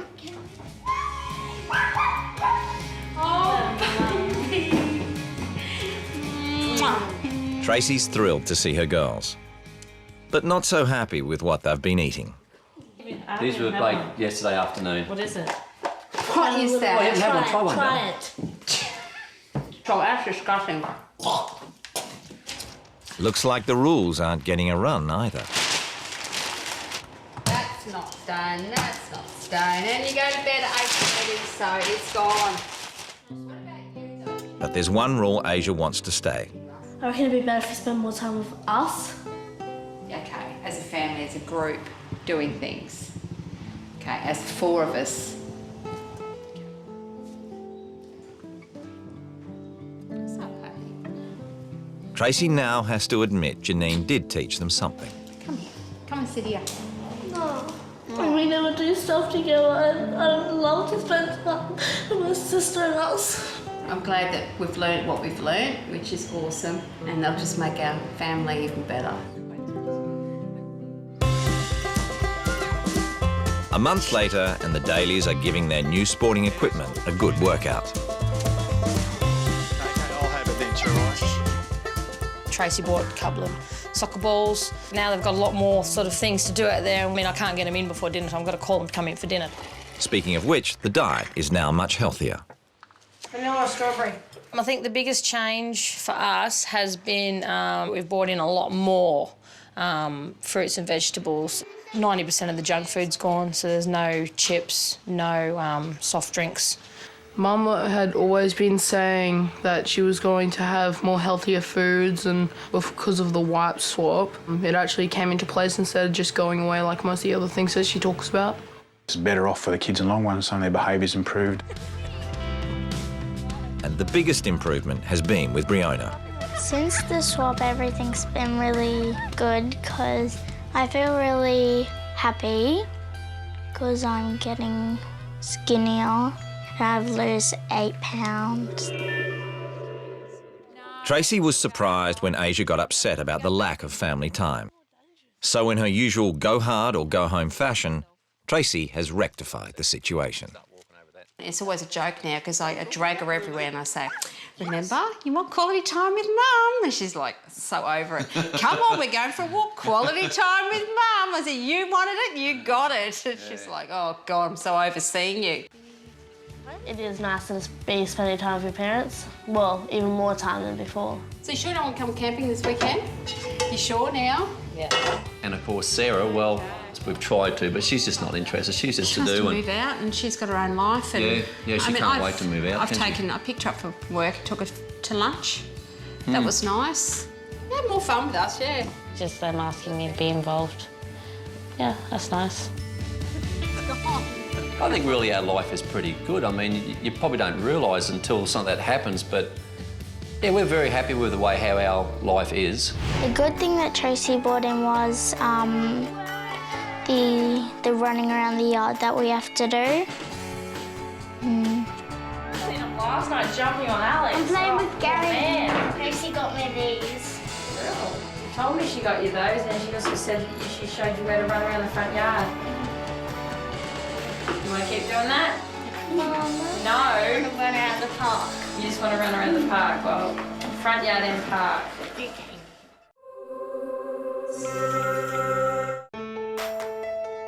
From right across Australia, 2 families have been chosen. They've never met, but are about to swap their lives and their wives. Goal-driven Marina Sivkova expects a lot from husband Wilson and daughter Gabby, but is even tougher on herself in her strive for perfection. Party girl Kylie Mounsell reckons you're a long time dead, so she and hubby Mark live a rule-free life with their 2 kids on a bus in the country.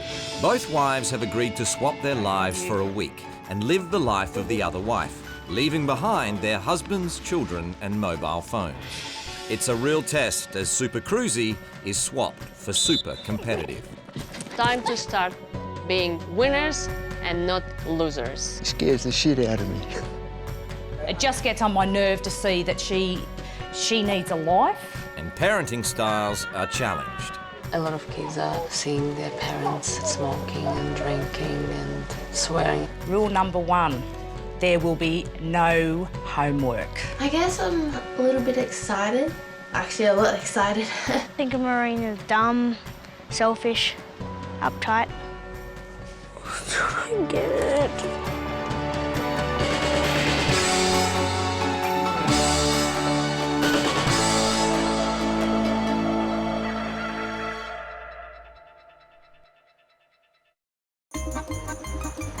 Marina Sivkova is one driven Russian, setting goals and trying to achieve them in the most efficient way possible. She scooters to work because it beats the traffic and doubles up as exercise time. I am pretty strict and I'm very hard on myself.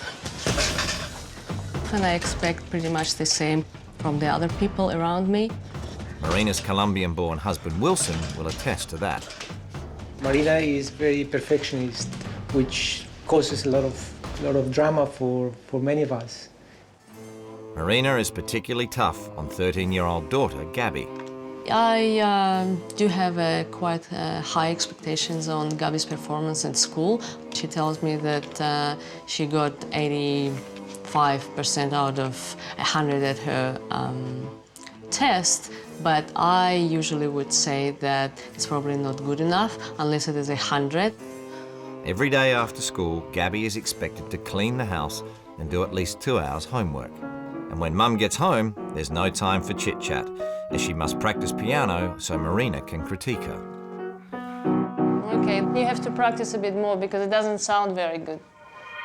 Sometimes my mum is a bit hard on me. Gabby, I think you're slacking up a bit. I know she means well, and I know it's for me and it's what's best for me. Dinner has only just been served and Marina is looking to head out the door again. 45 minutes I have to leave to make my first game. Every evening, Marina indulges what she calls her hobby job, refereeing basketball. Let's go. Keeps her fit, but it means her family rarely sees her. People around you will like to enjoy the time where you do nothing, or you just sit around and have a drink and you just forget about the rest. At the end of the day, even if I'm absolutely exhausted, I just feel that satisfaction that I have achieved something. The Mansells take life as easy as they can. Kylie and Mark enjoy nothing better than doing nothing. We're a real, fun-loving family that loves to socialise and have a good time, and we like a drink or two. We like to have a smoke. Kylie works as a carer for the elderly and disabled. I love my job. It's a rewarding job, but, I can leave my work at the door and go home and chill out with the kids and my husband. Mark's tossed in his job as a bricklayer to renovate their country cottage. We've left the rat race of the city. We had the big mortgage and we were struggling from week to week, every pay. We just decided enough was enough, it was time to start again. Have an Aussie cheese? While waiting for Mark to get around to finishing the house, all four are crammed aboard Mark's last project, this converted bus. The best thing about living on the bus and living out here in the country is we can enjoy ourselves. And that policy is extended to the Mansell children, Ashley 18 and Hayden 11. I don't do good in maths and I don't do my homework because Mum doesn't allow me until I go to high school because it's more important in high school than in primary. Yep. I'll pick you up at school this afternoon. I don't put any pressure on my kids. I always say to try and do your best, but, and push, push when you can't do your best, cheat. No. Yeah, my parents are very easygoing. Not strict at all. At all. Kylie's style of parenting is to treat her kids more like she's their mate than their mother. I love going out with Ash. It's not every weekend because she doesn't want Mum tagging around, every weekend. But, when she allows me, I go out partying with her. Then they all come home and sleep together on the bus. Okay, this is my nice compact bedroom. Ashley sleeps here and Hayden sleeps down the bottom. And me and Mark sleep here, but it's a bit hard on the adult intimacy.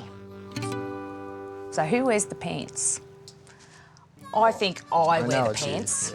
He thinks he does, but I let him think he does. But, what I say basically goes anyway. Thanks, hon. You're welcome. She wears the pants and I try and get into them. No, you can't say that.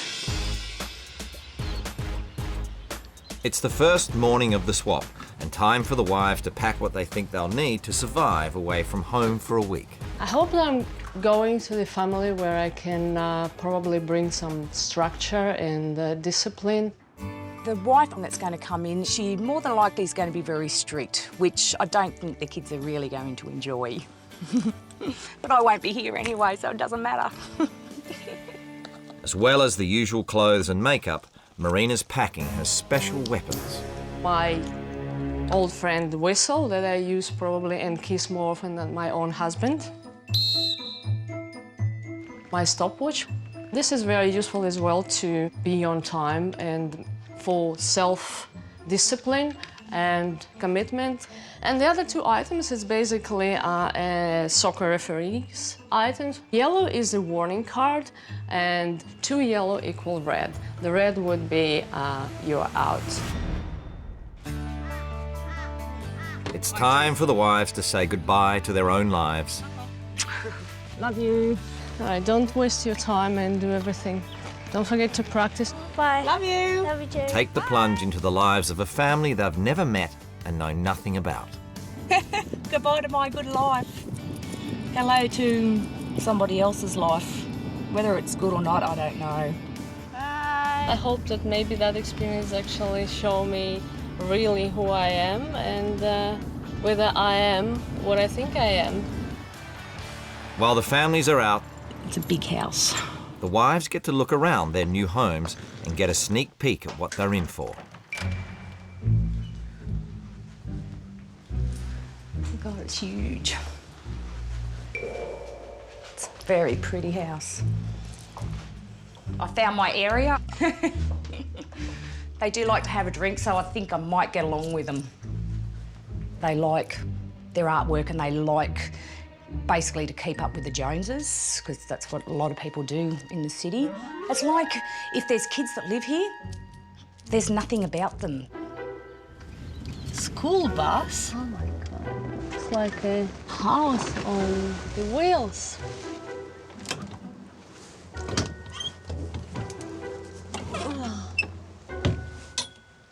Wow. A bus. Feels so small and unbelievable how actually can someone live like this for a long time. What would that be for? A video in front of the bed? Maybe, I don't know. Oh my Lord. I'm just wondering whether the parents have any intimacy here. It's impossible. It just doesn't seem like a fun house and a relaxed house and I don't know. I want to go home. This is inhumane. It's not fit for human inhabitants. Household manual. Both wives still have a lot of questions about their new homes and families that will hopefully get answered by the household manuals. Welcome to the Mansell family home. I'm Marina and I'm Russian. Okay. I'm all about having fun. I'm a relaxed sort of person who likes to get with the flow. You wouldn't be my teammate. We believe that children should have a lot of freedom to live their lives. I strongly disagree with that. I believe that being strict with children is the only way to get the best out of them. Well, I totally disagree. Totally disagree with that one. Hayden doesn't have to do homework after school. How come?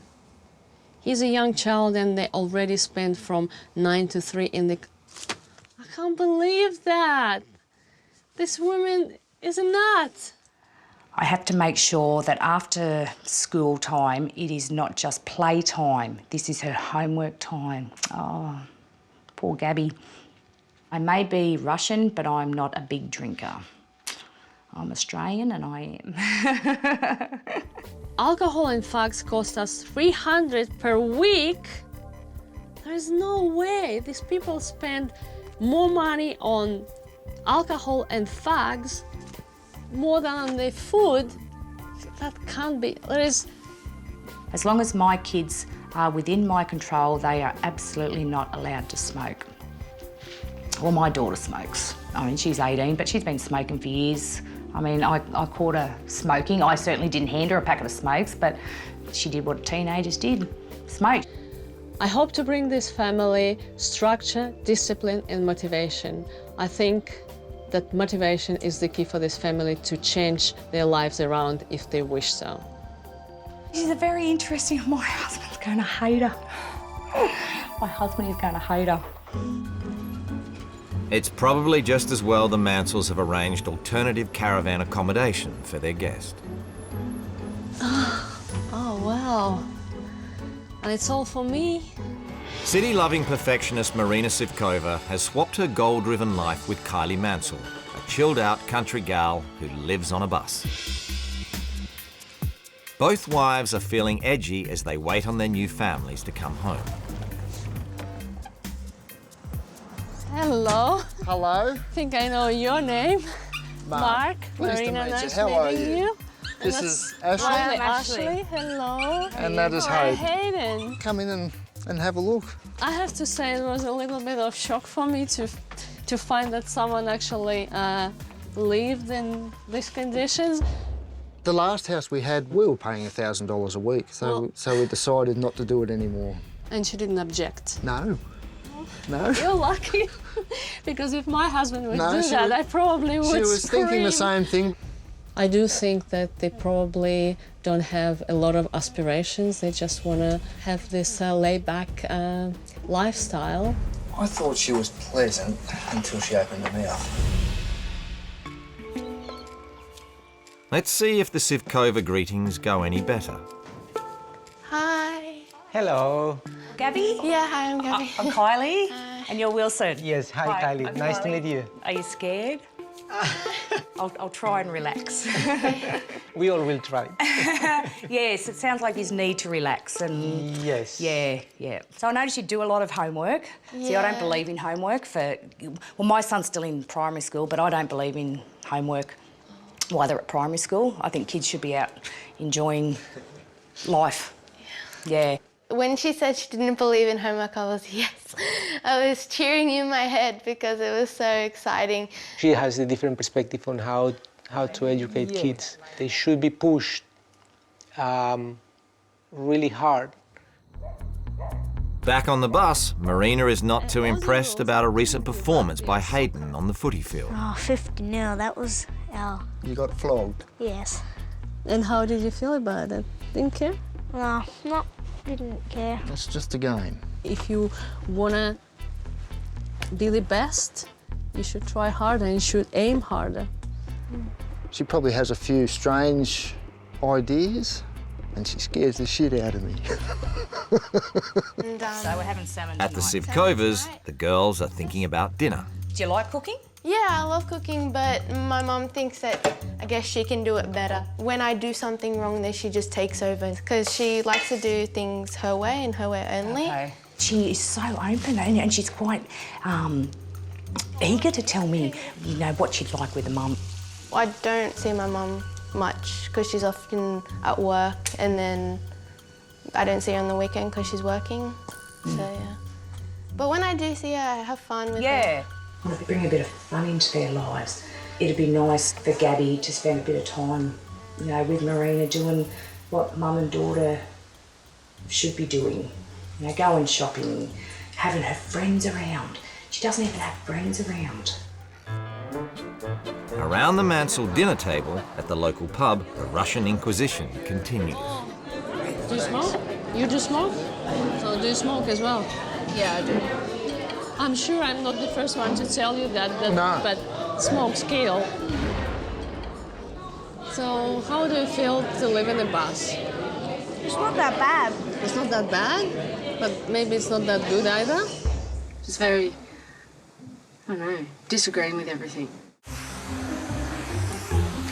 It's Kylie's first morning as Marina, so she has a solid hour or two of cleaning before she heads into the office. So your mum doesn't sit down with you or anything in the mornings and have a chat and... Nah. No, because I usually come down and they're already leaving. Oh, okay. So it's like goodbye and then and I'm just sitting here by myself. Okay. First morning on the Mansell bus, and Marina's not happy, having to feed and fuss over Hayden like Kylie does every Is day. it hard to do for yourself? I think your job is waiting for you outside, otherwise it's gonna be a midday and I don't think you're gonna do much by then. No, I'll get into it. Having sent Mark on his way, it's time for a quick tidy up. But Marina has to do everything perfectly and nearly knocks herself out. Oh! She might feel like she needs a crash helmet, but her trusty scarf will have to do for now. Because I'm a very sensitive to the dust and chemicals.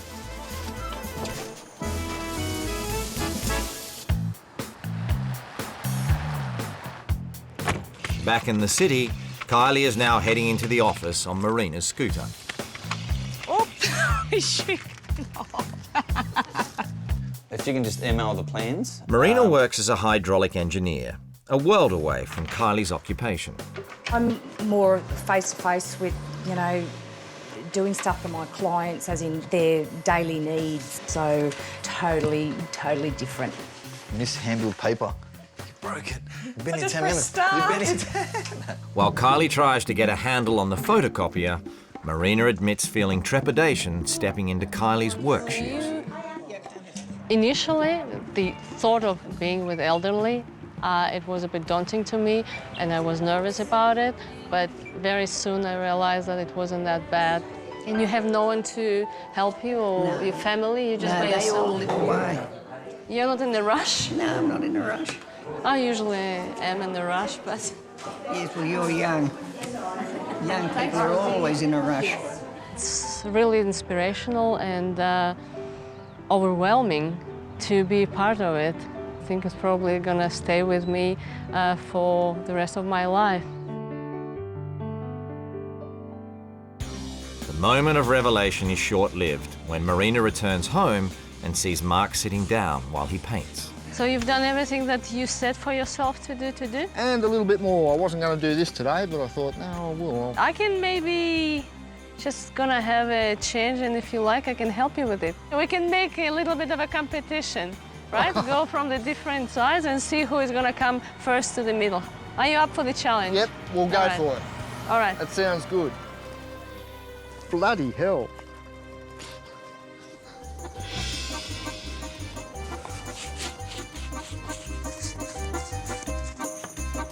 I think I'm done. Oh, I'm the winner. You've done well. She's very competitive, yep. And if I could have got my half done quicker, I would have, believe me. At the Takeovers, Kylie is also home from the office and must do a quick cardio workout on the punching bag. There's only so much exercise you can have when you've got other priorities. No, I'd rather still be having a glass of wine, relaxing. Before critiquing Gabby's piano practice.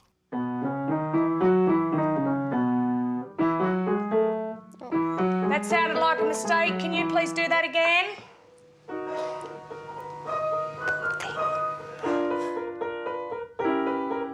I'd rather be sitting there with her and encourage her, telling her she's playing good because she plays good.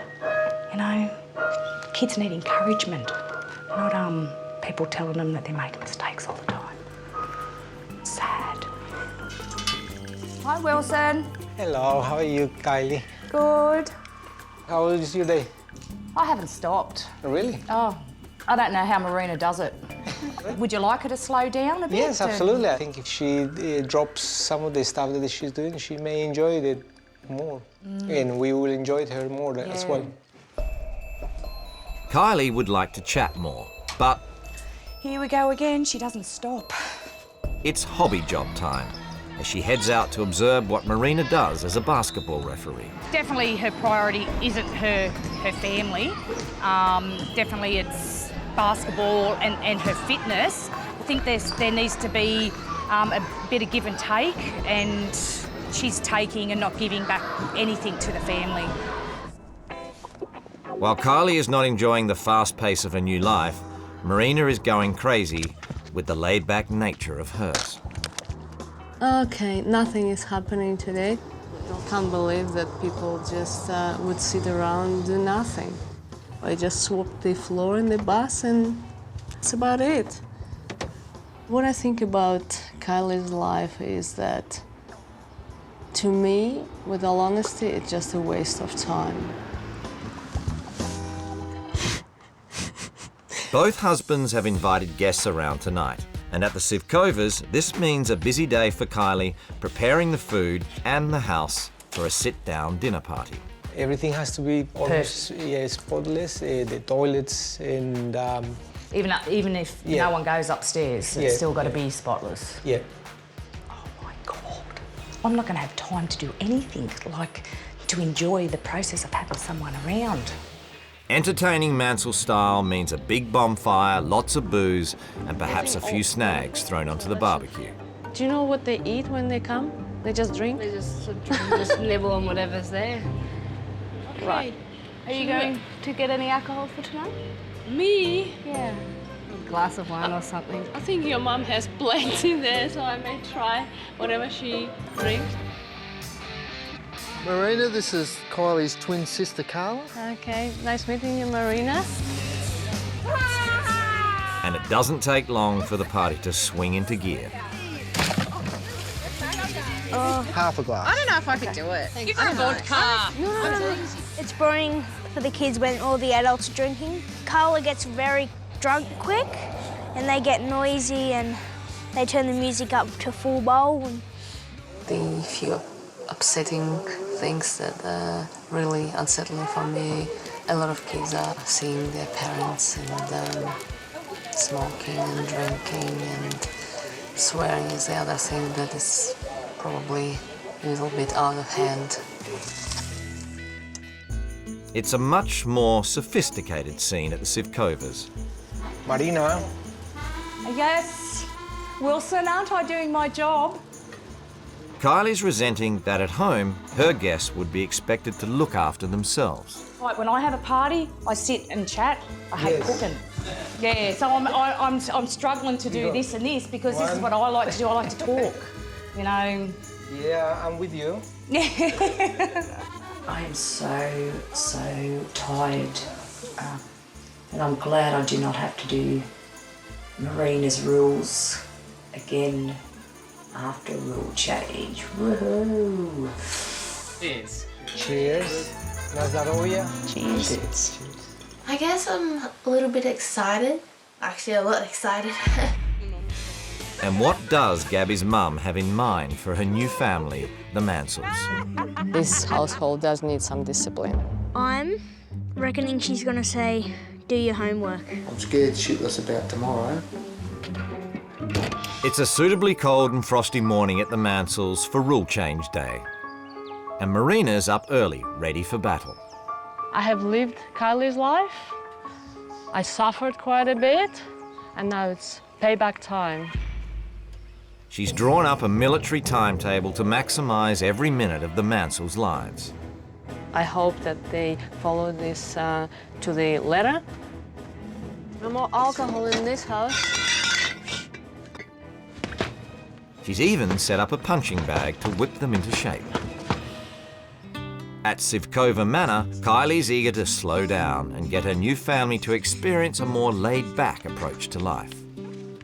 I'm looking forward to spending time with Gabby and doing what I do with my daughter, going out and having fun. Marina's moment has arrived. Attention, please. Here we go. Mansell family, I believe life is all about competition, and there is no point to play the game unless you want to win it. Scared. Scared? You have a reason. Rule number 1, every day we're going to have a training boot camp around here. I will be pushing you to your limits. There will be no escape from me. Rule number 2, Kylie does all the housework around this bus, and I believe in equality. So every one of you will be chipping in. Hayden is right in her sights. Hayden, as you will see on this timetable, each day you will be having some study time. You will be coming from school straight here to the bus and not wasting any time with your friends. I think Marina's dumb, selfish and uptight. Mark is ordered to finish the house as soon as possible. And to make sure he does, From now on, the booze, the fags, and partying are banned. Looking forward to it? Oh, yeah. Like a hole in the head. I just didn't like how she's like, I'm going to push you, pushes, and... No smoking, no drinking, no swearing, no nothing. Bloody hell. It's time to start being winners and not losers. get the feeling things might be a tad different at the Sifkovers as Kylie takes centre stage. Okay, it's time to slow down and spend quality time together as a family. Rule number 1, there will be no homework. And this afternoon, instead of studying, Gabby can invite her friends over for a pizza party. Rule number 2, to give you a taste of the criticism that you give Gabby Wilson, you will have a piano lesson from Gabby. And we will criticise you with the lines that frequently come out of Marina's mouth. The cleaning regime will be relaxed and no more hobby job refereeing basketball in the evenings. Stopping the basketball will also free up some time for romance. Wilson, you and I are going to have a private dance lesson. You've got the Latin blood and the salsa hips. So I'm making time for us to hit the dance floor. And starting from right now, I'm bringing fun back into your lives. The rule that Kylie introduced of no homework after school, I think this is not going to happen. I actually like them a lot especially because of the no homework. Off you go. The Mansel's new exercise regime starts with a trip to the basketball courts. Marina hasn't even barked her first order yet, and Hayden loses the plot. Come on. Come over to the car and tell me what the problem is. Everything. Everything? Why? I don't care about homework, I don't care about anything. I'm not doing it. And I hate Marina. No, you don't. Yes, I do. Oh, Hayden is just having a sook. It's just Hayden. I was very surprised the reaction that we got when we arrived there. He actually went into his shell. Come on. I want my real mum. I thought that, my God, what are we going to do here? I may traumatize the poor child. Mark and Ashley finally get him to play ball. Go on, Ash is going to have a go. Good on you, mate. Bit further apart, that's it. He's smiling now. Yes. Very good. That's the one. See, you've got the hang of this already.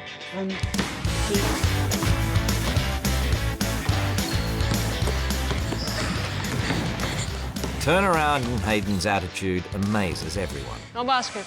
Yes, it was more fun than I thought it would have been. You're my man. At the Sifkovers, first up on the fun agenda, a girly get-together. I've got some chips and some lollies for you. Oh, yum. Gabby's mates agree with Kylie's rule changes big time. And knowing her for 2 years, we've only been over here once. Yeah. So. Yeah. Bon appetit. Really good. This is really good. It doesn't take long for the homework issue to surface. But see, the homework is I'm not against homework. Yeah, I'm not it's part against of, homework. I'm against how much homework she is doing. No, but the How homework, much? I think that there is something maybe that is not clear. The homework, it's part of the school, so it's, Oh, it's I not understand extra. that totally. It's not extra work. But I mean, if you were out there talking to the girls today, they know that Gabby spends so much time on homework and study and stuff, and they're obviously her friends. Yeah. But they're still allowed to have a life. And a life not filled with criticism. Wrong. Do it again. I have a taste of what it feels to be doing your best when I was getting the lesson by Gabby. When you get this criticism and it doesn't feel good. Oh, no! on! Not good enough! What are you talking about? It's perfect. The Mansells have seen how critical Marina can be, and this morning she also shows a lack of sympathy when Hayden says he's too sick to go to school. If you are not violently ill, I think we will have to do some exercise. I want to. Yeah, but you have to.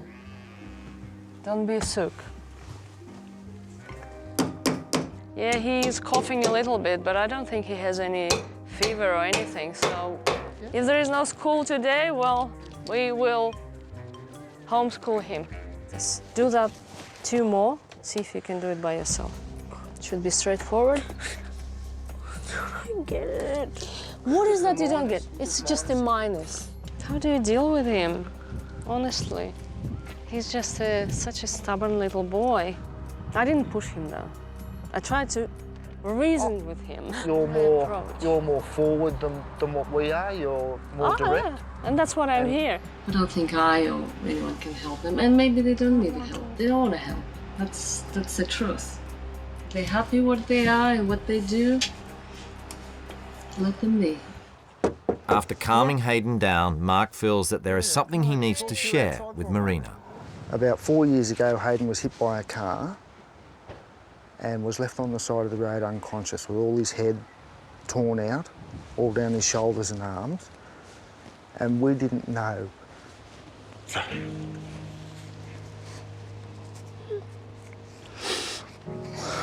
We didn't know whether he was going to survive.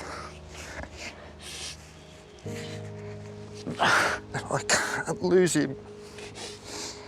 That's why, okay? Okay.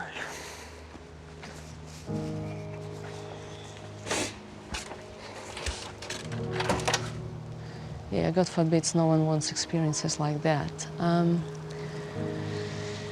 But I just hope that that experience actually will teach them to appreciate the kid as well, or how precious the kids are, and maybe do better for whatever future holds for them. Like when he was hit by a car, he was left on the side of the road like a dog. They never even stopped. And I had to carry him unconscious back to my house and call the ambulance. It was terrible. But now, you know, God or whoever gave him that second chance. It just makes me realise everything can be taken away just like that. Yes, it can. I'm just a little concerned that, you know, whether you overprotecting him now may actually cause some does, but harm to him.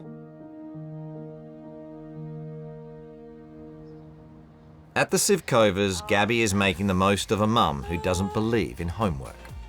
I like going downhill better than going uphill. Just seeing the smile and her being a teenager just for that day was absolutely gorgeous. You know, it just felt like being at home with my kids. Yeah, we both had fun, and I think we both learnt a little bit today.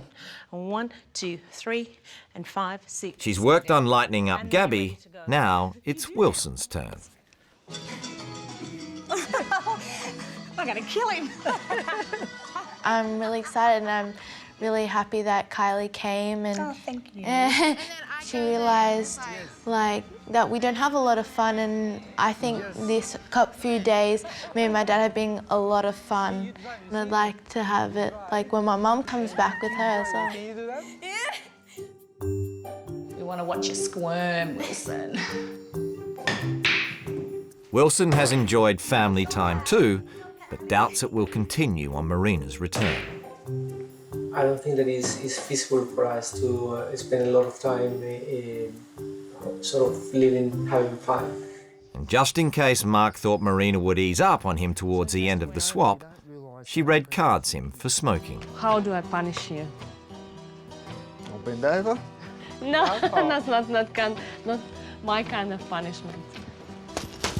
Just imagine it's me. I don't have a problem with that. Tensions eased, and even Hayden's come out to play.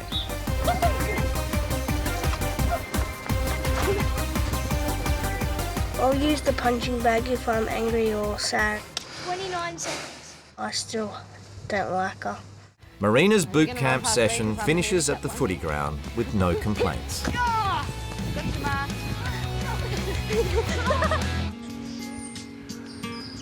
Wife Swap Australia experience is nearly over.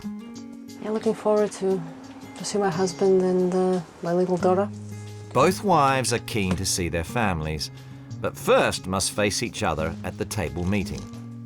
I reckon I'll get probably yelled at and criticised because that's Marina. I don't think Marina knows how to give encouragement, but I'm a big girl, I can handle it. Okay, guys, time for me to go. Little man, just maybe remember everything that I told you and maybe think about it, okay? Bye. Yeah. Okay, big cuddle. Good luck in your schooling and your fun that you're going to have. All the best. See yous. Okay, bye-bye. Used to spending so much time together every day, it's been a long week apart for Mark and Kylie.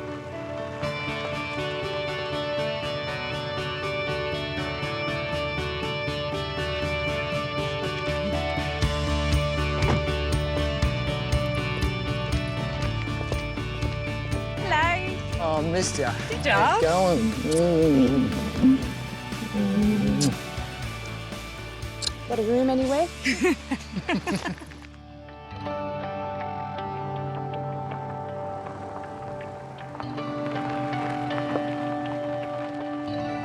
Oh, he looks like a little boy. Hey, Kisa. How are you? How are you? I'm good.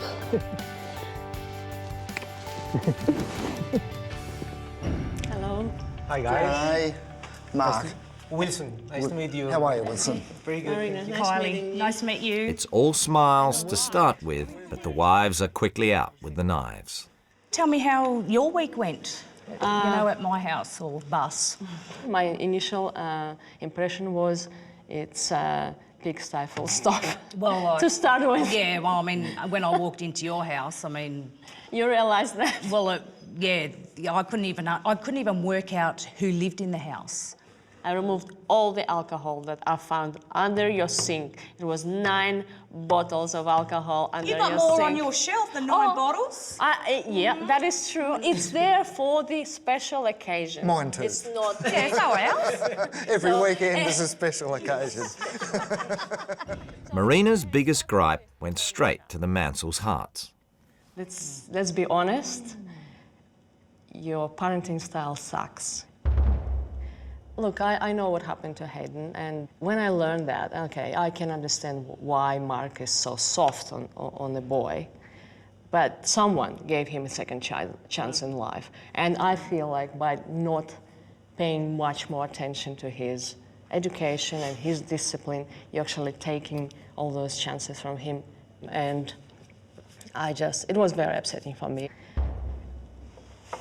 Yeah, a lot of the points that you brought up over the last few days about Hayden having a little bit more structure, even helping around the house. Yeah. He has done a little bit of it, not as much as you would have liked him to do. I think he's a bit on the lazy side, and I think it is, I don't know, Mark's fault perhaps. I don't know how much is your fault. Kylie couldn't wait to fire back. I saw, you know, how much poor Gabby does in homework. The first few days of her up in that room for, you know, God knows how many hours, back down for dinner, back up there for study. She wasn't getting, you know, a childhood. Don't forget, she's already in the high school.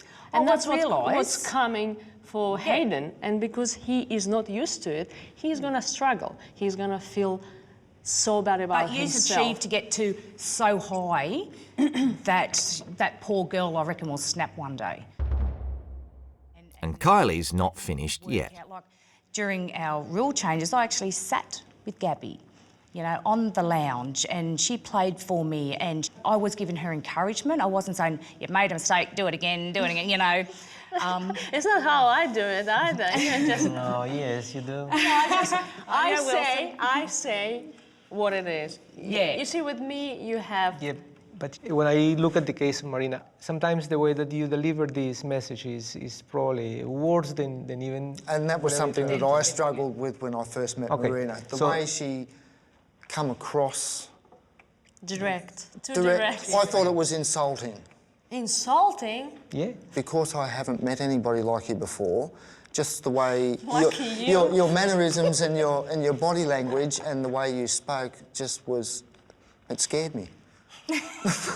I got the same view, and it's good. Well, now it's our turn. You go, boy. Marina's not used to being on the receiving end. It's not easy for me to, you know, take this criticism. See? It's hard, isn't it, to take criticism? It is no, hard. I think I'm open. It's just I don't think it is a very fair criticism. Both wives agree to find some middle ground. I'm quite happy to give, you know, like anything a go. Definitely with the structure with Hayden and the schooling, I would definitely push him harder, not as hard as you push Gabby. I couldn't do that, you know, to any of my kids. I think definitely I can see where it's coming from, and I'm admired by the unconditional love that you extend to your children, and this is something that I definitely would think more about. So what about the basketball?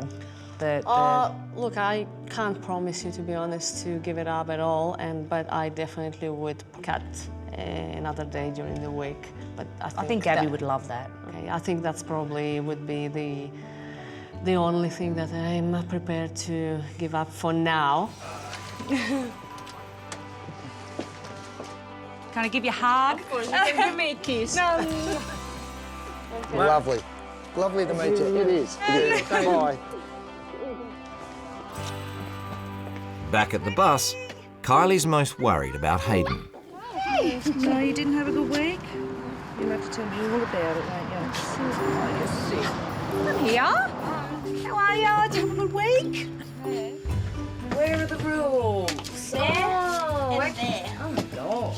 Schedule must be followed to the minute. No excuses. Was that the schedule? See, I don't mind a bit of homework, mate. So, you know, we're going to talk about a little bit to start off with, okay?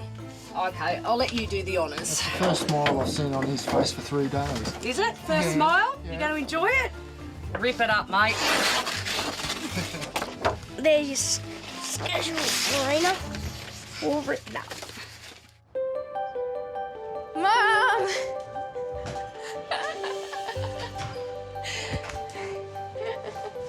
At the Sivkovas, Marina's straight back to her old self. What are you wearing? We went shopping. Oh, God, take it off. And this is what you need to live by now. Oh, I see. Rule change. Okay, no basketball. That's not gonna happen. I can see whether I can take a little bit off it, but definitely. Let's say 50%. No. No sense pushing things too hard too soon. I mean, I can work, you know, within those lines, and I can, you know, compromise on some, but definitely I'm not gonna take it the way it is. Well, did you learn anything on the other side? Of course I did. Well, like what? To love you unconditionally. 4 weeks later, the happier mood at the Sivkovas is immediately apparent. With a new playmate addition for Gabby, and Marina is making a concerted effort to ensure she gets more family time. You know, they called me today asking to go and ref basketball, and I said no. In the next season, I'm planning to limit it to just 3 nights per week, which is 40% of my average weekly load. Relax your mind. But wait, there's more. To help myself to relax more, I decided to take up yoga classes, and we actually do it with Gabi as well. I like it because I can relate to her more and just talk to her about almost anything. but it's not bad. Obviously, all the habits die hard, but I'm trying. That's the only thing I can do. Just dance.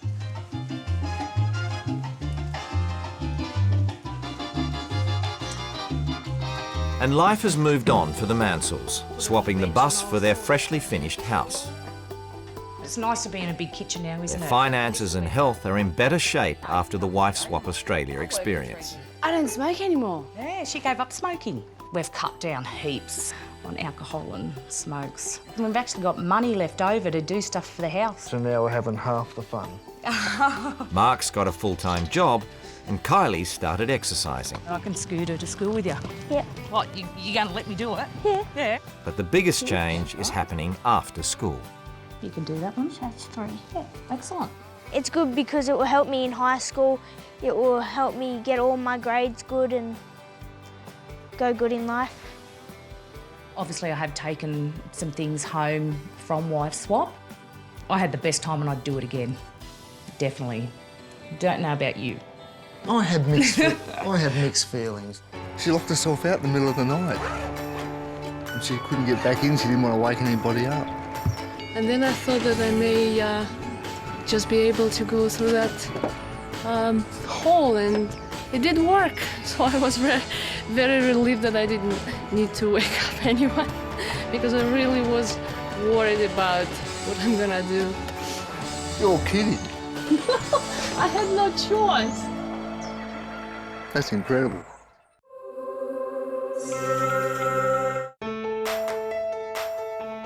From right across Australia, 2 families have been chosen. They've never met, but are about to swap their lives and their wives. The Matakanens are a conservative Christian family. Maintaining 50s values, Harry expects his working wife Carrie to keep the house spotless and meals served up on time. Family life revolves around the church. Corinne Wilkinson and her partner Roxy love riding motorbikes. They live with Corinne's son Justin and their 4 adored dogs. Roxy does all the housework while Justin hangs in his room. Harry. Both wives have agreed to swap homes and families for 1 week, where they'll learn more about each other's lives. That could be scary. Carrie does an enormous amount of work. I'm not used to animals inside. But in the face of adversity, My husband is a woman. You could see the steam coming out of his ears. will they learn more about themselves? Probably a little bit surprising for me. Gosh, my husband would be scared of me now. That's so cool.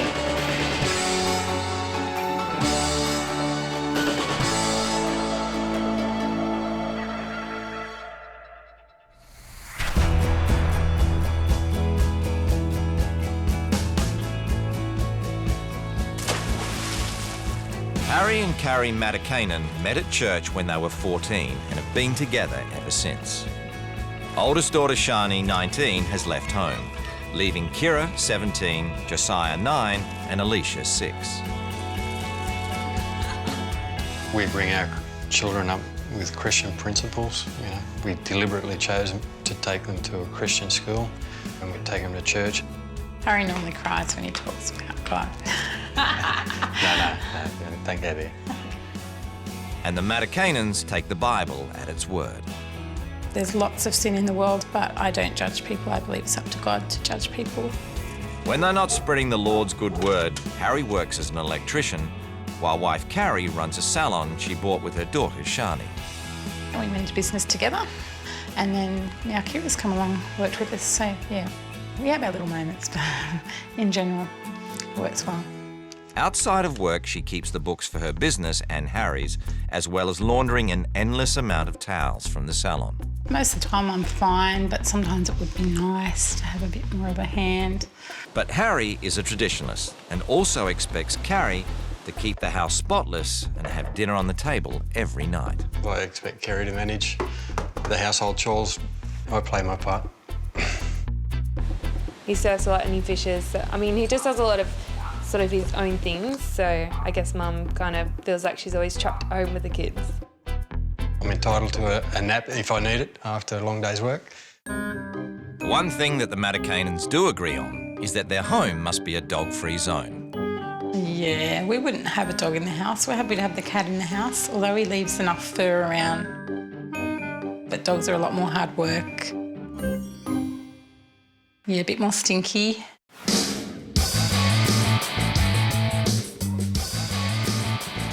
Across town, the Wilkinsons are heading out for their regular Sunday ride. There's no phones ringing and you smell cut grass and roadkill and you feel like you're free. In this relationship, both parties wear the pants. Yeah, we met through a lesbian social group and I chased her and she was like, oh no, I'm hard to get. I didn't want to go out with her.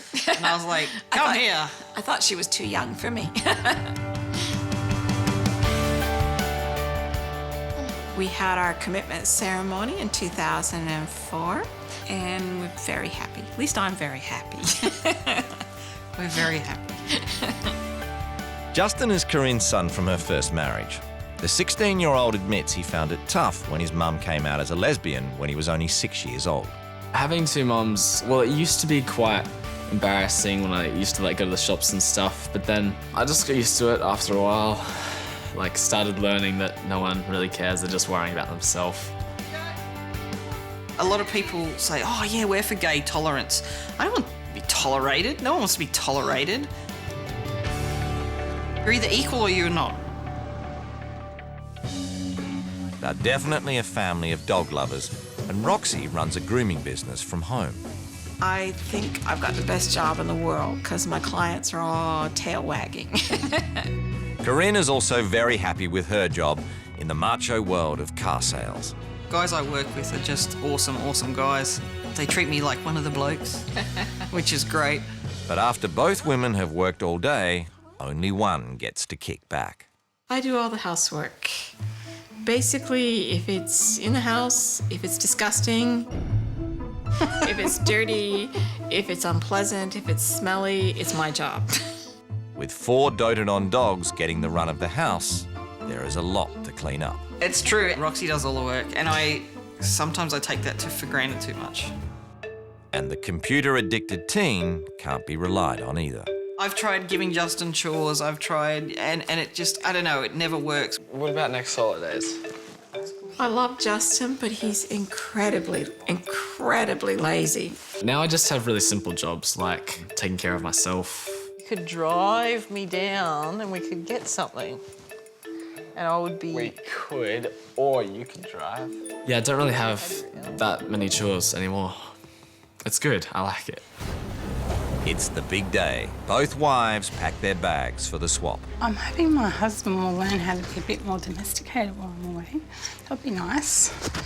And it'd be nice if they appreciated me when I come back. All the hard work I do. At the Wilkinsons, Corinne drew the short straw, so she's the one who's packing. I'm assuming I'm going somewhere civilised. We've packed the toilet paper. All right, I'll see you guys soon. Thank you. Bye, Mum. Love you. Bye. As the wives leave their loved ones behind, they have no idea where they're headed. It would most likely be a really dirty house with lots of animals in it. It would be a bit scary. Maybe the Bible Belt, or really roughing it somewhere in the outback with... Maybe Rox did me a favour packing the toilet paper. Time to find out. I can hear a dog.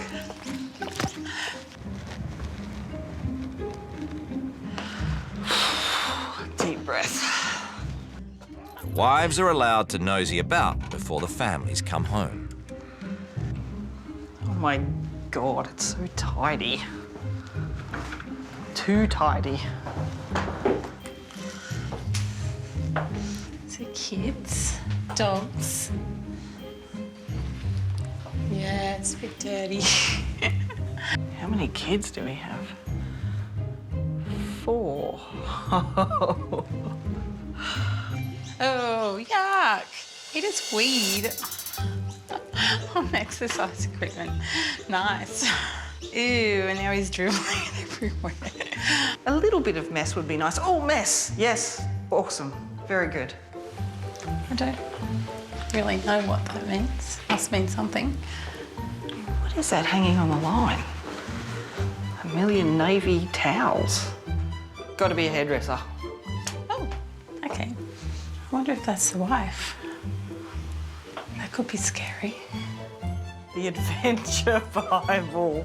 I know it well. Boy teenager. My friends at Dykes on Bikes would love Naked Bubby, so that's all good. My very first Bible. Okay, there's no shortage of Bibles in the house. Must be some kind of... Maybe it's to do with the dogs. They don't have to sleep in bed with me, but do they? Oh my gosh, I wonder if she does pageants or something crazy like that. Oh, I'm so glad I had a boy. They like bike riding, but I can't see any photos of the dad. I'm thinking maybe it's just 2 women and a son. So maybe I haven't got a husband here today. Is that right? Well, the household manual should clear things up. Hi and welcome to my house. I'm Karen and I live here with my partner Roxy. Yes, you read that right, we are lesbians.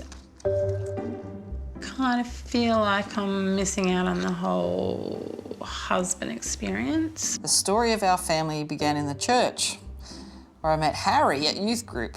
We were 14. Motorcycles are one of our passions and we are proud members of Dykes on Bikes. Shani has just moved up the road and is living with her boyfriend Adam. Ah, with her, they're living in sin like me. We are lucky if we see Justin for more than 20 minutes a day. He spends a lot of his time in his room and we don't spend much time together as a family. That's even sad. I do everything and he does nothing. He only let me go back to work if I made a deal and promised that my job wouldn't get in the way of the housework. I attended the local Baptist church as well as a Christian Life Centre church for approximately 10 years, but left it after they told me I had a demon in me because I was gay. I think that's really sad that she felt rejected by the church. Oh no, oh no. He believes that homosexuality is unnatural and that it's a lifestyle choice. Oh, Harry, it just got ugly. I normally get home about 6 p.m. and dinner will pretty much be on the table when I get home. Yay! I wanted someone who cooked for me. How exciting. I do a quick tidy and clean every morning. I make all the beds.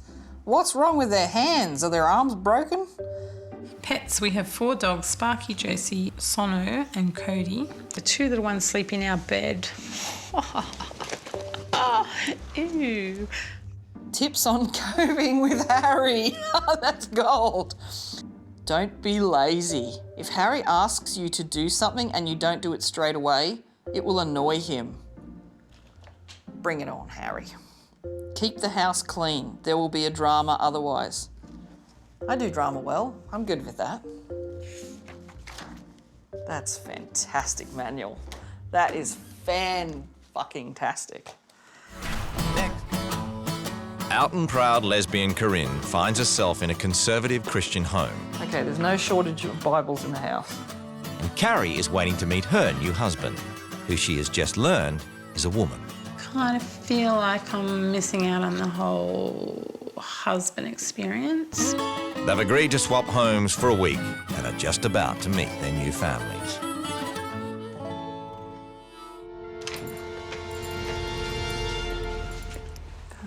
Hello. Hello.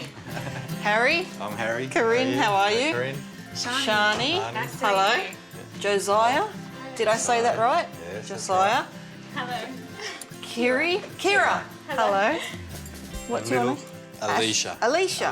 Hello. Do you want to shake hands? Give her a little while. Nice to meet you. Wow. So you guys have come fresh from the salon? Yeah.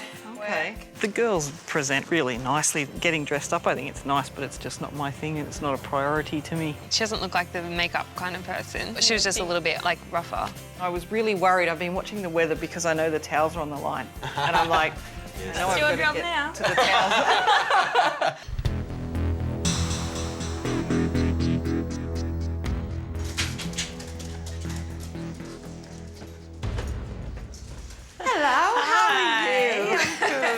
This is Josie. Hello, Josie. Roxy. I love your jewelry. It's gorgeous. Justin, nice to meet you. Hi, how you going? She's very pretty, which is always nice. Somebody pleasant to look at. Because I'm used to looking at a pretty woman all day. I know absolutely nothing about you, so I'm dying to hear everything. I've read the manual, that's about it. I don't know if I can say having a wife, but that is a bit weird to say that. You probably wore the wrong colour, black, because of all the dog hair. Oh, okay, I'm thinking, okay. Cool. All right. So literally just throw them in, no folding. No problem, just chuck them in there and then you can chuck them. And Corinna's thrown straight into Carrie's chores. No questions asked. No one asked me what my husband did for a living. Yet. And what's your husband do? My husband is a woman. Okay. So yes, I'm a lesbian. My partner's name is Roxanne. Roxanne, I yeah. would like to say my wife, but legally we can't get married yet. Okay. To have Corinne come here and being very openly gay, it's not something I would want to expose my children to. Corinne, she's a little bit like my mum. I think Corinne might fit into the family. Corinne tries to find some common ground.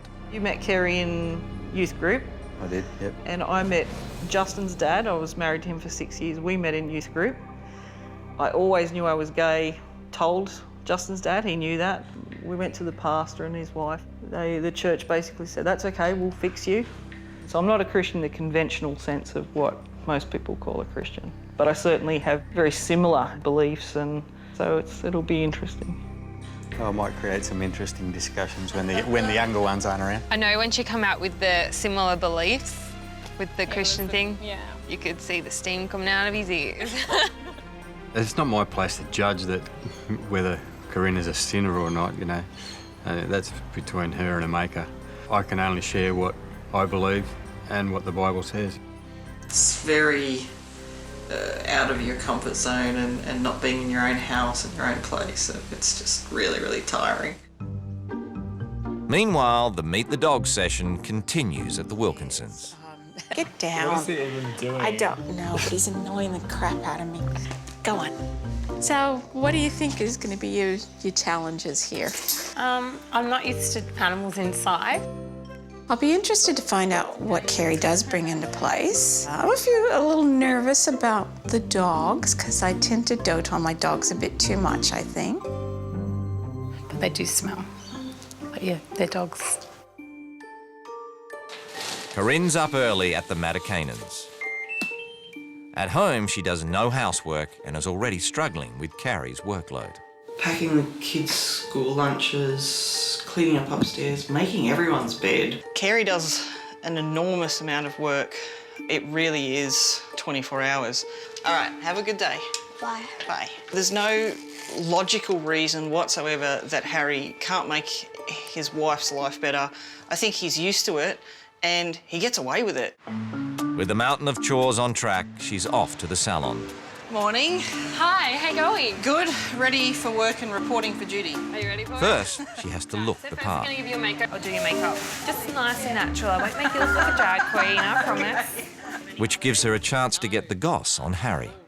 What would upset him? When you said that you're Christian but gay at the same time, like, I don't think there's a problem with that, but I know my parents are a bit iffy about that. What would be his nightmare? Probably die if you made him cook. Probably to cook and just do like the housework, but I hope you make him do it. I like it. Yeah, see, I didn't make you look like a drag queen. Come on through. While Corinne sells blow waves, Carrie spends the day trying to sell cars.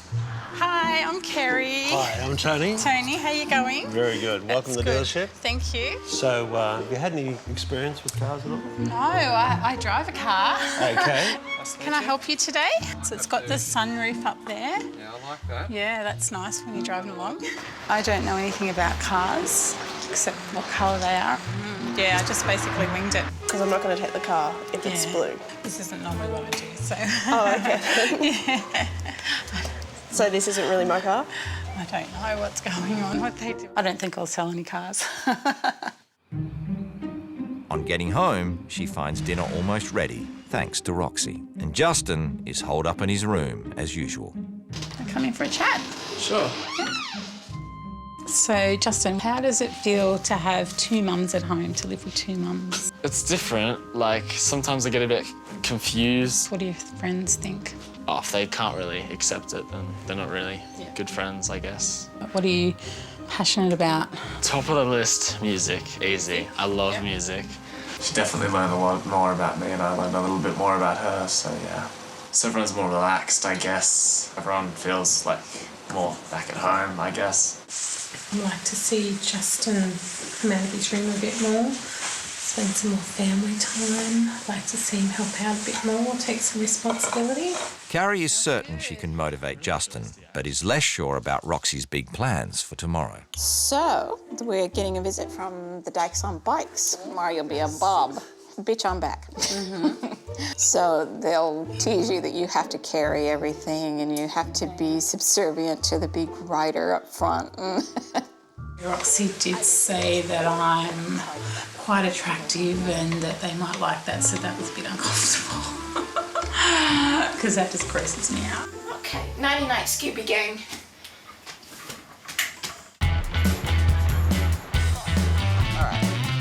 Corinne is getting used to life as a subservient wife, but there's been little time for her and Harry to talk without the kids around. Are we all... How did you do that fast? Oh, man. Tonight, church friends are invited around for a roast, so while Corinne gets the meat in the oven, Harry does some biblical research. I quickly jumped online and I pulled something up that really expresses my view and my beliefs. To me, it's quite clear that, you know, the Bible says it's a no-go area, that he didn't design us that way and that we shouldn't participate in homosexuality or any kind of sexual sin. No worries. All right, have a read through. If we participate in things that he doesn't condone, then we can expect to be judged for that. The clever adaptation of the word gay by homosexuals, well, they're a sneaky bunch. Robbed of its pure meaning, thereby corrupting a once perfectly good word. How can you corrupt a word? I know one case of a homosexual who seduced a 13-year-old boy whose father had forsaken him. That's not homosexuality, that's pedophilia. This has just reached a whole new level of wrong. And it's deeply offensive to me. Feeling very isolated. I made jokes, oh, I'm going into the lion's den. Well, I actually really feel like I'm there and it's not funny anymore. Well, I've got a roast dinner to cook for all the people that want to see me burn in hell, so I better get on with that. Also feeling some trepidation, Carrie leathers up for her Dykes on Bikes ride. You got your boots. You got your jacket. Dykes on Bikes bandana. And now you can ride with pride. How's that look? Hey, you look like a natural, actually. I'm not feeling very much like a lady at the moment. A little bit nervous about, hanging out with a whole heap of lesbians, because I've never done that before. Gosh, my husband would be scared of me now. Carrie looks the part. Time to meet the gang. I mean, the bike club is basically for like-minded girls who love motorcycling. Okay. The Mardi Gras is great. They throw 500,000 people on the side of the street and then 500,000 people go, yeah, you can ride a bike. And I'm like, yeah, I can also yes! But it did bother me a little bit how rude and crude they are. I think that's private and shouldn't really be thrown around. Let's go for a ride, come on. But she's here to live Corinne's life, so she throws a leg over.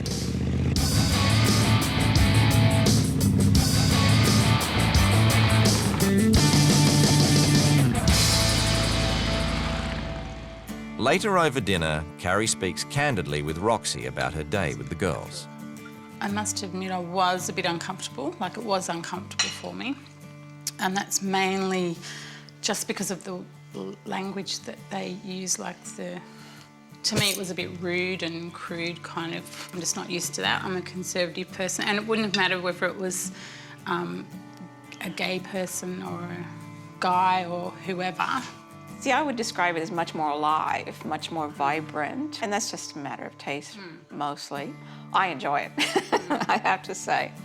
I suppose, though, I can understand why people would feel uncomfortable around the gay community, though, if that is how they are as a group.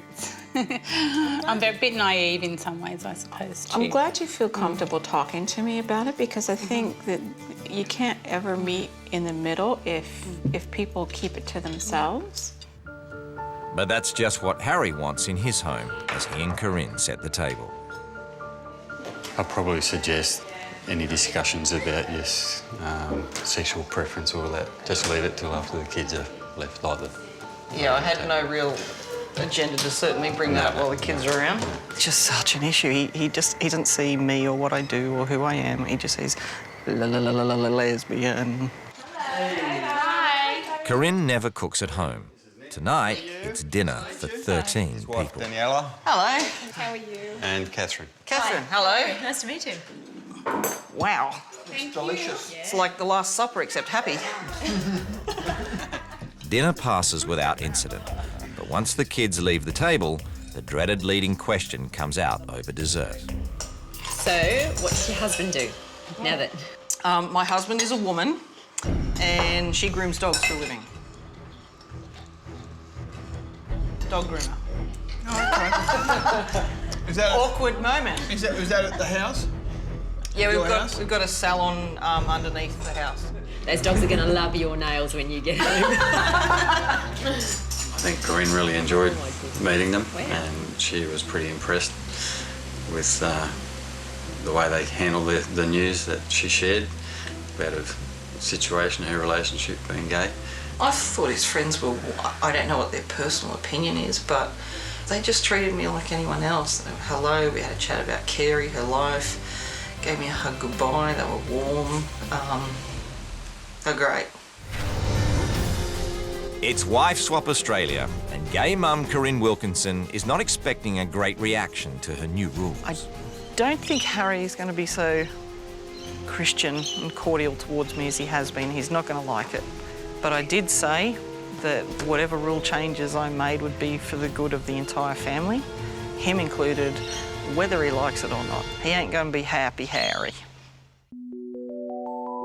While Carrie Matakainen wants to divvy up the chores more evenly and motivate Justin to pursue his dreams. I'm hoping to bring Justin out of his room so he spends a bit more quality family time. And I'm also hoping to get Justin a bit more enthusiastic about doing something outside of the house. The time has come for the wives to unleash their new rules. Hi. Hello. When I first walked into this house, I couldn't believe how spotless and shiny it was. But I soon realised that Carrie works herself to the bone to keep it this way. She's like your personal house slave.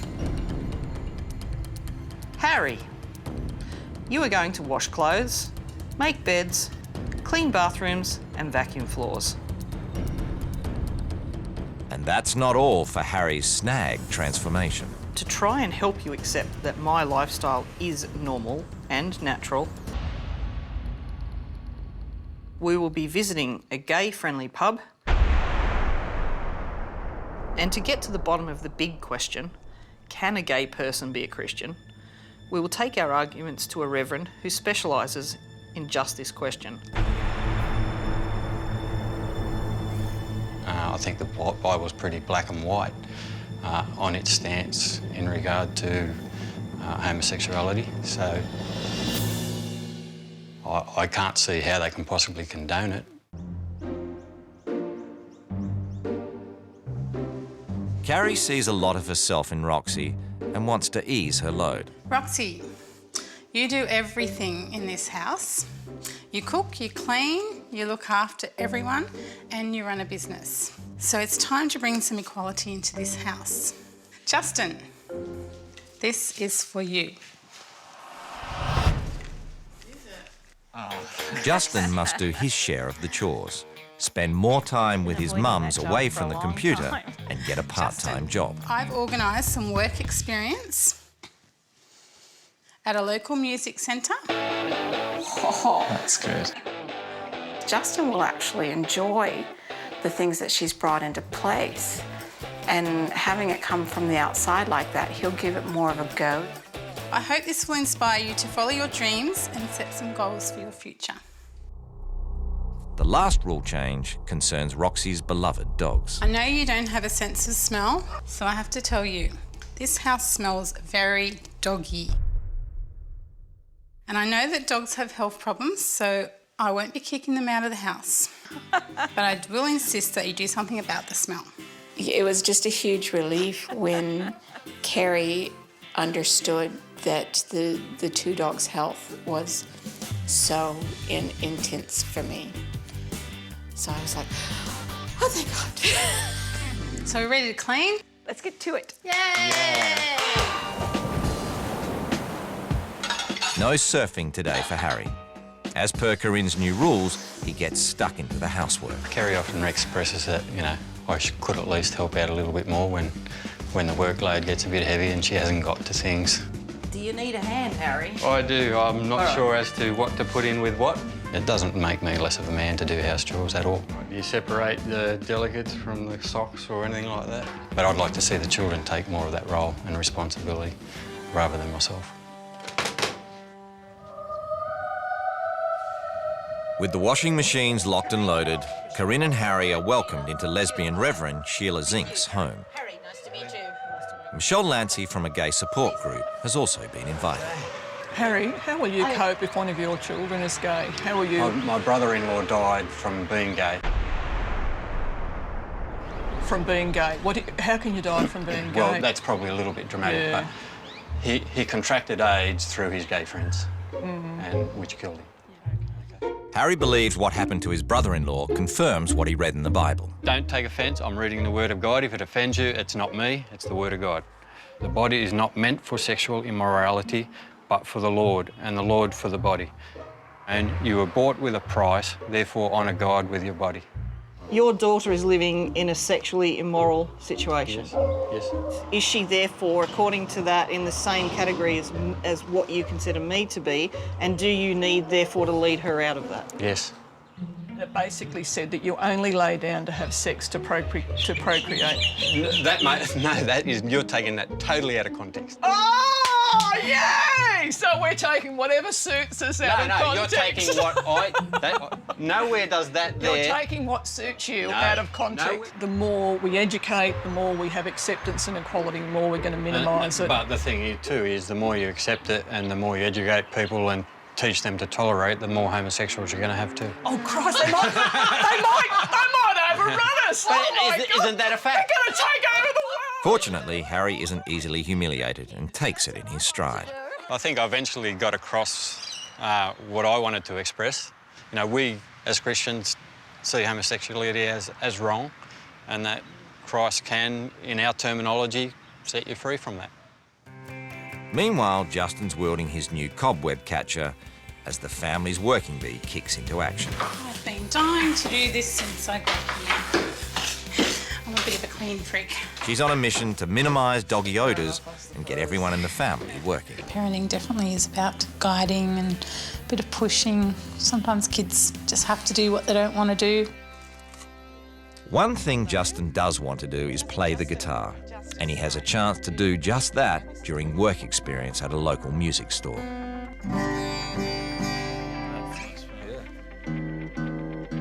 I think he's realising that he can do things if he has a go. Cool, I think. It's good seeing him actually get in and go, oh, that's not so hard. His day ends with an impromptu guitar lesson.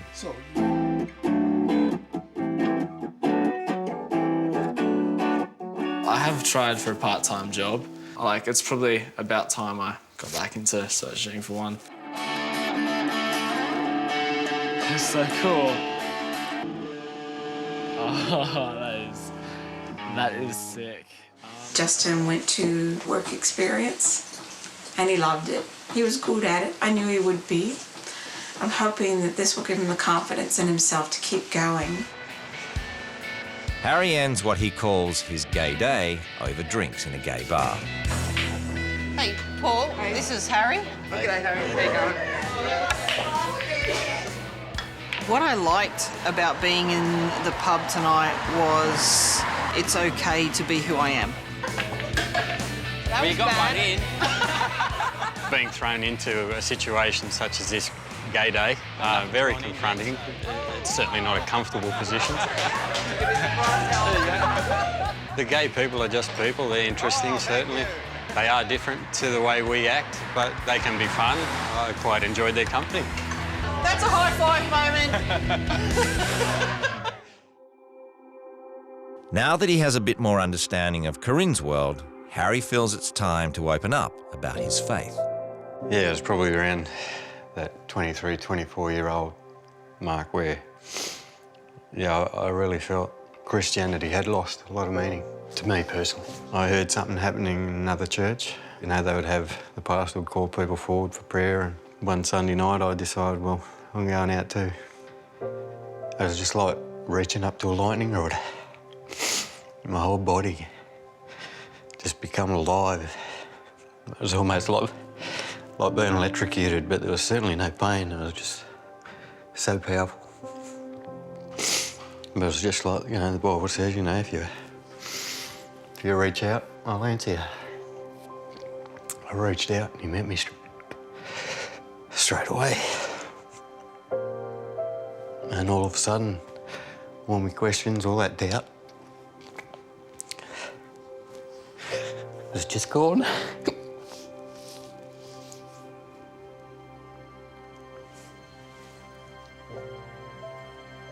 And that's only the introduction.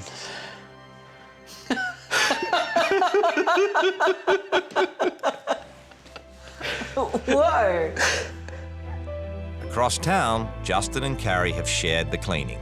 So there's finally time for the whole family to have fun together. Drive, racing, car Carpool. wash, flag car. Give up. Yeah. Carnation. What's a carnation? I don't even know. Carnation. It's a flower, of course. It is? Yeah, it's a flower. And with time to relax, Roxy's had time to think. I'm feeling much braver within myself to talk to Corinne about the fact that I do need more help around the house.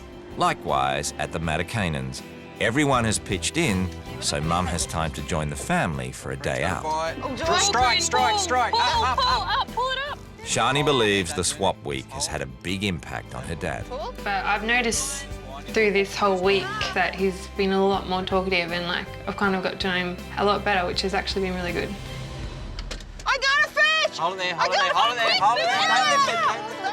there. Yeah, I suppose I did learn something out of talking to Corinne there. It was interesting to see her perspective on where she sees herself in her relationship with her partner. It sounds very stable and settled, which is probably a little bit surprising for me. I can't wait to get home to my son, to my crazy dogs, and just be at the best place in the world with my family at home. The last morning of the swap week for the wives. So it's a bit of a surprise coming into wife swap, ending up with a wife instead of a husband.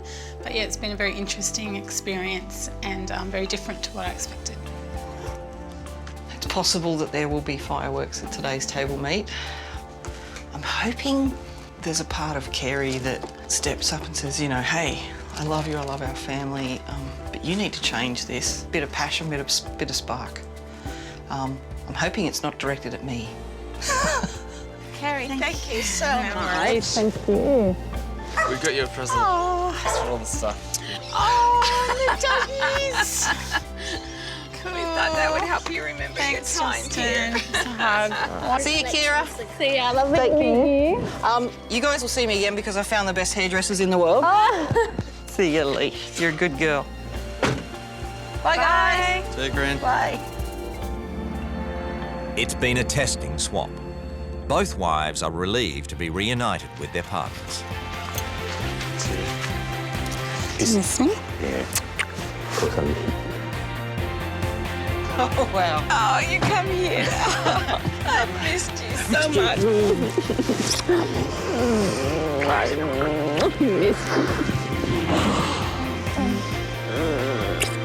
I love you. You're the best girl in the world. Harry? To the table meeting, and and Corinne wastes no time letting Carrie know what she thinks. If I was living your life full time, I'd run away. Don't worry, sometimes I thought about it. Not because I want to leave, but because I want someone to stand up and go, hey, wow, look what you did, that's great. I washed towels and towels and towels and towels. I told you she'd like the towels. And like, by the time you've gotten the kids to school, you've packed their lunch, you've cleaned and tidied and bathrooms and shopping and work, and there's just this constant treadmill, like you're like a little hamster on a treadmill, and it's like, you know, when do you breathe? I promised I wouldn't cry on this show. It's nice to hear someone talk nice about me, because he does very much. She's terrific. I don't really have any expectations. Do I tell you every day I adore you? You do, but the housework has been an issue. Yeah. I don't think you've actually cared at times about how I feel about getting lumbered with it all. With everything being laid on the table, Corinne wants to unload about her time with Harry. I did not feel welcome in your house at all. I felt barely tolerated. It wasn't the kids, it was Harry. The fact that I'm a lesbian is such a small part of me. But it showed me that there is still a lot of bigotry and ignorance, and it hurt, and I was kind of burnt by it. And I suppose when I found out that it was going to be a lesbian couple, that was my first thought, oh my gosh, that poor woman. And yeah, I feel really sad, but I would welcome you into my house any day. Thank you. I suppose Harry and I have very different opinions, and at one point he printed out something from the internet and basically said, well, homosexuals prey on 13-year-old boys to make them gay. That's not homosexuality, that's pedophilia. It was highly, highly offensive to me. You wouldn't say homosexuals are all pedophiles, would you? Absolutely not. Well, I didn't think you would when And that's what I'm saying. I did not say that. I'd be shocked if you would. And the document did not say that. You probably should have scrapped the whole document. It's like it was more trouble than it was worth. Part of my rule change, there were many, one of those was that Harry and I, and to Harry's credit, I got to say, he came along, I thought he was going to bar humbug and throw me out of the house, was that we went to meet a reverend from Metropolitan Community Church. Yeah. She's a gay minister, though. Like, that was the meeting. And that's all you see her as? No, but she was a gay minister, That's just to all put it you in want. context. Yeah. Okay? I'm really not interested in going there. Just so Kerry understands where the debate was coming from. Well, that's where the debate angle. finishes and ends with you, Harry. She's a gay minister, so anytime she opens her mouth, it's all... You're not open. You're so closed and scared, and you're full of fear. Like, if Christianity's love, all I see in you is fear, fear, fear. I'm not fearful. Oh. Carrie steers the conversation to an easier topic. So Justin's a great young man. We got him out of his room.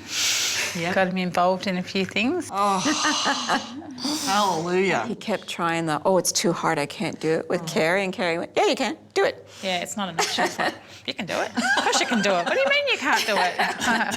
How'd you cope living with 4 dogs? Yeah. When I first walked in and met the 4 dogs, I was like, oh, you 4 dogs. They smell a bit, and then next minute, someone has stuck his leg up and done a wee over everything. I'm like, no! Oh, no. And then dribbled it all across the floor, so that was interesting. Yeah, had quite an eventful little change. A few hours of work, which was only a few hours. Then we went around vacuuming and wiping bathrooms. You enjoy it? Not really. Oh, the vacuuming's therapeutic. It's not so bad. Yeah, the first time. The first time.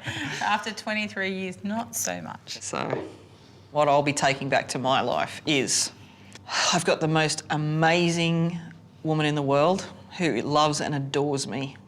I've got an awesome, awesome son. I'm going to be a little bit more guarded about who I share myself with. And anything you want me to change, listening ears. What I'm going to take away from this experience is a lot of great ideas from Carrie, a lot more courage in my life to demand the things that I deserve.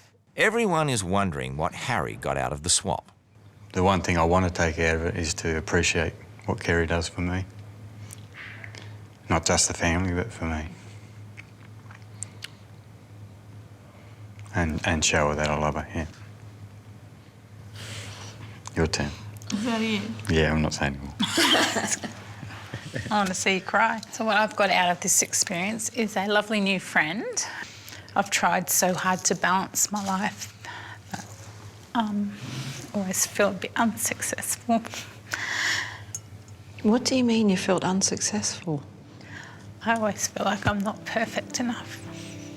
Nobody's perfect, but you're the perfect you. Yeah, but I don't have to be perfect, so I suppose that's what I've kind of realised. I think you're a huge success.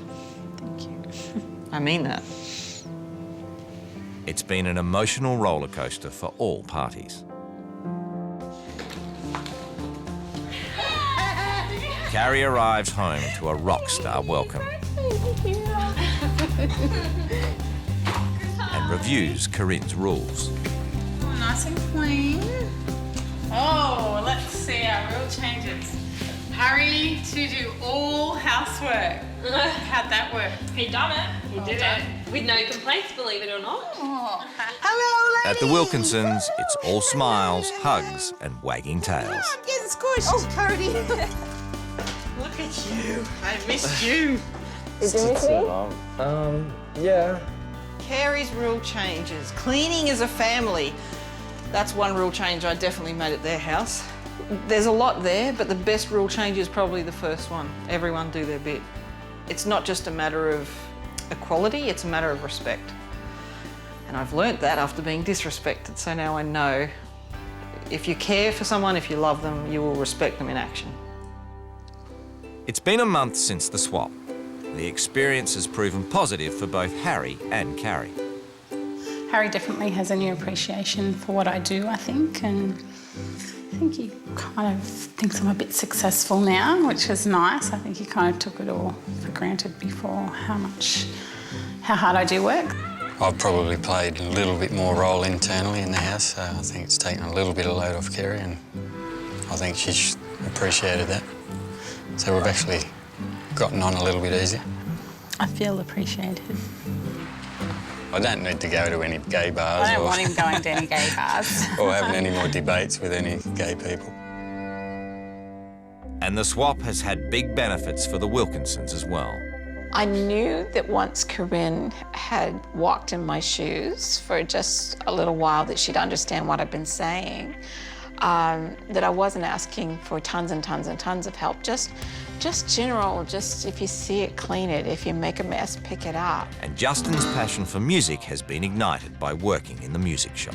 I've always thought it was really a cool thing to learn. Guitar it's one of the top ones on my list to have to learn.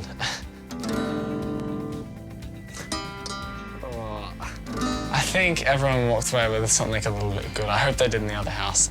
We do help Rox a bit more with the chores. Or we're cooking dinner tonight there, Mum. That'll be good. A lot's changed for me emotionally. I really appreciate my family more. So I would like to do that. Would you like to do that? I'd like to do that, actually. I feel like we're more closely bonded as a family now, rather than as Corinne and Justin and then me. So I feel like we're more together now.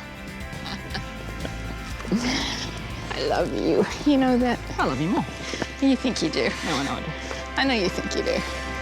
Nice ass, lady. Hi, Roxy. How are you? Good. It's time for you to go and relax. We're going to wash Sona here. Come on. Good boy. Oh, you must take that. Oh. She should have warned us about that. He's going to shake, isn't he? Yes. Over here. Oh, that was lucky. I barely. Nice, Sona. About that.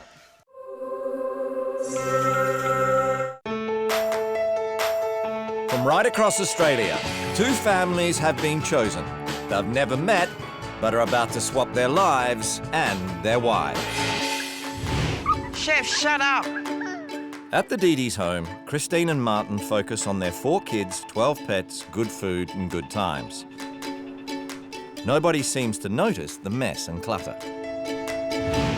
The minimalist Beakers Fuyong and her German-born husband Oliver lead a strict and disciplined life, expecting the same from their two small daughters. Both wives have agreed to swap homes, husbands and kids in a 7-day experiment to see what they can learn about their own lives and to answer the question, what's it like to switch strict order with ordered chaos? Oh my God! This is a prison for me. 5 people have just reserves to play. He's an arrogant piece of... There's nothing wrong with us, don't you get that? Have you seen the Muffin Man, the Muffin Man, the Muffin Man? I have the best mother in the whole world, and you will never, ever match up to her.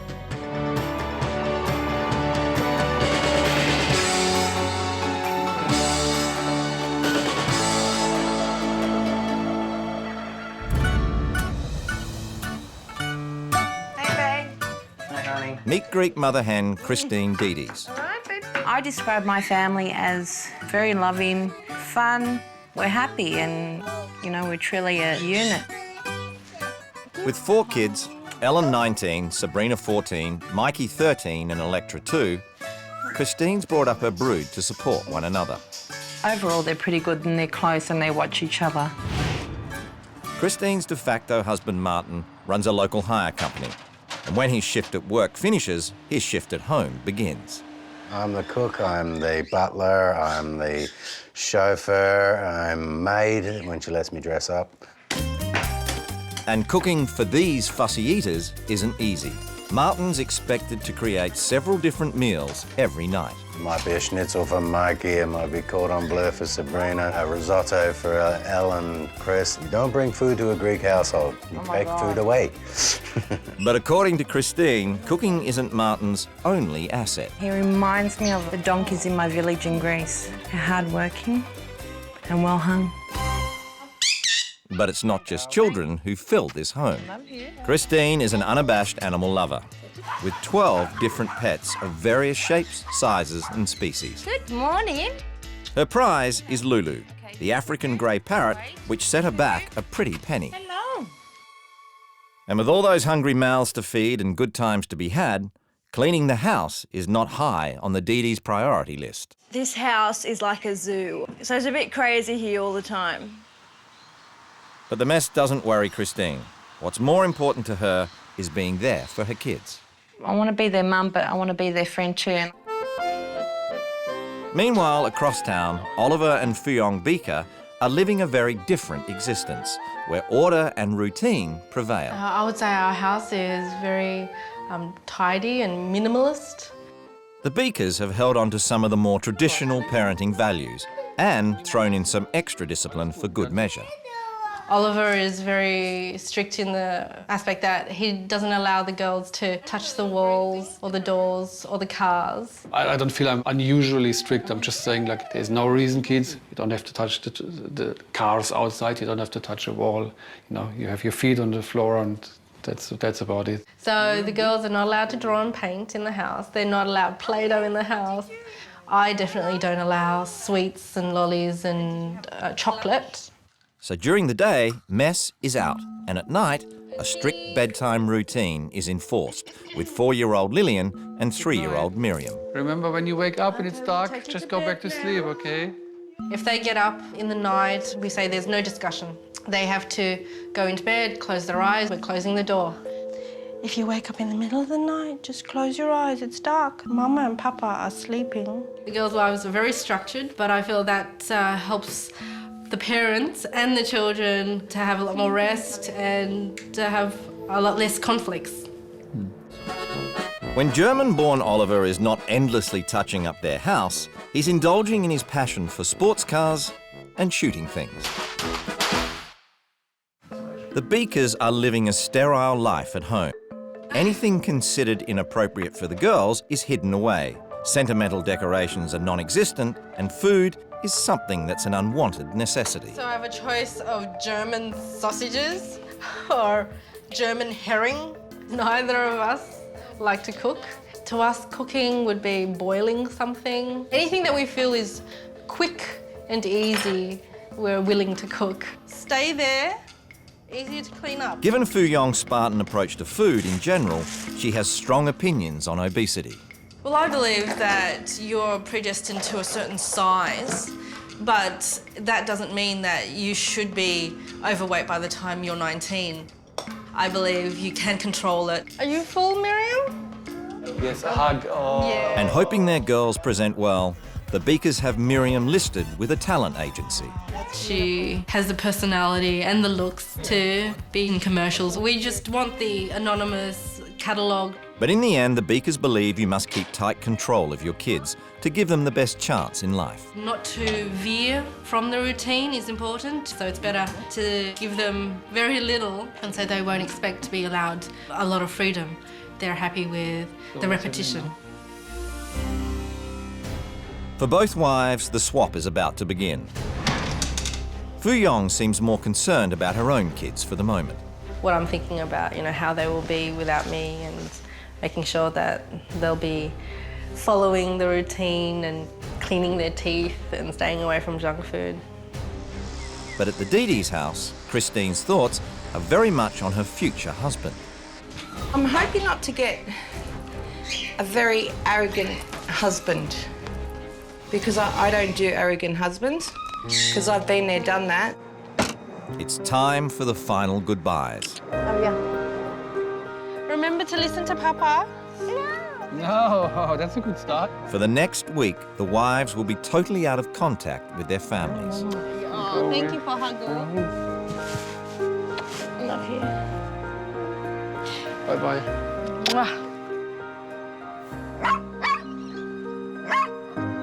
Hi, Mommy. Love you. I love you, Mommy. I love you.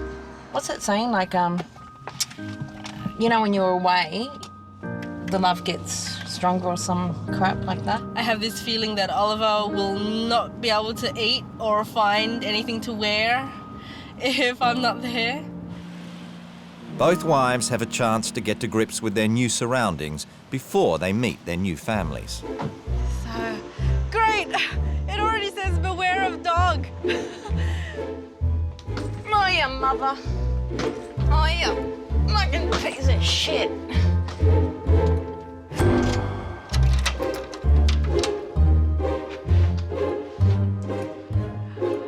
There's already a dog. Is this the beware of dog? I hope it's the beware of dog. And hopefully there's no other bigger dogs. Nice kitchen. Oh, the house looks like it hasn't been kind of lived in, like it's open for inspection to be sold. You can really tell there are animals living here because I can really smell it. Okay. They got a little girl. Still, where are her toys? Toys. A real live poo. Oh my God, that's disgusting. It's empty. Hello. Echo. It's so empty. Oh my God. It doesn't actually match either. We really like matching furniture in our house. Oh my God. Adolf Hitler. It looked like there was going to be some veggies, but they're all rotting. What's for dinner tonight? Woohoo! Let's have a fungi pizza. That'll be easy. What are they? Mashed potato, frozen. What's that? Looks like a tampon. Oh, the cover. I've just noticed. Are drawn on by probably the toddler. So we've got tampons and pizza for dinner tonight. Cool. Yeah, puss. Here, puppy. Yeah, moon. No, nothing. Nothing's coming. No animal. And the laundry, which is full of clothes. I don't know if they've been washed or not. After a quick inspection of how the families are living, it's time for the wives to read the household manual they've written for each other, explaining who lives here, who does what, and how things will work for the next 3 days. My name is Fong Pong. Oh, I don't know how to pronounce it. Anyway. Hi, my name is Christine Dedes. I live with my partner, Martin Jenkinson. My 4 kids 4 kids? I miscounted. As well as me, there is my husband, Oliver, 39. My 2 girls, Lillian, 4, and Miriam, 3. They are not allowed to touch or lean against any doors or walls. Huh? They don't get out of bed or get up during the night, as they are not allowed. I got Hitler. Oh my God. Oh. We have no rules and no routine in this house whatsoever. Not a surprise. We have a sports car. Isn't it like the guys with the big, nice sports cars are the ones with the little penises? Well, hello. I hope you like animals because we've got plenty. We have 6 birds in the house, a kitten and 3 dogs. I don't think I've seen the 3rd dog. We don't have dirty things like sandpit. How's that dirty? Pens and paints, Play-Doh or paddling pool. Are they for real? I've got very spoilt kids. It's my fault. I brought them up with me doing everything. Well, that's definitely going to stop. We are open to most religions and races, but I detest obese, lazy people. She really should not say that. Trading lifestyles for a week are neat freak Fu Yong Beaker and Queen of Chaos Christine Dedes. Lordy, lordy. Having had a quick look around their new homes, the wives wait nervously to meet their new families for the first time. Hello. Hello. Hi, I'm Christine. Yes, I'm Oliver. Hi, Nice to Oliver. meet you. Hello, what's your name? I know there's a Miriam and a Lillian. Is that right? Christine wastes no time letting Oliver know she's a big fan of pets. I've got 3 dogs. One of them lives inside. It's a little dog. These days, I don't like to have animals around us anymore. Just met Oliver and the girls look fantastic. They're like just happy-go-lucky kids, as a 3- and 4-year-old would be. Oh, yum! Oliver is set in his own ways. I think we're going to butt heads, though, which is going to be a problem. Kids already have sort of taken on playing with her, which is a bonus, which is probably the most important part. Rosie, pumpkin full of Rosie, a tissue, we all fall down.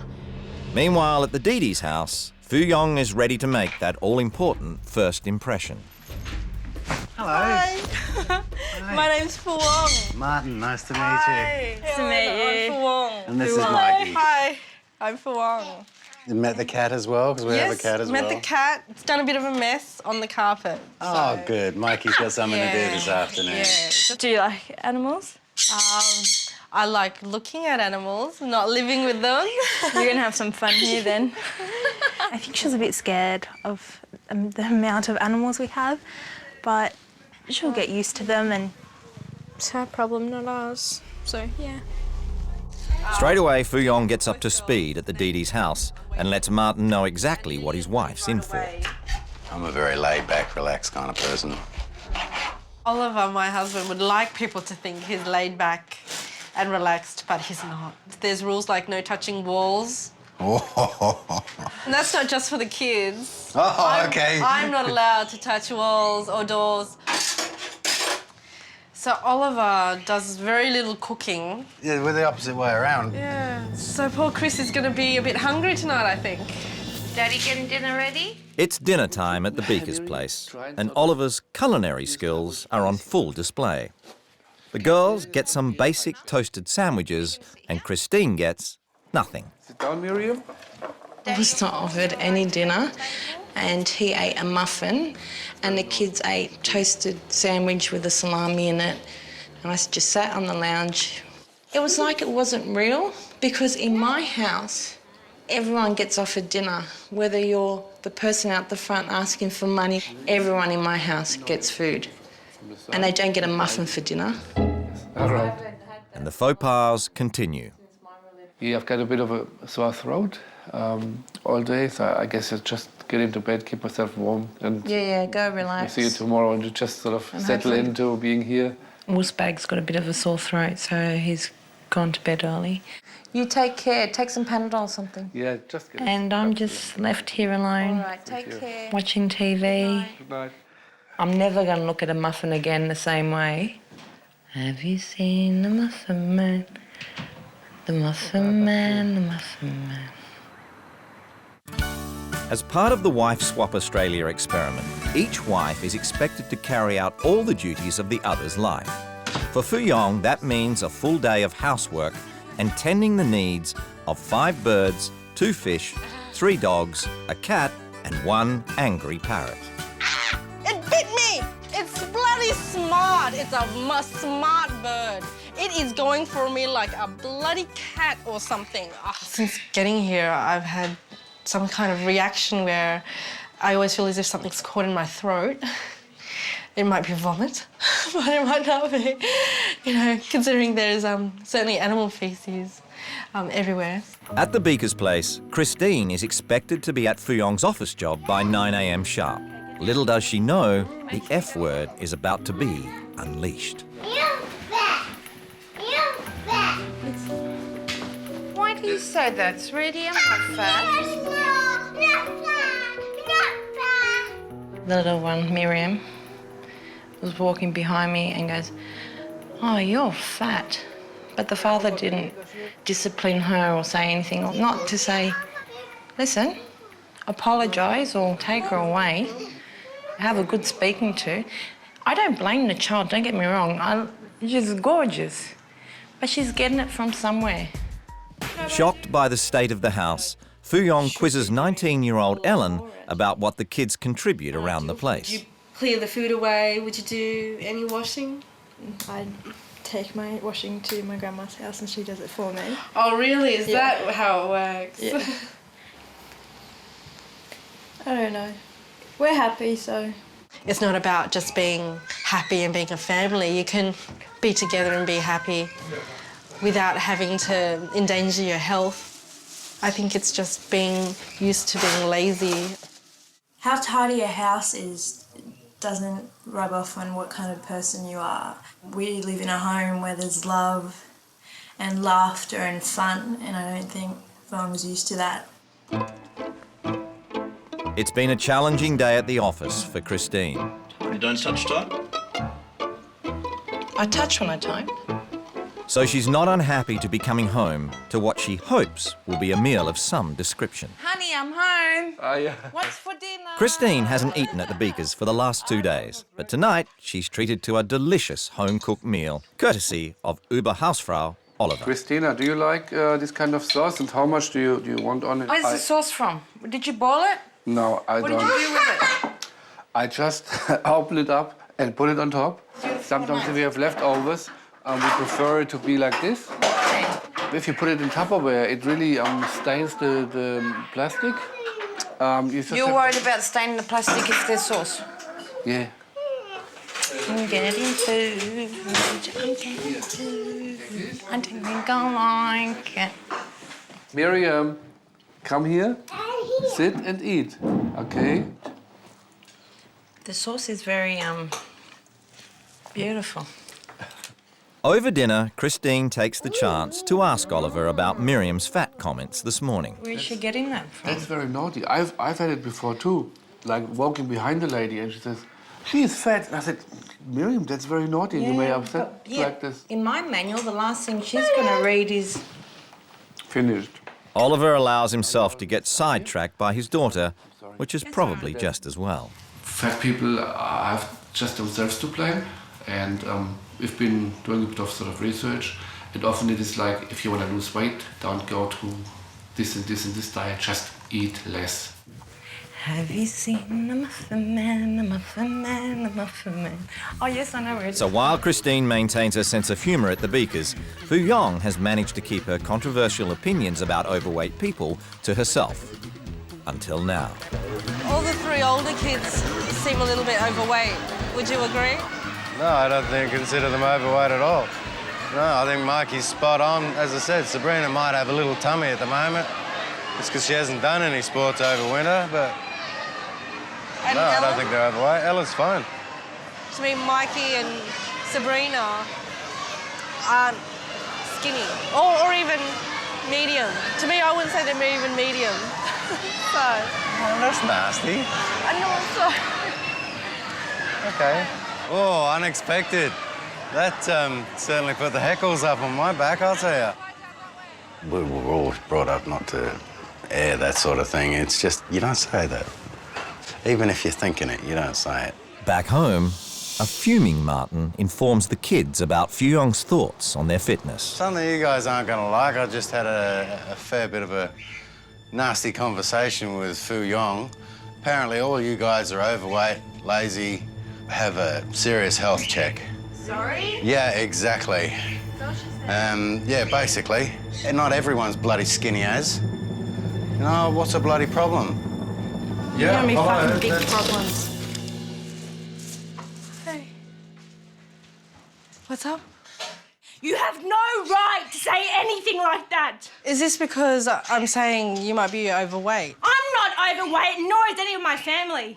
Yeah, Our dad you're doing- actually cooked us food. We don't have sandwiches for dinner or little noodles because you can't cook. We don't have that. Yeah, but you we guys- eat good food. We eat real No, food. you eat chocolate biscuits at 10 p.m. at night. You What's eat. wrong with that? Everyone's allowed to have You a snack. eat. Like, you guys seem really relaxed about the house and the pets and Because each we're other. happy. Yes, Because but then, we're happy. But then as soon, That's why. But as soon as something is mentioned about, you know, size or weight, then there's tears and there's screaming. I'm not crying, sweetheart. Yes, but Sabrina I'm not is crying. crying. Why do you think? Why do you think? If someone came up to you and goes, "Oh, you're ugly," what are you going to say? What are you going to say? I didn't say What she are you was going to say? ugly. If I go, "You're ugly," what are you going to say? Tell me. I didn't say. Yeah, but tell me what you'd say. Tell me right now. I'd say that's your opinion. Sorry about that. You know. So none of them have ever mentioned like in Because there's school? nothing wrong with us. Don't you get that? So then why are you screaming?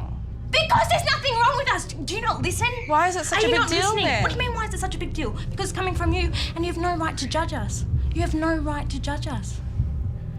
No right at all. As your mother in this position. Well, you know what, sweetheart?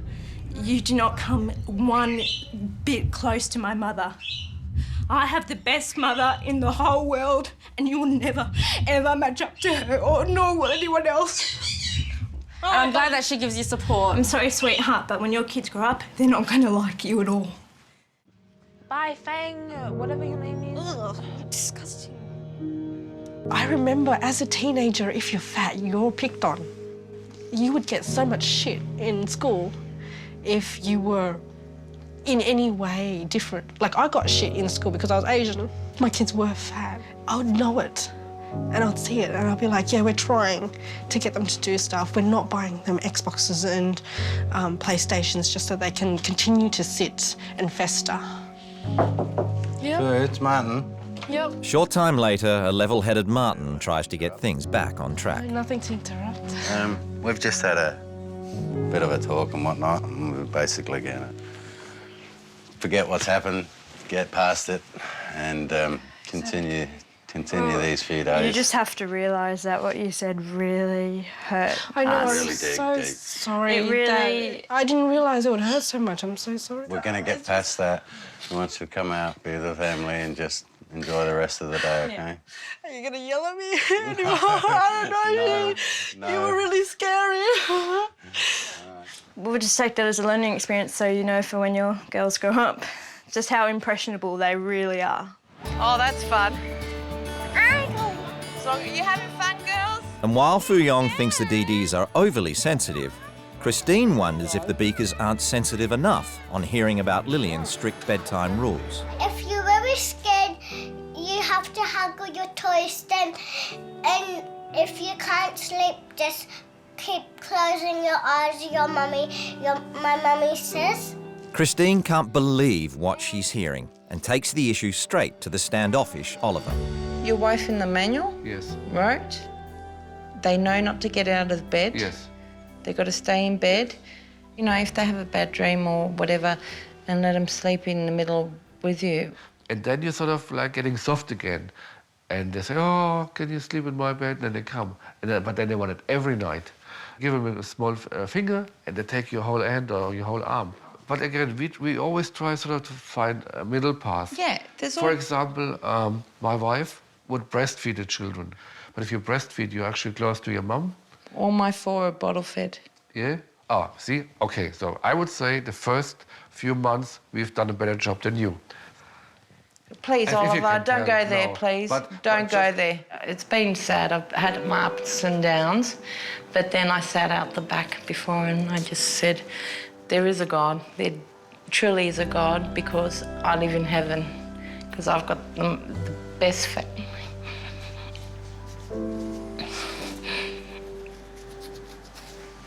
Sorry. There's been confrontation on all fronts since fat-phobic Fuyong Bika It is going for me like a bloody cat or something. switched homes and husbands with fiery Christine Dedes. Please, Oliver, don't go there, please. Don't go there. Having seen the way their houses are run over the past few days, it's time for the wives to shake things up with some rule changes, which all the family have to abide by. Well, obviously they're a fiery bunch and they're not as laid back and relaxed as they like to present themselves as being. My rule changes are not anything big, I feel. It doesn't reduce your level of happiness or lovingness in the family by being neat. Meanwhile, at the Beaker house, Christine is taking a different tack with her rule changes. I hope these rule changes that I'm implementing today are going to make a big impact to this house. The majority is really for the children and for them to have fun and not to be scared and, you know, have a bit of freedom at home. And especially for Oliver to get out of his comfort zone. Hey. First things first. Shortly, there'll be a skip coming. We will be having a clean-up. We will throw out everything that's broken, has missing parts, or that is just sitting around untouched. There is no routine for anybody in this house except for Martin, and Electra needs to have routine as well.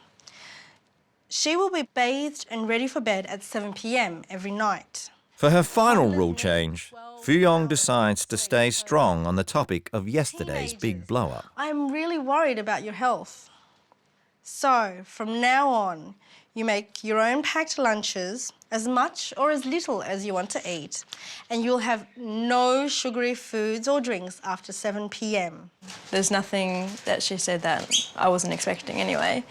If anything, it's a good thing. The kids probably could do with a routine for bedtime. I will agree with that. I will agree with that.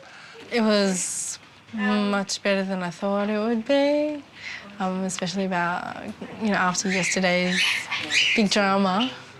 As long as I avoided using the right word or the obese word. All right. Ah, hello. Hello. Did you have a surprise for us? The girls are now allowed to draw and paint in the house. And they're allowed to make a mess because all messes can be cleaned. The girls can now touch the walls and lean on them if they want. Oliver will cook dinner from now on, but you can't eat the first meal you make, as I wasn't offered dinner my first night here. You're not a person that really starves, or? Excuse me? Yeah, Excuse me? That's what I just said. Really? Yeah. And then you wonder why your daughter calls people fat? No, that's not what I said. No, what did you say? You don't Excuse look me, like I don't someone look like someone that's starving. If you're just about to So pop can- and explode because you've eaten too much, that is absolutely your fault. Yeah, laugh. That's good. Okay, keep listening. Well done. At least your true colours are coming out, Oliver. So, okay, so the girls won't get anything unless they say please or thank you. Ah, that's good. Yes, okay? That's good. I agree with. Yeah. Yeah, every And, time. and if I hear any references to somebody's appearance, I'll make it very clear that it's not on. I think pets are important for children. They can relieve stress and bring enjoyment. So I have arranged for some guinea pigs to join your family. Oliver, you are not to eat them. And you will be responsible for cleaning their pens. Lastly, I'm throwing a fairy princess party. Yes, I have invited local children and parents so the girls can spend time with other kids. And maybe, Oliver, you can make a friend or two. Never know. Even though the girls love the drawing table, Christine is still brooding over Oliver's hostile comments. It was though he just did not listen to what I was saying, and he never does. He doesn't listen. And when the food situation came up, and it was lucky I didn't jump over the table and kill him there and then. And you know what? He can live his life the way he lives it, and let's see how the girls go when they're older. But right now, the girls are excited about their first experience with a pet guinea pig. Hello. Hello. Crush, are you scared? I'm still cold. Are you still cold? Can I hold that one? Of course you can. But Oliver is cagey about their future. I feel like me and my family are guinea pigs all week. Yeah, I'm not quite sure if we're going to keep them or not. Let's see what happens. I hope they don't get too attached to them. Do you want to feed him? Yeah. Okay. I'll get the food. Hello. Food is here. Here we go. Here we go.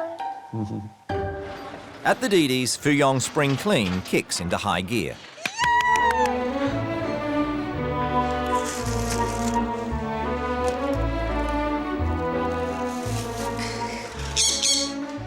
You know I know how to work a vacuum.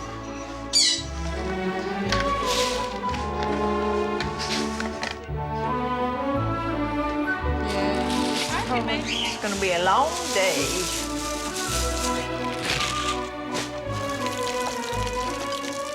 Looks like it's been out for a while. There's some unmentionables in there that I've noticed. There's a potato. I just found a potato behind the couch. I don't clean. I didn't even know that we had a hose. And after a day of hard graft around the house, Buy favourite clothes. the whole family sits down to one of Martin's home-cooked meals at the newly unearthed dining table. Why, thank you, wife. Daughter number 2. Is that enough? I need a cup. Oh, that's more than enough. Thank you. Is that good lecture? Oh. You guys done a brilliant job in here. And it's, I'm quite amazed at how the place is starting to look. Yeah, I'm so proud of you guys. What's Mum gonna think? She's been wanting to do this for so long, but she just couldn't. I just can't find the time. So you definitely think it's for the better? How are you not going to have a clean house for the better? It's a definite. Yeah. I can't argue with that. Necklace. At the Beakers, preparations for Christine's fairy princess party begin in earnest. Here. One. And look, I'll dress them up here. Can I have these? Yes, sweetie. And play with them, huh? And have lots of fun. They're here. Hello. But once the guests arrive, Lillian and Miriam make a beeline for the party food. Lily and Miriam had a great day today, but I noticed that when they were at the table, they just would not stop eating the sweets and the lollies and the biscuits. And when you see that, you know that they're kids that don't see it much. With the fairy party over and the girls out of the room, Christine feels she needs to confront Oliver about his general lack of respect and comments about her weight. Laugh, because no, really, this is a prison for me, and I am so glad I'm come here because I'm reassured that my life is the best. And you know what? Exactly that's what I think about my life. I think we're both happy where we are when we go back home. But I did not attack you in any way during the last 3 days or the day when we were welcoming you. And the rule is you are a wife replacement and not a guest. You know that.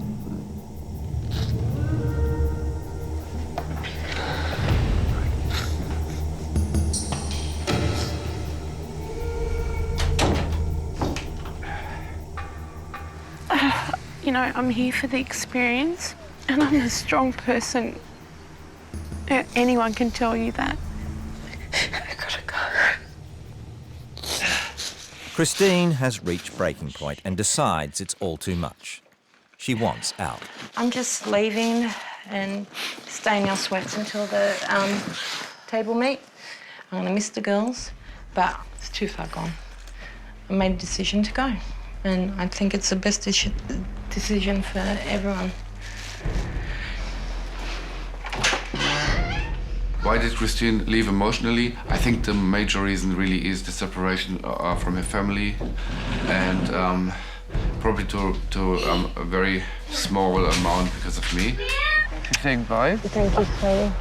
And Oh, your she was a papa. good replacement. The word fat was said a bit too often. I'm gonna miss you. You miss me? Yeah. Yeah? Yeah. Yeah, I thought she was more of a strong person, but I was wrong. So she couldn't face the music in the house. But Christine's already plotting revenge at the table meet. I just can't wait. And I can't wait to face them. It's like, bring it on. The Wife Swap Australia adventure draws to a close. For spick and span Fuyong Bika, No sugary foods or drinks after 7 p.m. and emotionally charged Christine Dedes. Laugh. Because, no, really, this is a prison for me.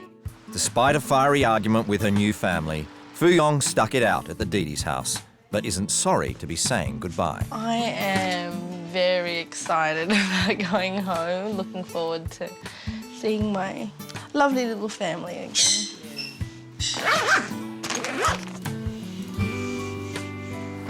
You keep those kids in order.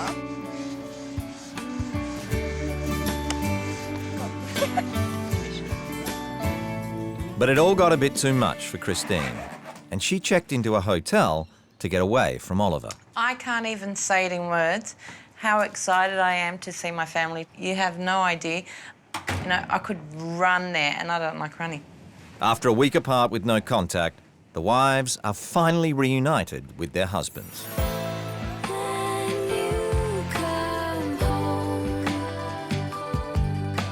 Babe. You right? Here you go, my honey bunny. Fucking miss. I love you so much, honey.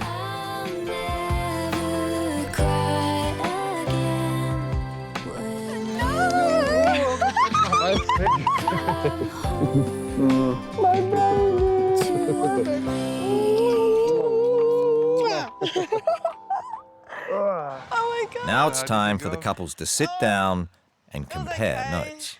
The first thing that I noticed when I got to the house was it was very unkept and very messy outside, and then when you come inside, it smells horribly. It is a strong stench, and it's because the animals are inside and you guys don't clear up after yourselves. It was Fuyong's #1 rule change for the Dedes family. Just in the few days that I implemented the rules, I've like created a monster. Sabrina and Ellen just can't stop cleaning now. They see things and they pick it up. They can see it now. Before, I think they didn't even see it. I think because I did it all.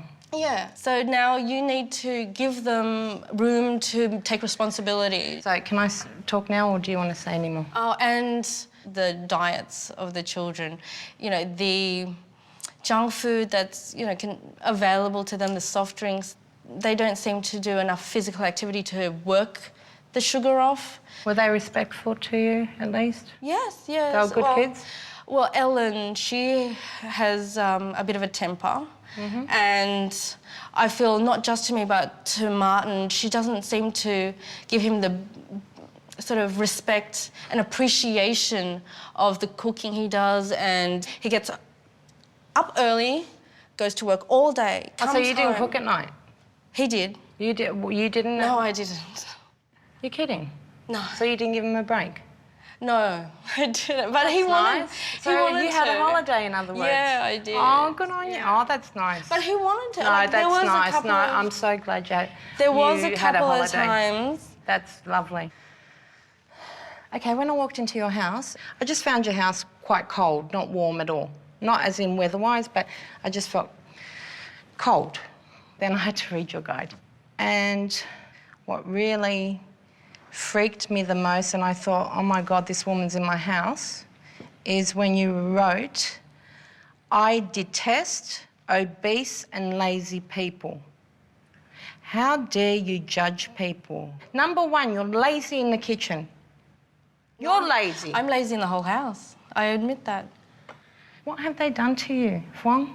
Please tell me. Well, they're affecting their own lives. But don't worry about their lives, sweetie. Worry about your own, really. You need to worry about your own life. And it makes don't out worry as if about other people's you lives. think that I'm referring to you, but I No, actually no, don't no, think I that haven't you're... finished yet, sweetie. Okay. No, no, I haven't finished yet. Yep. And then I sat down and waited for the family to come in, and I met your gorgeous girls. Absolutely, truly gorgeous. Oh, thank you. They liked me. Yes, definitely. And I liked you too. But I still like you. Yeah. Well, you haven't heard me speak yet. Oh, yeah, and then I met Oliver, and he came across like a lovely man. The girls had some bread and salami at the table, and Oliver sat down at the table with his muffin. And I sat on the lounge watching him for the first night for dinner. You weren't invited? That's very rude. I didn't know what you were eating before because it's the first sort of meeting, and I really have to get the kids. I offered, as I said. That's really rude. And not long after I went to your house, that Miriam came up to me and said, "You're fat." I know she does that. Why does she do that? How does she? Just How maybe does she stem on even? from you guys. How would she even know that word? And you did not, as a parent, pull her aside and say, "Sweetheart, first I tried what to... you have just said." Can I just speak because Yeah, I okay. really didn't interrupt your wife. You did what? at the end, but anyway, keep going. Just to pull her aside and say, "Listen, Miriam, sweetie, you don't say that about people. Can you please go to Christine and apologise right now?" Anyway, so it came to rule change, and I set some rules. And you know what he said to me? "But you look well fed." Another one was, you said to me, "My wife breastfed, No, it's because you were very saying you were a nurturing." better- Here we better go, mother, the okay? roundabout Come on. starting, the roundabout starting. I said, "I didn't breastfeed my kids." And you go, "Oh, well, then you didn't nurture them." I go, "Hang on a minute." And then You it were was on for accusing young and us, old. And then I thought of...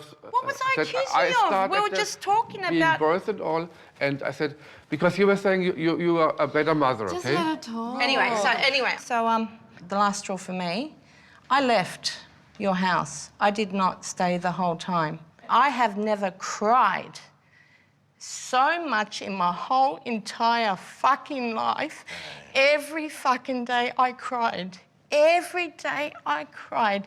And I have never cried like that unless someone died.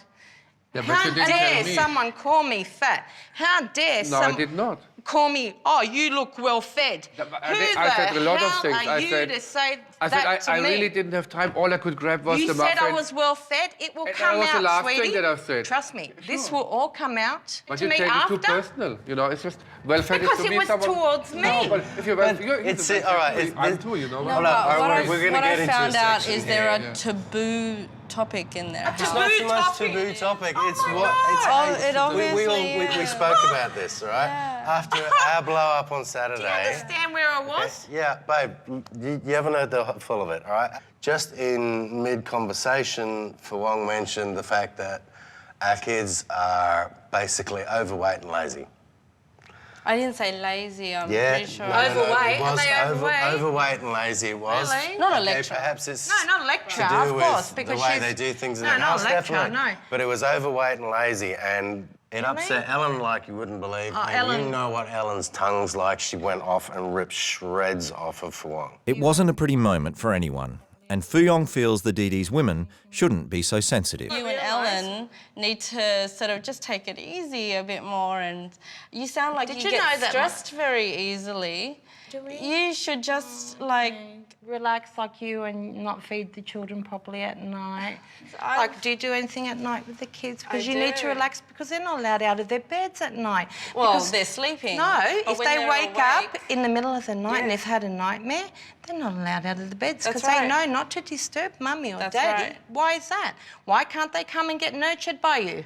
Because they have to learn to sleep all the way through, and Will, they will have. you not let your kids come No. and sleep with you? in No. bed? Not anymore. Not anymore. Can't What you stay eat. here any longer because you people like roundabouts. You go round and round and round and round and round. I- and you I fucking drive find me it- fucking insane and I don't want to do it. Don't I want you to go s- see my kids. Don't you see that you the people are weight like, problem I was, is like... weight problem, Yeah. weight problem, weight problem. What No, no, fucking no. weight problem? Are you, You took people it- all right? you took it onto You yourself. can lose weight, but you can't change It's what's not on about- the inside, love. So good luck to you and to you But and here it's so weird because how I'm you going guys- because you're all fucked. You're fucked. You're absolutely fucked. Give my love to your kids, but you're both fucked. It seems agreeing to disagree is the best course of action here, and the wives return home to their waiting families. I don't understand why. No, she's a very emotional person, I think.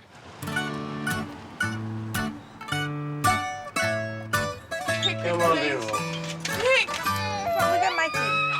Baby! Baby! Let me see you. Oh my God. Hi, guys. Come here. Hey! Are you okay? Come on. Come on. It's all right. Mum's here, okay? Mum's not going anywhere. I love you. I love you. I love you. Hello.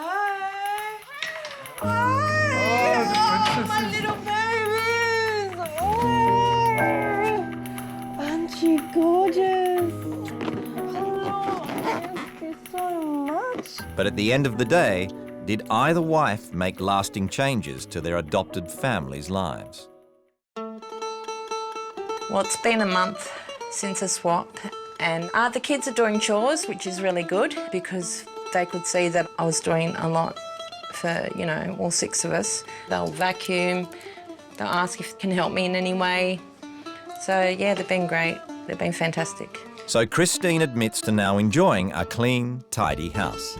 But that's the only thing she'll take away from her time at the Beakers. I think Oliver and Fawn, they're so judgmental of people. How dare they judge people when they don't know them? And I just feel so sorry for those 2 little girls that are, you know, that were absolutely, truly sweet. Since wife swap finished, I've gone back to work and Ollie and the girls are still the same. The drawing table for the girls was a keeper, but the guinea pigs weren't. The guinea pigs I never got to see. They were taken away from the girls and this house pretty much immediately. Yeah, nothing has changed. It's just the way we've done things before. So has Fu Yong learned anything from the swap? I've learned that the way we live our lives are appropriate to us and that it makes us happy. We are very comfortable in having a tidy house, being a house proud, careful in how we dress and eat and act.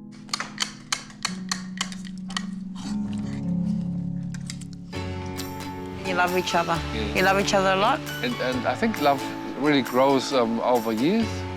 I think at the beginning it's more like sort of passion and lust rather than love, you know, so... You had sex a lot back then? I used to laugh during sex. You? Yeah, I do. And that would turn me off. I'd back up and walk away. Back up and walk away. Back up what?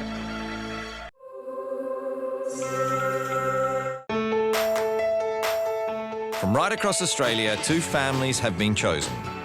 They've never met, but are about to swap their lives and their wives. The regimented Kings run their home like a boot camp. Byron is ex-army, Leanne is the family drill sergeant, and the girls fall into line. The freewheeling Xanties live for their music. Pete has no job, Bernadette is hoping for the big time, and the kids are dragged along for the ride. The wives are swapping homes for 7 days to see what it's like living the other wife's life and to learn a bit about their own. What's it like to swap dreams for reality? It's gone from the shit house to the penthouse. Glad she didn't chop it off. It is the most vilest thing I have ever heard in my life. And he thought it was funny. She'll come back here and say she's a pig. I don't give a shit. All you do is care about yourself. Here we go again. I don't care about my kids. You don't. Or you'd get up and get a job and support them. I think it's going to be chaos.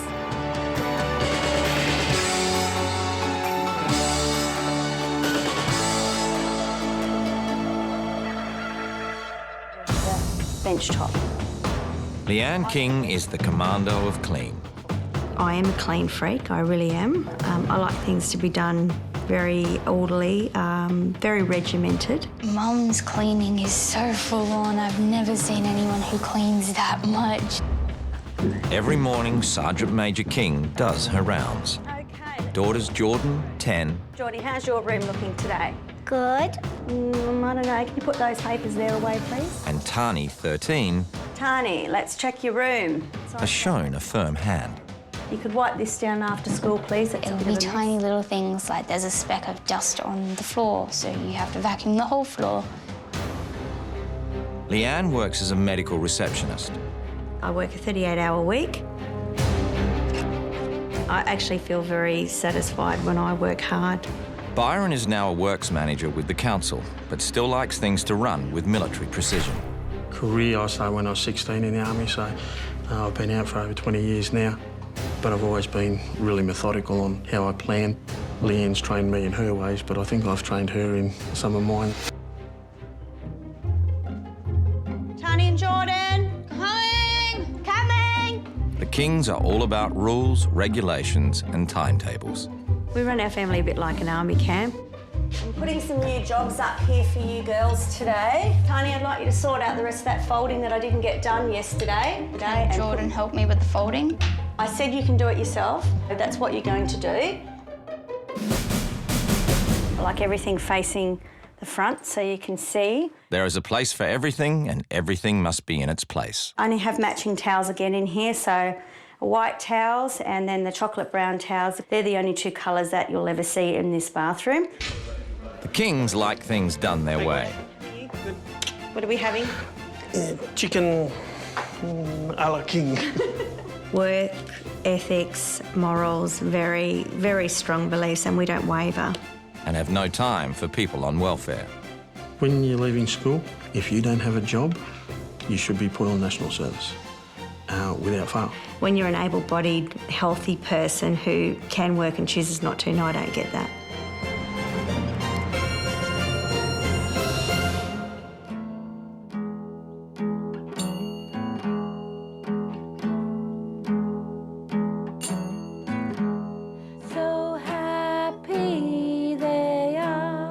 Music is Bernadette Zanti's passion. I have an acoustic medieval Celtic trio called Fair Diophilia, and I sing, play some percussion. Pete, he plays acoustic guitar. We'd love to earn a living from playing music. That is the goal. Yeah. Pete also drums in a heavy metal band.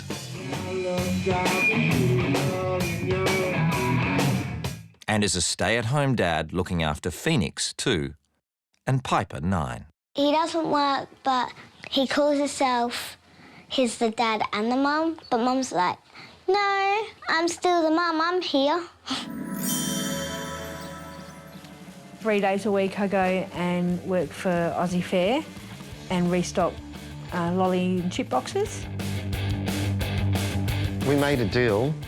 Whoever gets a job first, the other stays home with the baby. So she got there first. Yes, I did, because I actually looked for one.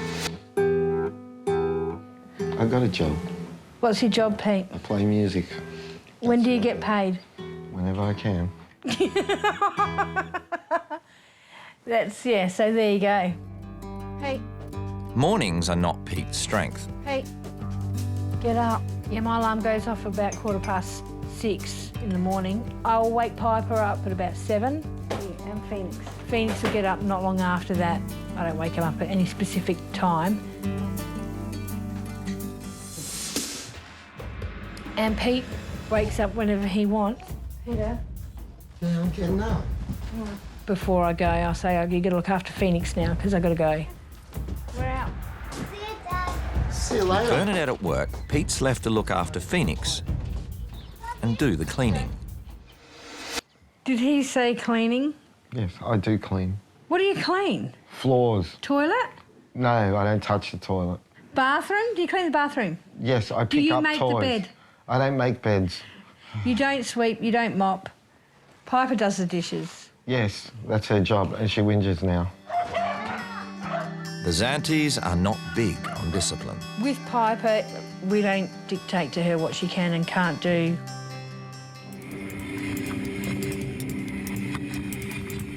It's swap day and the wives pack their bags.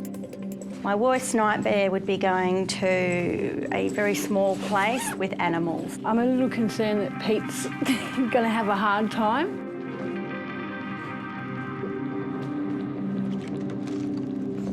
See you, baby. Yeah. Mwah. Love you. Be good. Make sure you do your rooms and everything. See you, Buffy. Ooh. Love you. Ooh.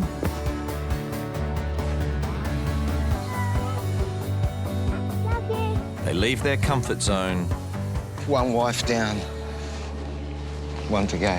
And head into the unknown. I think I might get a little bit stressed if it's not clean. Worst case scenario would be someone who's like a clean Nazi.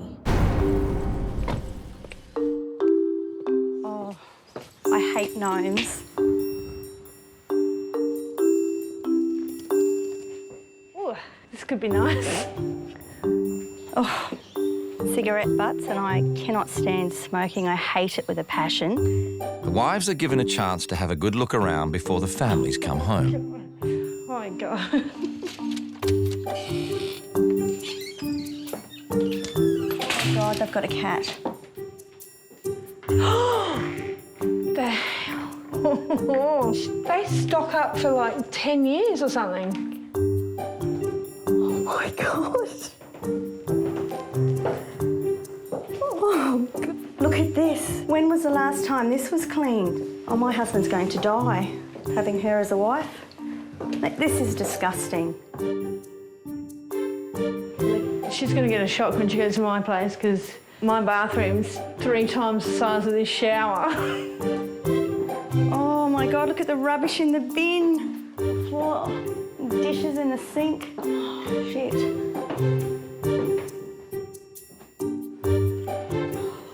Freaking cat box with shit in it. Oh, this kitchen is so nice. This is so big. Oh my God! Oh, no, seriously, that is the feralest thing I have ever seen in my life. Shit, there's food in here. And I've left her with a bottle of frozen Coke Zero that exploded in my freezer. Oh, that I haven't cleaned up. Oh my gosh, how embarrassing. She's gonna hate it. Oh my God, my girls would be murdered if their room looked like this. I think there's a little girl that's in this room and I think she's about 13 years old. She's very neat. This is my worst nightmare. It is the little kid, the cats, the dogs, the shit, the dirt. I just hate it. I just want, can I get some air? It really stinks. I think she's the boss and she decorates everything. And I think that maybe the kids don't get to choose what they want at all. I'd love to know what she's thinking when she's going through my house at the moment. Like living in a friggin' palace compared to this. She's gone from the shit house to the penthouse. Leanne's shell-shocked. Maybe the household manual will bring her round. I wouldn't associate with people that live like this. Maybe not. Okay. Hello, I'm Leanne King. As you can see, I'm a total clean freak. Hello, I'm Bernadette Zanti. Welcome to our house. Even if I was half dead, I would still clean my house. I think she'd come back from the dead and clean it. We are both passionate musicians and play together an original medieval acoustic trio called Verodophilia. I got time to sing but not clean the house, okay? I know they say don't judge a book by its cover, but I do. I'm totally the opposite. Pete is a stay-at-home dad. Pete's a lazy bugger who won't get off his arse and work, from what I can make of this. We don't have much time for doll bludgers. Oh my God, Pete's gonna cop that. I come home and he says, food, so I have to go and cook dinner. Oh my God, this guy is the biggest wanker. Everyone is out of bed at 6 a.m. every day, as it is lazy to sleep in. Oh my gosh, it's like I've entered the army here. When I met Pete, he was still living with his mum and dad. Oh my God, he's moved from one mum and dad to another mother. He had been living there for the last 20 years and was aged 42. This is a joke, isn't it? Like, no one would be able to do this. Byron prepares a meal most nights. Oh, I like that. I always drive Piper to school as Pete doesn't drive. Why doesn't Pete drive? Has he lost his licence or something? I'll get up at 4 a.m. to iron if I know the pile is high. I can't relax if I know it's there. This woman's crazy. Who does that? I can't wait to get my hands on Pete. Militant mum Leanne King has walked into a messy muso's home. Look at this. When was the last time this was cleaned? This is disgusting. And free spirit Bernadette Zanti has been marched into a house that runs like a boot camp. They're stocked up for the Holocaust or something. They've agreed to swap homes for 1 week and they're just about to meet their new families. Hello. Hello. Hello, how are you? Hello, I'm Leanne. Hello, sweetheart, how are you? This is Phoenix. Hello, Phoenix. Aren't you a cutie?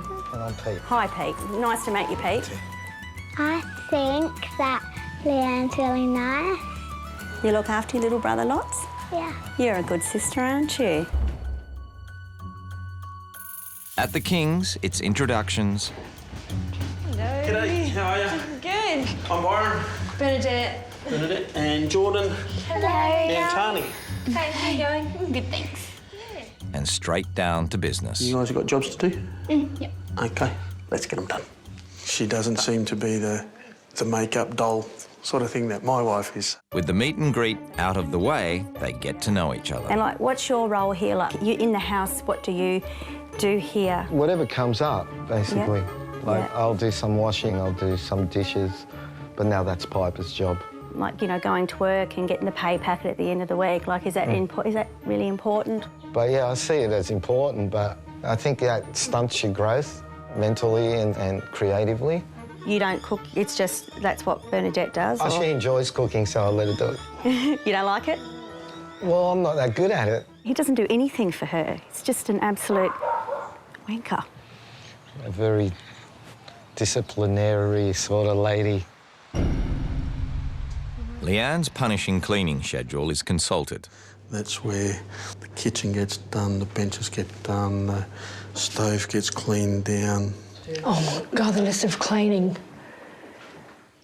Oh, that's insane. There's more than one page on day 2. Do you drink it all? Or? Very, very rarely. You like but me. you know what? I'm going to need one. Byron's on kitchen duty. Bernadette gets to know the girls. Do you play sport? I play lots of sport. I've just finished our netball season. Yep. We came second in the grand final. Cool. So Mum and Dad come and watch us and... And not Mum, she'll stay here, but Dad comes to my netball games. And yeah. She stays home and cleans instead of coming to see you play. Yeah. Bernadette and Tani find something in common. So do you like play instruments or? Yeah, I played piano and I played saxophone, but mostly I sing. I love music. It's like when I wake up, I put my iPod on and I'll just play music until I'm ready. And then if I'm not playing music, I'll be practicing it. Bernadette enjoys having dinner cooked for her. I wish my husband cooked. So he doesn't do any of the cooking at all? But it's not long before she's on deck. She could be having fun. Mum takes cleaning over fun. I'm going to let you have some fun. No more cleaning. That'll be the first thing. Yeah, she seems just a little bit untidy. Who knows what she's going to do to the house. The kitchen's not so sparkly at the Zantis. Come on, it's disgusting. I think that sometimes you might think it's a bit difficult. And you use scissors to cut the meat. People in bloody trailer parks live better than this. And listen, oh, he's playing his $1 million guitar music in there he's doing right now. Pete eats dinner while surfing the net. So with that particular site, have you actually made money from that one? Not from that one, no. Dinner done, it's bedtime for Piper. Thanks, beautiful. So do I get a hug and a kiss? Oh, you're a gorgeous kid. Leanne keeps probing for information. When you were younger, did you like experiment with drugs and stuff? Like, yeah? It was just a social thing? And finds out more than she ever needed to know. I relapsed one night here. What'd you do? I actually thought I was in the toilet, but I was in the bedroom. Oh, that would have upset Bernadette. It is the most vilest thing I have ever heard in my life. And he thought it was funny. I would have been furious if I was Oh, definitely. Glad she didn't chop it off. I am so horrified that these people live like this. It's the dirtiest house I've ever been in my life.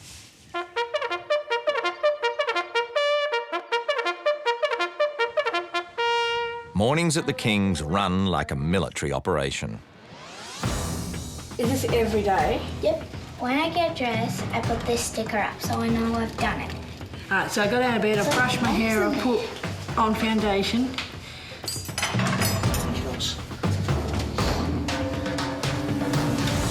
The war on the unclean continues. Do all that cleaning in the morning and then go to work all day. Heaps exhausted. And the troops are mobilised. Up surprisingly early, Pete is hard at it.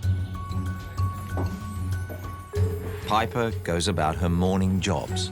So, Piper, you do this every day? Yeah. What's Dad normally doing when you're doing this? Sitting on the computer. Just watch the bowl there. So you normally go halves in it? Yeah. That really upsets me to see that she's sharing a breakfast with a little brother and you're sitting there watching, mate, you know? I'm just so used to her doing it. Wouldn't your wife be pleased to see if she came out, oh, look, there's, you know, my husband, he's sitting there feeding the kids, he's doing something as a dad. He's just an absolute lazy SOB, he really is. You know, he's a blot on society that just rots into that couch. That's all he is. Leanne puts on Bernadette's uniform. It's horrible, it's like a rag. I'd wash my floor with this. And it's off to work. What we do is start off with a full box. He's probably on his computer, just letting the world go by while she's here doing this. It's so wrong. Afternoon at the King's and the girls are straight onto their chores. Something's been troubling Bernadette and she needs to get it off her chest. The first thing that she said to me was that Mum didn't come to her netball grand final, and if that's the first thing that you tell a person that's just walked into the house, it's obviously bothering her. Yeah. Yeah, that's where Leanne and I differ a bit. You know, that's more push. Let's get these jobs done, then we can do that. Byron is worried that history is repeating itself. Mum and Dad split up while I was young. We moved from where we were down and lived on the edge of a river. I learned how to ski. I got second junior boy champion barefooting for Canberra. My parents never, ever saw me at a competition. That's why I think it's really important that both you and Leanne, like, go and support the kids. Pete's band has a gig tonight. Leanne and Piper cook dinner, but there's no time to eat before they head off.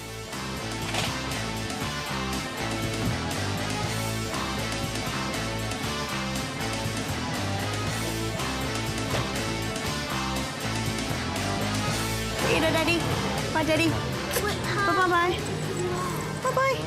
I think this is grossly unfair that these poor kids have to come out at this late hour of night. Look, this is a baby, so he can have his passion and his dream. What about the kids? Where's their passion and their dream?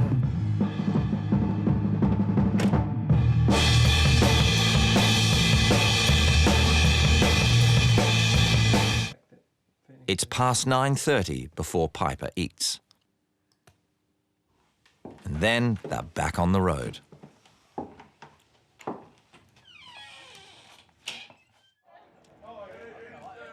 If Leanne wasn't impressed dropping Pete at the gig, she's ropeable at having to pick him up.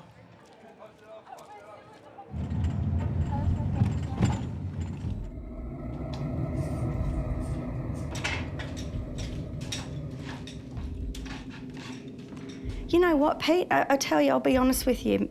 If I was your wife, those drums would be out on the street because there's no freaking way I would have dragged my kids out of bed because you don't want to get a licence, so she has to go and pick you up, drop you off. It is not fair. You know, if you want to go rock out, then get your own licence and go and rock out, but let the poor kids stay in their warm beds. You know, today I had to go to work for Bernadette, do all the shit that she does, then go and drive to the frickin' school at 3 o'clock when it was supposed to be her lunch break, pick her daughter up, bring her back here so she could go back to work. When you're 5 minutes down the road...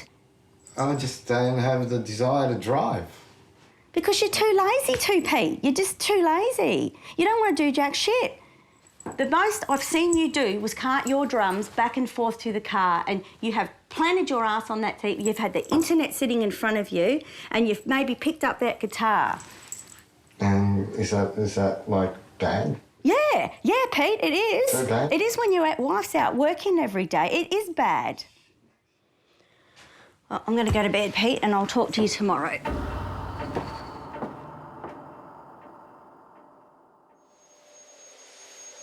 Saturday is the big clean at the Kings. And Bernadette comes across some of Jordan's artwork. Where would you put this if you're going to put it in the house? Kitchen or in the... Mum wouldn't like it in the kitchen because it wouldn't match the kitchen colour. But if Mum didn't have a say and you had a say, where would you put it? I'm really happy that someone took an interest in my art for like nearly the first time.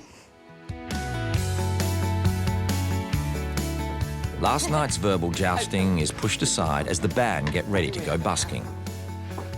Piper and Phoenix will have fun at home with their Aunt Emily. Pete's been doing some thinking about what Leanne said last night. I think that a satisfying thing and something that will keep a lot of peace and make things peaceful is like some sort of income. Doesn't matter if it's a little bit or if it's a lot, just some sort of structured income. Sort of. Pete, I am so impressed. Leanne's been doing some thinking of her own. And I suppose I'm totally the extreme of regimented, so maybe I need to have a little bit more of that free spirit in me too.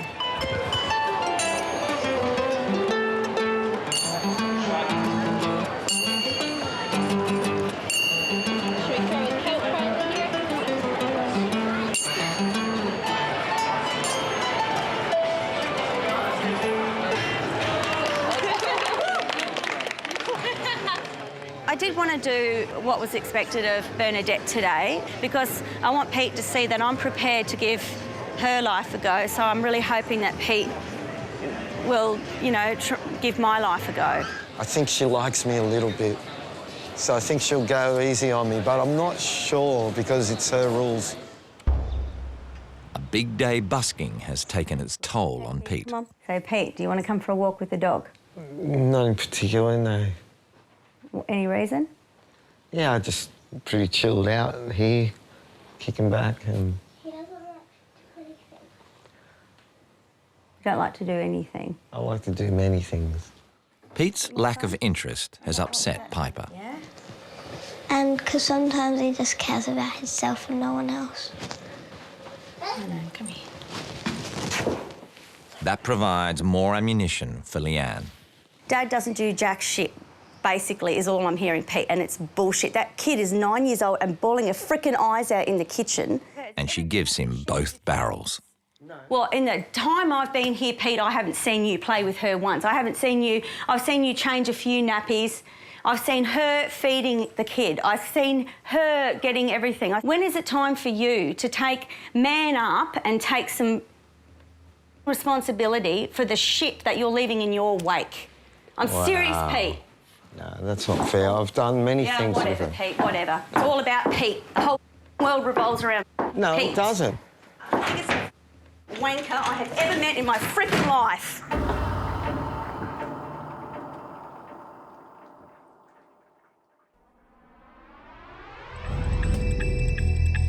It's rule change day on Wife Swap Australia. Bernadette and Leanne are determined to shake things up.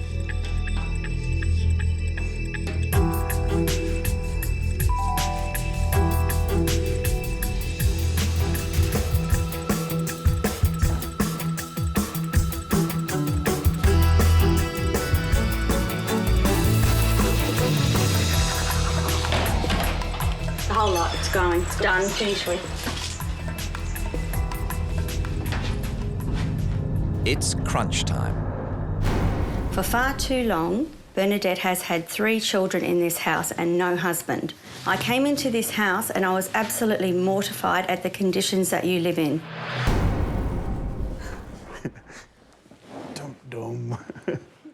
The last few days have been very interesting for me.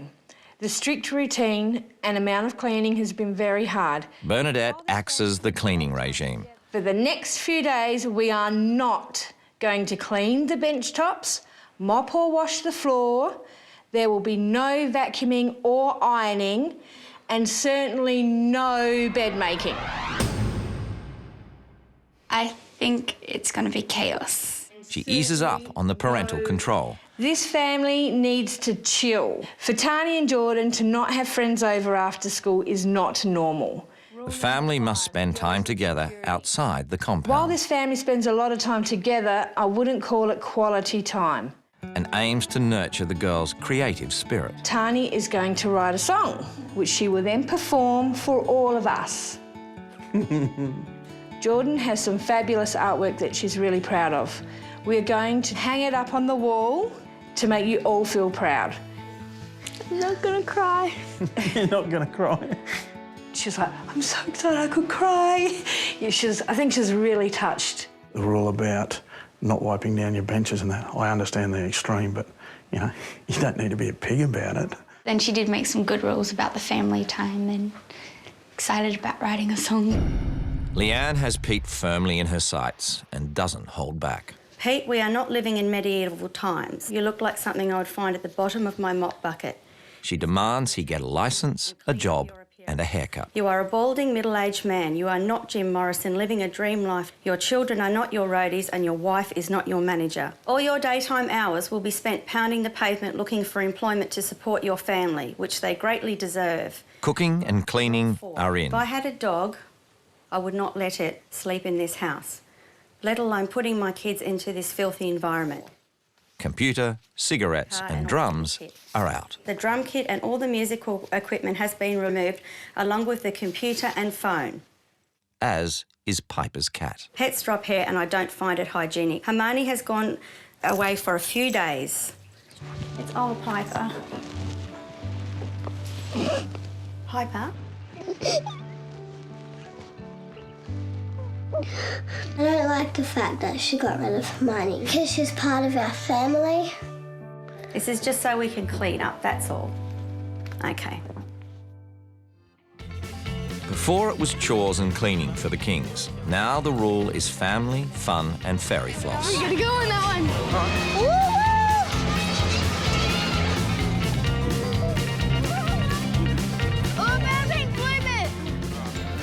It's a hair-raising experience for Byron. Is that a better look? You look like my husband. Hair's also an issue at the Zanties. You're changing my appearance. Is that all you care about? It seems to be about you. Excuse me, I haven't stopped. I haven't started yet. You're changing my appearance, the way I look. You want me to cut my hair. Yeah, I do. Because Why? I don't You think I look like crap. Yeah, I do, Pete. And you feel that's really insulting to say to somebody? Well, what's wrong with getting a haircut? That's my decision if I want to get a haircut. It's my rule change. Then she tells him what she really thinks. You're so selfish. You're the most selfish. You are the most selfish person I have ever met in my life. Are you serious? Yeah. You don't give a flying about your kids. You don't care about your wife. Here we go again. All you do is care about yourself. Here we go again. I don't care about my kids. You don't. Or you'd get up and get a job and support them. This is a cold, hard look. I'm holding the mirror up to you, Pete. This is what's reflecting back. Everything in my rule changes is reflecting back at you, Pete. Because that's what the family think of you. That's what your wife thinks of you. So when does this start? Right now. All right. It's happening. Where do the cigarettes go? You give them to me, please, and your mobile phone. Thank you. Thank you very much.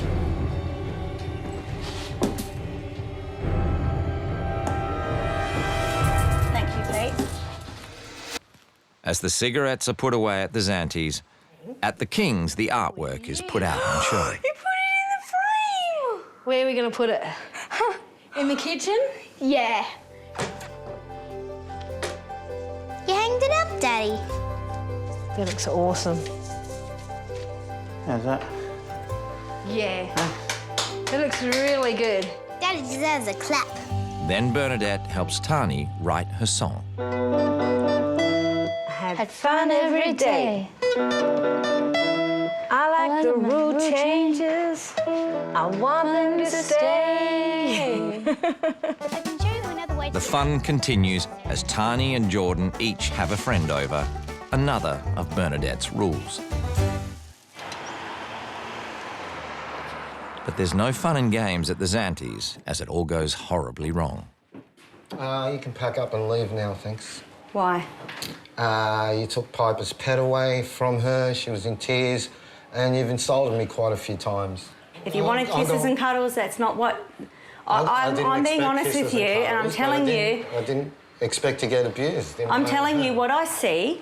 I can see a man who doesn't give a shit, and I'm telling it like it is. And I'm saying I do give a shit, and we can't meet eye to eye. So if you like, you can go back to your family. It's okay. Fine. At least my family are decent, and you know, my husband is a human being who respects his wife, who gets off his ass and works, and doesn't sit on the couch. You loser. Right, I'm inhuman. Cheers. Once again, I've been told off. Loser. Now that one's been used a lot. That one has. He's a blot on society, doesn't give about anyone but himself. And all she does is condemn me, you know? And, like, condemn my profession. What man lives with his mother till he's 42 years old? What the hell? Like, what is this crap? Out. Out.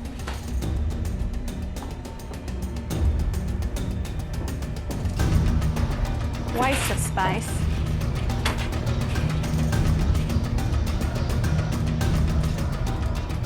It's gonna be so nice to go back to normality, get out of this poverty-stricken shithole.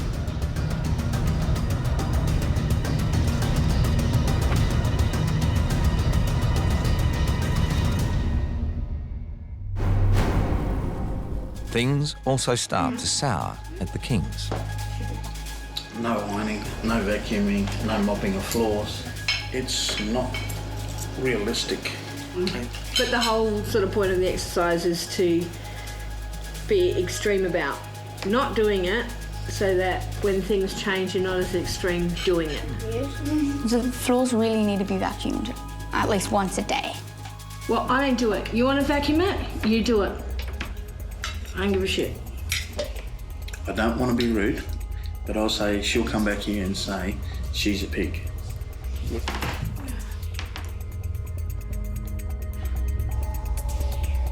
Well then. Bernadette, are you okay? Bernadette, is it something that we've said that's really upset you that bad that you won't talk to us? Can I please come in, Bernadette?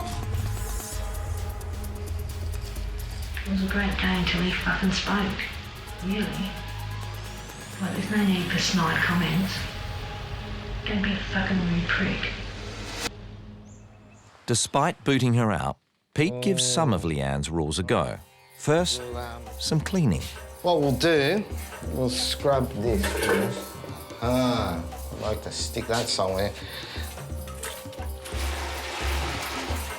Then he cooks dinner.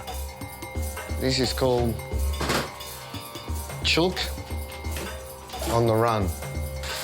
Is that right? Piper is impressed. Hey, Dad. Yeah. You should make that for Mum when she gets back. It's not bad, is it? He's also written a song, an ode to Leanne. Spend all this money to make yourself up, but I can still see a big fat butt. Yeah, just a nightmare, get out of my sight. You make me spew. The minute anything gets tough in Pete's life, Pete shuts down. I said you make me spew. To me, he's not a man, he's a girl, you know? He's a little girl that can't cope with anything in the world. Why don't you face it, you're a stupid tart. You're Always ask me if you're beautiful. What can I say? You look just like a mule. I hope she'll bring back some divorce papers and get rid of the loser and move on with her life. You make me spew. You make me spew. At the table meeting tomorrow, I'm going to tell it as it is. Doesn't matter how much money you have, you don't have to be so disgusting. You make me spew. Vomit. It's the last morning of the swap for Leanne and Bernadette. I feel like I just want to go home and clean after being in Pete's house. It's just made me want to clean more. I just can't wait to get home and smooch the boy and kiss the girl, and maybe the husband will get kissed too, but we'll see.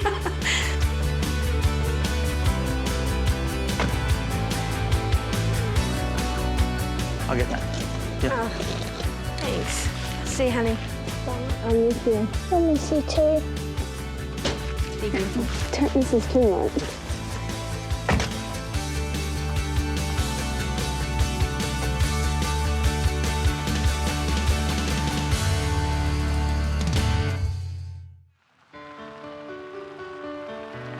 Both wives are very anxious to be reunited with their husbands.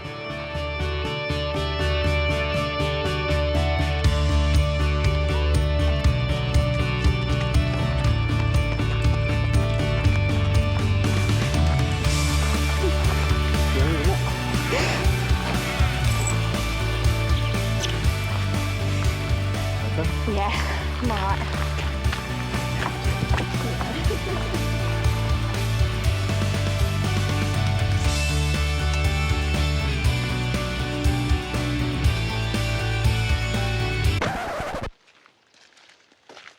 Pete's decided to give the table meat a miss.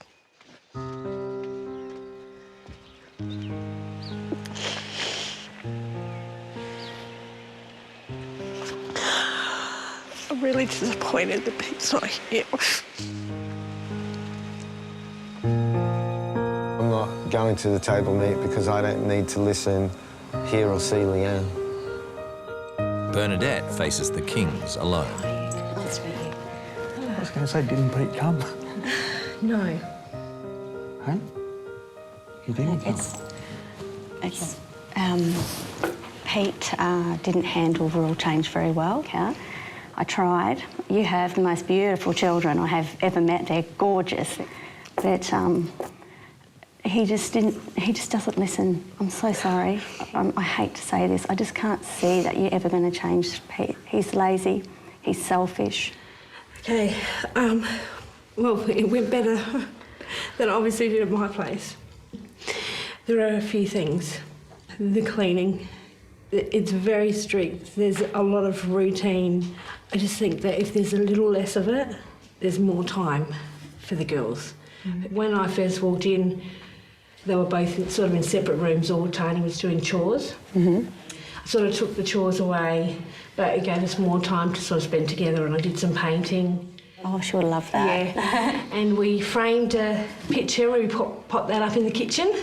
Wow. So, and she was really, really happy. With Tani, I took her in her room and we wrote a song together and we performed it.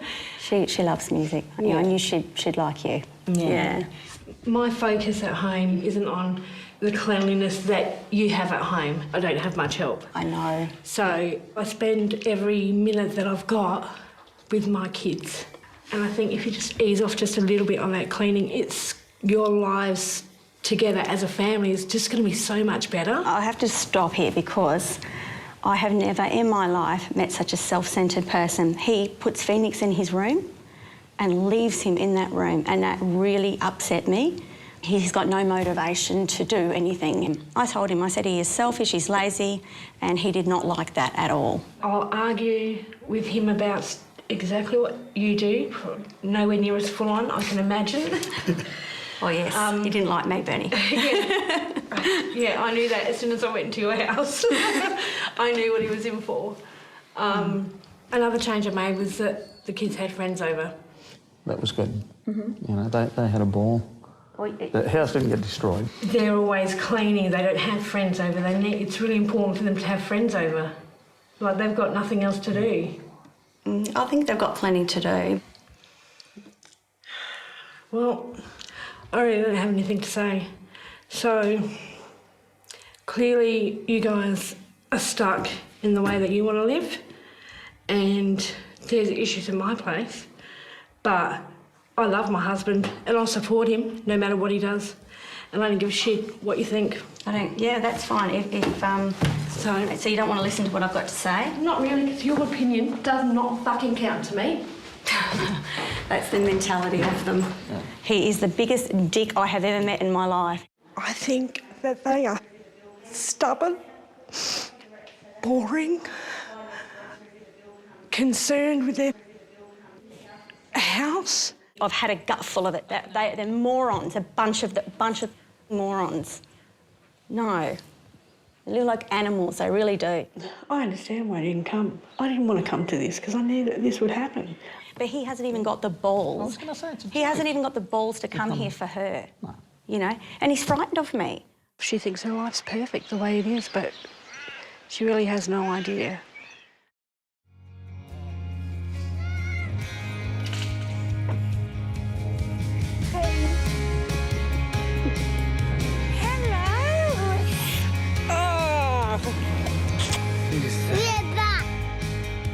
Bernadette has been sorely missed. She quizzes Pete about his table meat no-show. I was really upset. Don't get upset now. I have my reasons. I know, but I wanted you there. I wanted to be there too. To back me up. Bernadette was pretty upset when she realised I wasn't at the table, but I just I've got no time for, like, that woman. They review the rule changes. Pete will get a job. Yes. Casual. Yeah, I don't care as long as it's Casual. a job. Piper will not be a nanny. No nanny. You're not a nanny. That's probably You'll good. be a sister. Because she said that I do like. You do a lot. I like that Dad will get his licence and get a job. I'll look at the practice L's. Will you stick to her? The ones that I agreed to, yes. Really? I guess time will tell.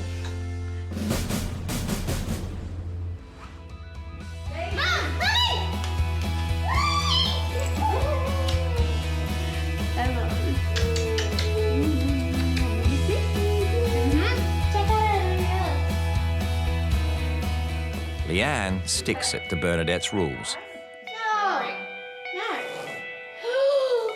On the weekends, you know that we both work.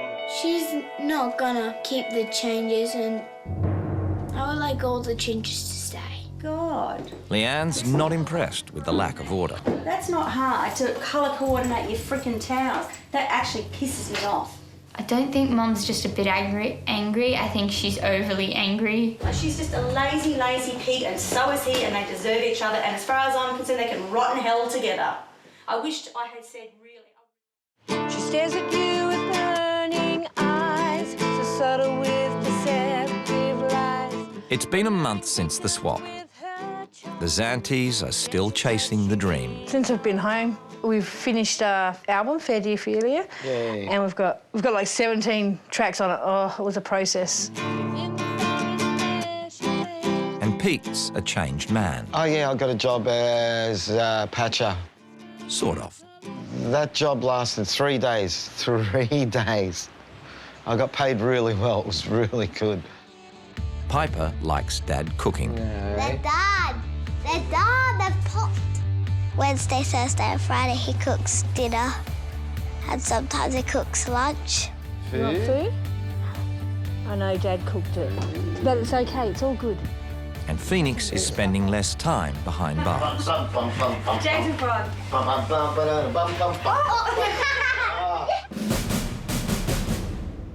The Kings have settled back into their rigorous routine. We do things together and we work like a machine. The chore board is back. Yesterday I counted as all the jobs I did. I did 22. It won't be going until they leave home. And then Byron's name will be written on the chore board. Jordan's artwork is hanging. Tani has a new electric guitar. Music is part of Tani's life as a hobby, not as a life, a career. She won't be touring the world and, you know, having some fantasy life, you know, or busking in the Adelaide Mall either. Friends are allowed over. My friends are allowed over here and there on the weekends, but that's only if the house is clean, she's allowed. Otherwise, she's not.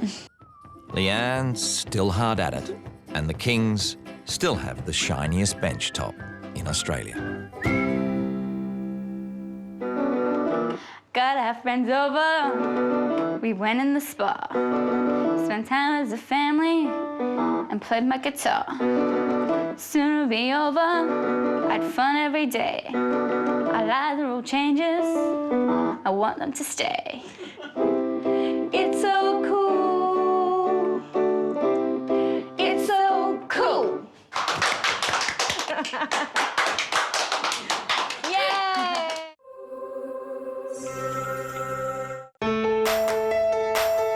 From right across Australia, two families have been chosen. They've never met, but are about to swap their lives and their wives. The Fabers are living life according to the teachings of Jesus in rural Victoria. Stay-at-home mum Yolanda demands a rigid routine for their daughters. Homework at 4:30, dinner at 6, and daily devotions with Dad Glenn before bed at 7. The Liggins are vocal atheists enjoying a hedonistic lifestyle on the Queensland coast. Mum, Cindy, loves drinking and swearing. Husband, Mick, is only home 6 months of the year when he dotes on the kids and dogs. The wives have agreed to leave their families for the next 7 days and have no contact with them. I try not to cry. What happens when playful meets pious? Prayers and devotions at 7 p.m. Jesus Christ. I definitely think our Christianity does give us maybe a higher moral standard. I think he secretly likes me being cheeky. It's the continuous innuendo. It's not something that I really appreciate. I'm not sure I would, let my 12-year-old have acrylic nails. Don't even compare my daughter to some 14-year-old skank. The most exciting thing in his life is doing fucking jigsaw puzzles and playing board games and drinking tea. We call them wives in training. This is how I make a man. You're wrong. Suck it up.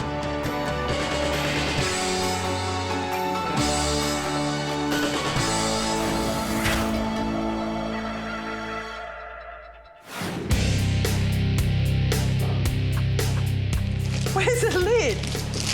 Oh, you filmed there? Oh, I think I just threw that out. I'm a bit of a clown, don't mind a bit of a drink. I probably swear too much. Lovely, babe. Cindy Liggins is a woman running her own race on her terms. Don't wear makeup, don't blow dry my hair, don't exercise, eat randomly. That's me. Mick skippers boats, working 3 weeks on, 3 weeks off. So I only have to put out for half the year, bend over, whatever. Still managed to get out of that. Daughters Bianca, 12, and Leilani, 8, are encouraged to do their own thing. Family time, we spend time in the house, even when we're in separate rooms. So family time, very rare. Maybe we should get together a bit more. Cindy does a big cook-up once a week, freezes the meals, and her family eat when it suits them. Walk out with your cock out, lady. No, not really appropriate. Speak to me like that. We agree on parenting the same way. Our lives couldn't have been more opposite the way we're being brought up, but we've got the same ideas on say please, say thank you. Don't say fuck. Don't swear like your mum. Come and clean up the water you just spilled on the floor. Okay. Fucking hell. The thing I don't like about my mum is how much she swears, and it's just gotten worse. All right, get out of my face. There's little chance Cindy will be allowed in at the pearly gates. Organised religion's a crock of shit. I don't believe in God, and I think the Virgin Mary's a liar. Sacrilege. Cindy designs and makes clothes for her own fashion boutique, a place which perfectly reflects her personality, defiant and devilish. Hi, how are you? Hello. Thank you. I go there just about every day of the week. You can't just be a mum because you would go fucking mental. A typical evening for me is I shut the shop, stop at the bottle shop, get a bottle of wine. 4:30, no one talks to me because I watch Bold and Beautiful, and ignoring the children as much as possible. Mick's spare time is spent with his two Great Danes, Ink and Smudge. The dogs are mixed babies. More affectionate than you are. Yeah. How about they sleep there? Cool, man. Every night there's a battle for space in the bed. Fine. Sleep in the lounge room. No, leave me alone.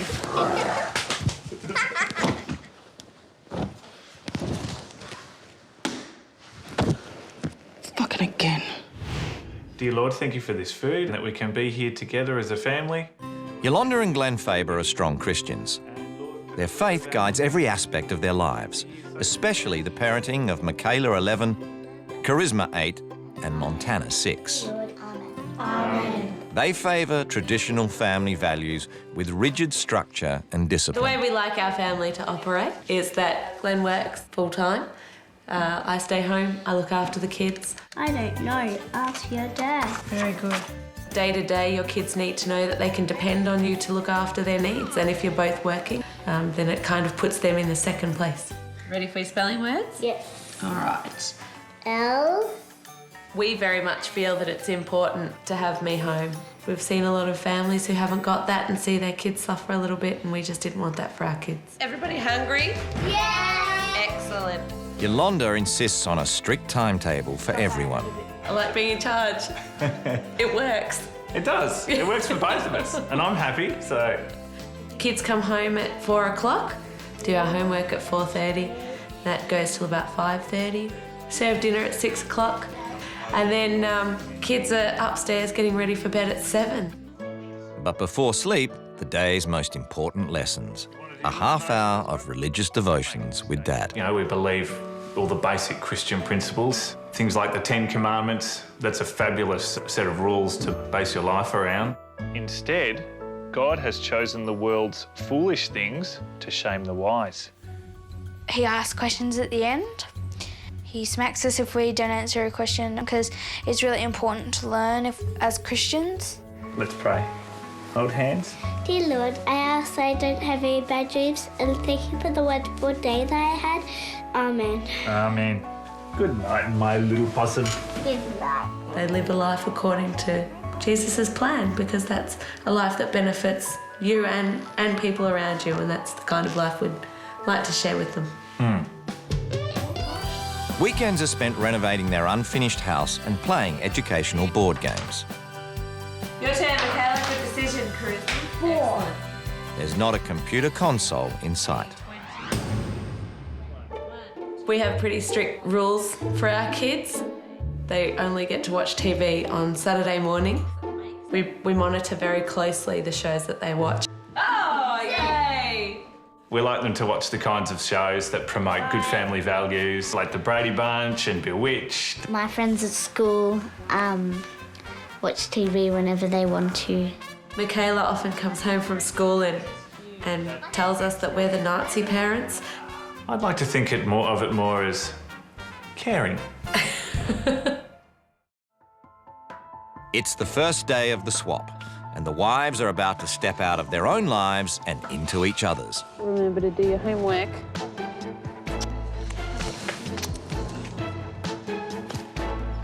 Have fun. Be good. Don't annoy the other family too much. Bye.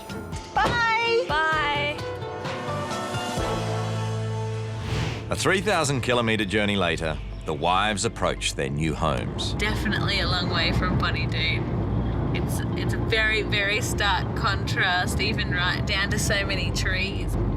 Well, I'd hate to be going to a family that is religious because I think that might break me. Oh, this looks very nice. Both homes are empty as the wives get a chance to have a snoop. Oh, it's gorgeous.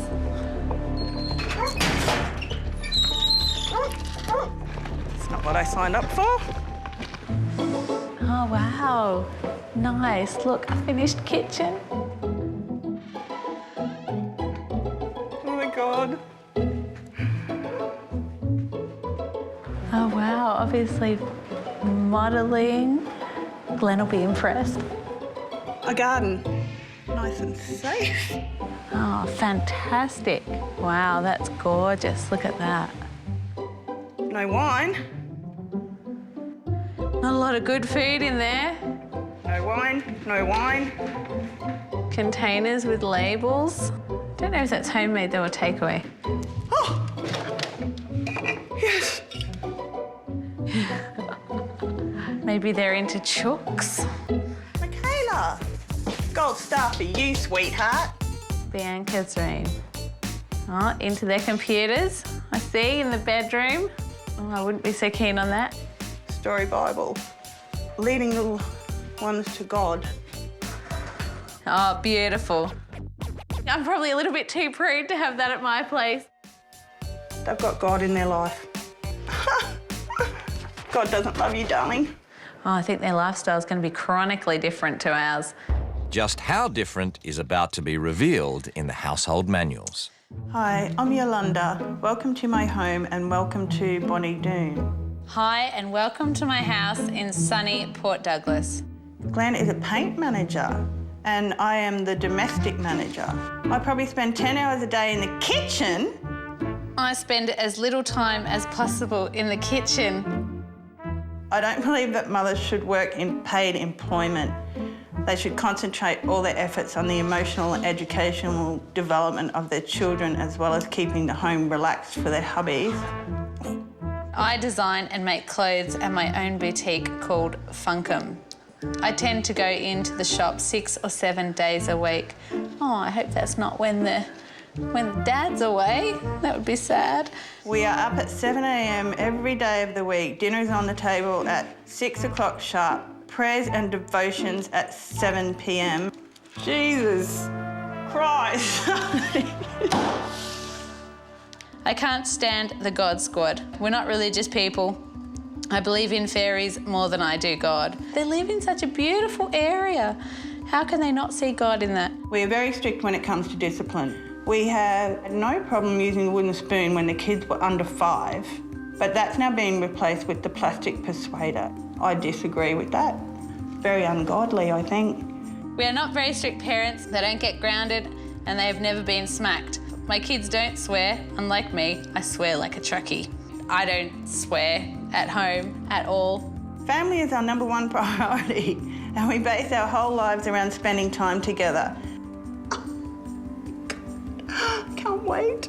I try to spend as much time as possible without the children. Got that?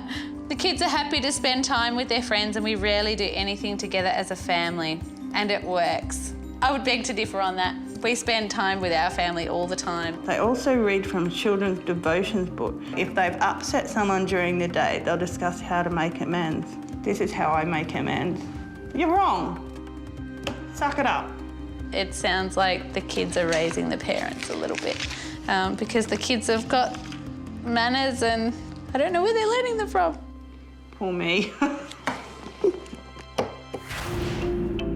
Christian, queen of routine and stay-at-home mum Yolanda Faber Maybe they're into chooks. has swapped lives with working mum and atheist Cindy Liggins. God doesn't love you, darling. The wives are anxious to meet the families they'll be living with for the next 7 days. Hello. How you going? Good. I'm Leilani. My name's Yolanda. Hello. I'm Bianca. Hi, Bianca. How you going? I'm good. Good. Hey, Mick. How you going? How are you? Mwah. Good, thanks. Nice good to to meet meet you. How was your trip up here?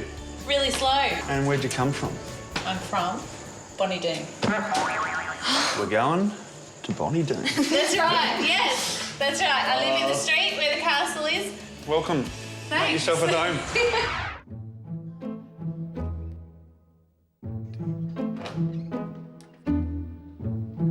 Hello. Hello. How you going? Good. How are you? I'm Glenn. Nice to meet you. You too.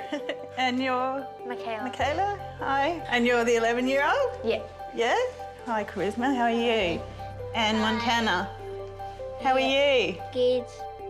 So do you stay at home? Stay at home mum? No, I'm a fashion designer. That'd be so cool. She's a fashion queen. Yes? Oh, cool. I thought it was a bit strange how she had tattoos all over her arm and her back, because Mum doesn't really like tattoos. We live right near the beach. That's what my mum was hoping for, because she really misses the beach. And she wanted to go to Queensland. So... Did she? Well, God must have listened to her because he didn't listen to me.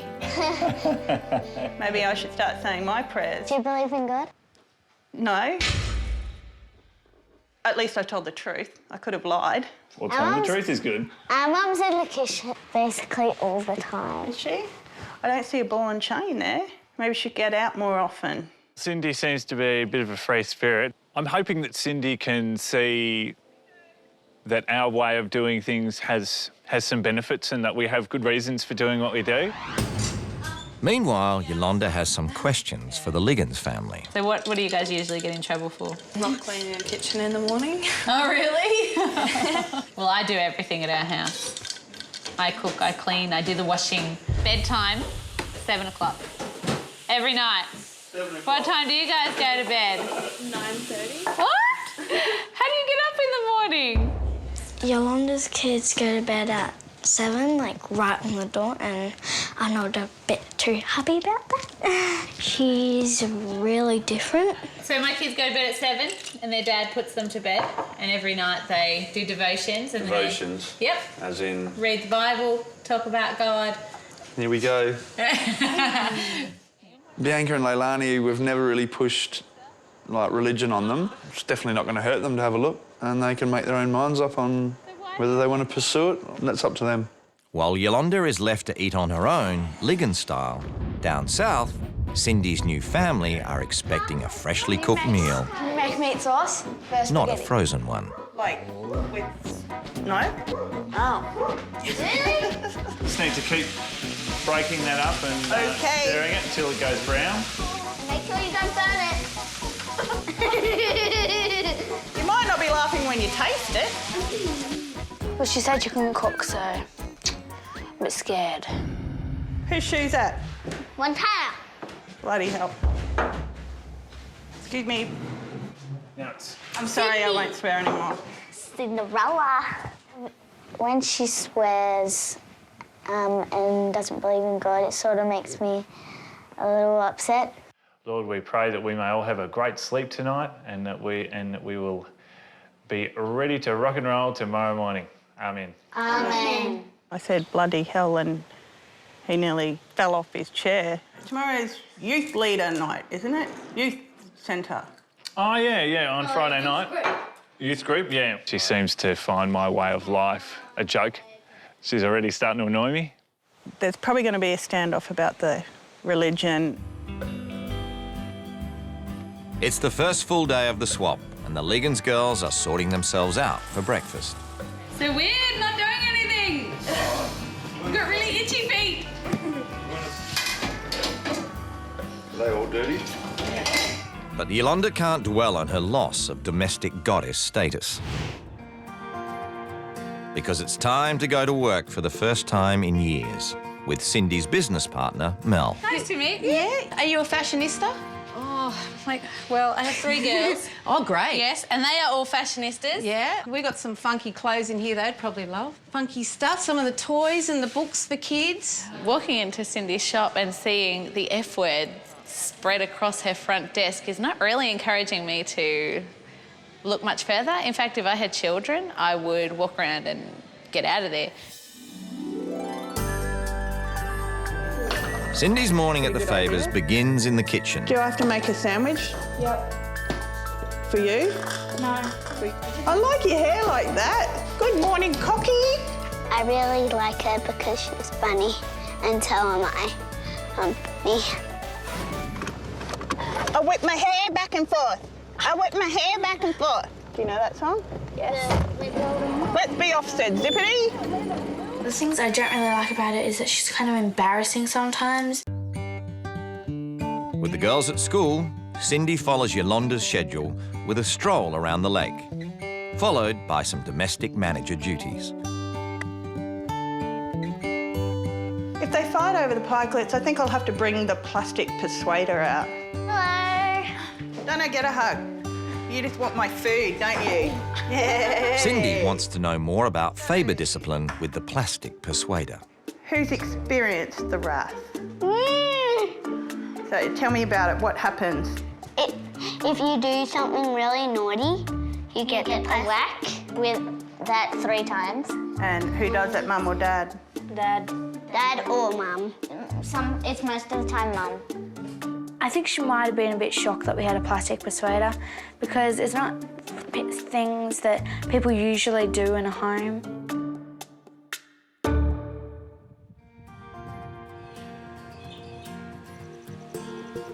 It's Saturday morning at the Liggins and everyone is doing their own thing. And if you do want to talk to them, do you feel like you can? Yeah. When you come home? I feel like I can most of the time, mainly Nick, because Mum's always doing something else. Yeah. But if he's away, there's sometimes I can't talk to anyone because Mum's always busy. I think Cindy's rule of not hanging out with the kids absolutely sucks. Why have them? Shouldn't have them in the first place. Mick cooks breakfast, but Yolanda's just hungry to find out more about life at the Liggins. It's a weekend. They're kids. Yeah. Just let them be kids and... Yeah. Well, we call them wives in training. Wives in training. No, not kidding. That's in our family, like my extended family, that's our policy. I don't look at it that way at all. Glenn and I concentrate very much on raising wives, and that is so critical in their adult life. And I definitely think our Christianity does give us maybe a higher moral standard. I think she's very much the one that likes to be in control. I mean, they're 12 and 8 and 6 or something, and she's already trained them up to be a wife. Yeah, I'm starting to think there's another side of Yolanda we haven't seen yet, so let's just wait and see. South of the border, Cindy's quizzing Glenn on what his stay-at-home wife does with her day. Do you ever wonder that she might be a little bit lazy? I was thinking, how could you be in the kitchen all that time without doing anything? But then I thought, she has a lot of friends over. I'm quite happy for her to lead a reasonably relaxing lifestyle. Yeah, how about just down here? Except for Saturdays when the couple renovate. Glenn thinks Yolanda's a perfect mother, and everything she does is for him or for the kids. You know, and they obviously struggle for money, and if everything was about the kids want to be able to dance. So get off your ass and get a part-time job that just covers their dance fees. But Cindy finds a great antidote to frustration is friendly flirtation. I'll smack your ass with this. I'll smack your ass with this. You like it? You like it? No, I do not. You do so! Get out of it. We're like a big, strong man. You've already got a big, strong man. I can have 2. Not this one. I think he secretly likes me being cheeky. He's probably gone downstairs to battle. Cindy couldn't be more wrong. The continuous innuendo, it's not something that I really appreciate. I just can't wait for the real change. I'm going to make him go out and take me out on the town. Yeah. And I'm going to do the rock lobster and embarrass the fuck out of him in front of all his friends that he doesn't have.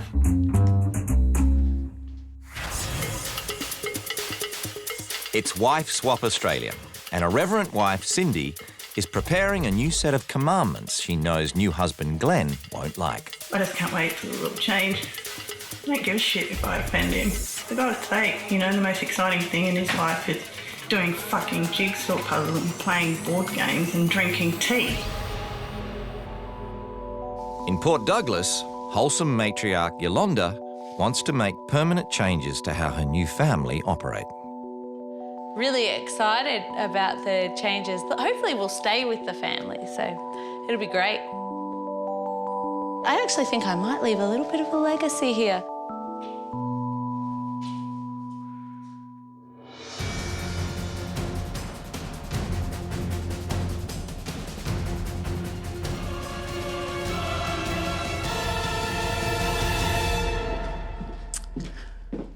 afternoon, family.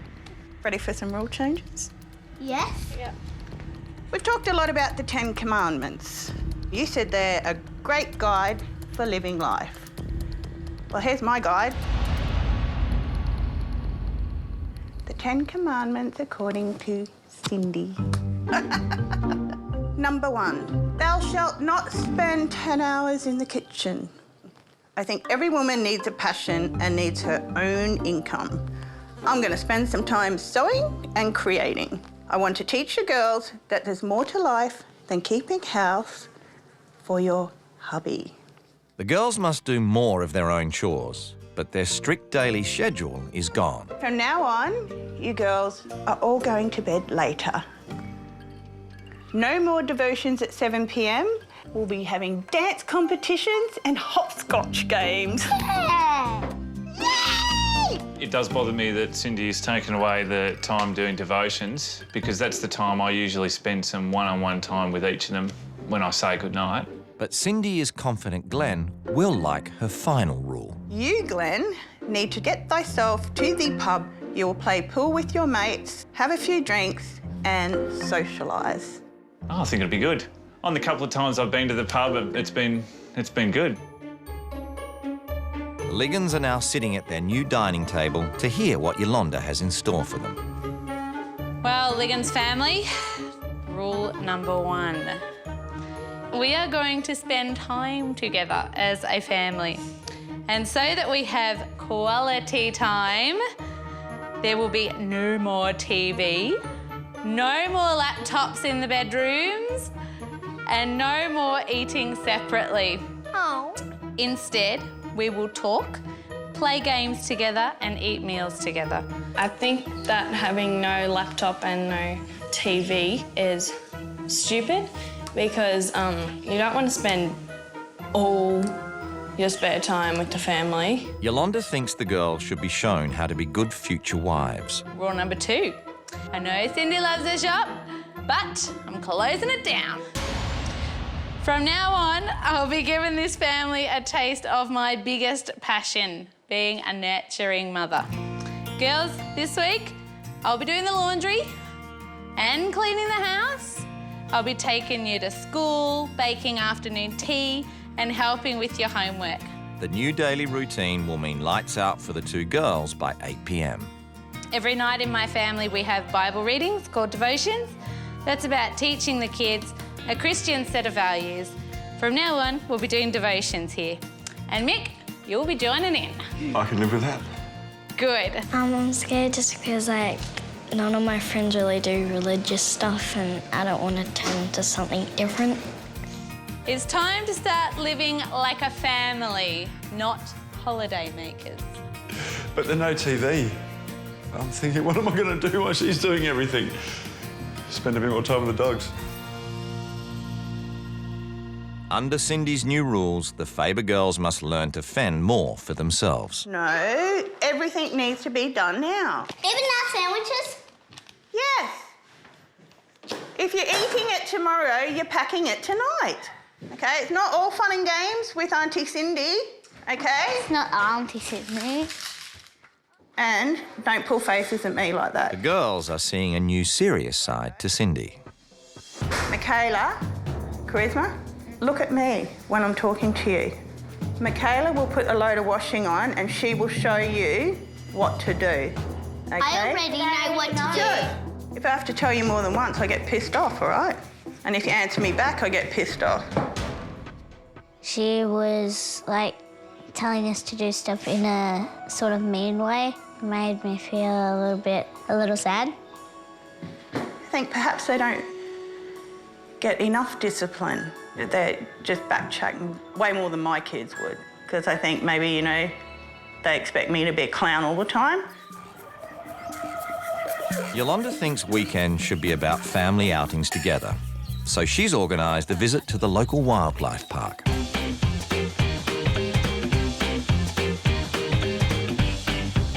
I'm scared. You'll be right. This is Glenn, the koala. Oh, my husband's name is Glenn. Mick, Glenn, Mick. Okay. Yeah, that's it. You ready? Yeah. You ready? Yeah. I can just grab him straight away. Yeah. Oh, you're a natural, eh? How soft he is. He feels like the toys. We're not so good with snakes. What a great accessory.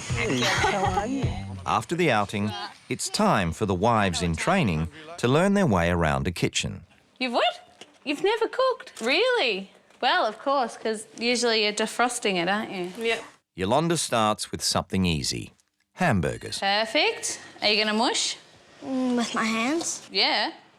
You go first. Oh, yuck. No, thanks. And pretty soon, it's time to eat. All right, we're ready. Sitting at the table. Sitting at the table. Is this weird? Yes. Yeah? All right, now, you guys have never prayed before dinner. No. Dear Lord, thank you for this awesome day that you have given us. Thank you that we were able to go and see the habitat. Like, she's confident now that she's sort of settled in and it's me, I. It's, oh, my family does this and I do this. Almost to the point where it's almost a little bit competitive, like, my family's better than your family. That's starting to, yeah, grate on me a bit. Cindy believes women should earn their own income.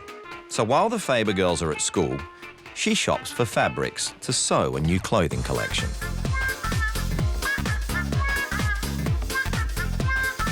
Found something? I found something. Well done.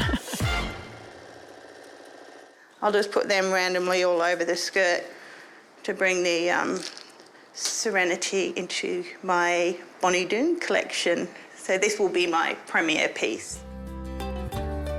When the girls do arrive home from school, they're banished to their rooms with snack food while The Bold and Beautiful is on. Guess what I did at school today? Don't tell me till 5 o'clock.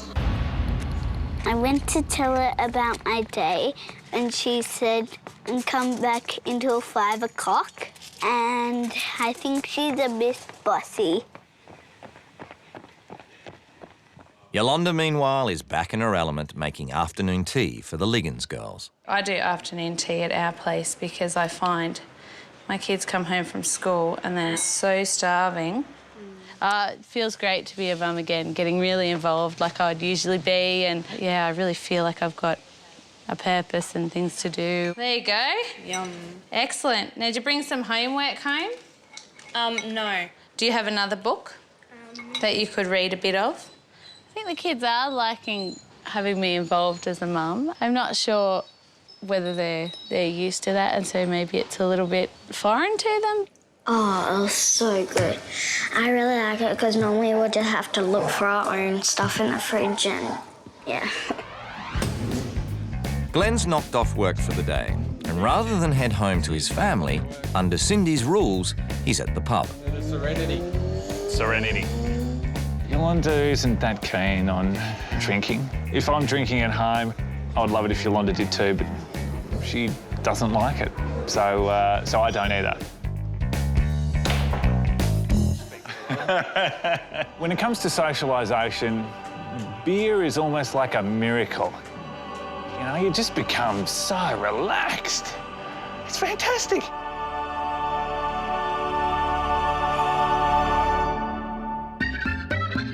In the meantime, Fun Cindy is back as the Faber girls have a dance-off. I've got joy down in my heart, down in my heart. Whose turn is it to bust a move? Bust a move! What about this?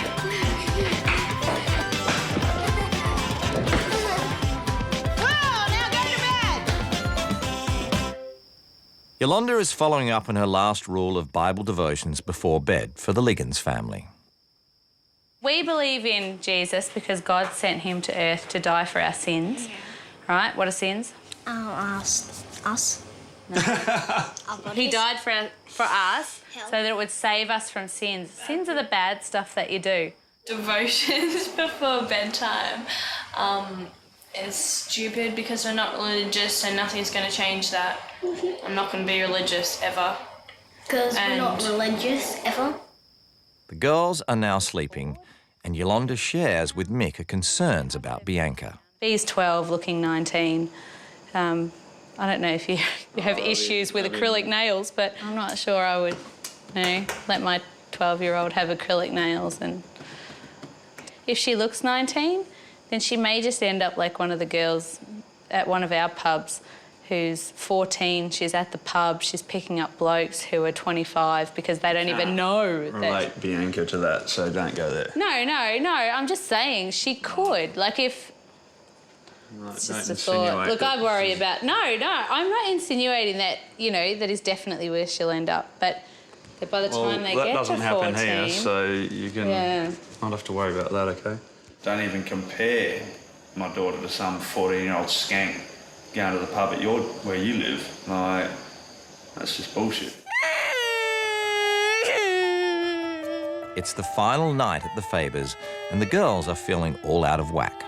Montana, okay? You can't do this every time you don't get it your own way, okay? Daddy's going to take you upstairs and put you to bed.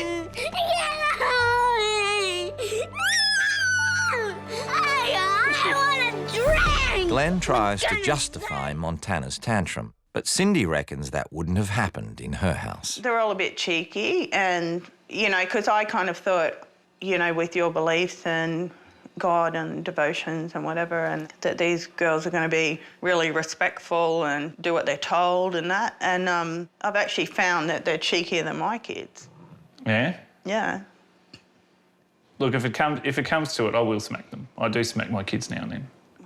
To me, I just can't understand somebody with such Christian beliefs, like threatening their child or, you know...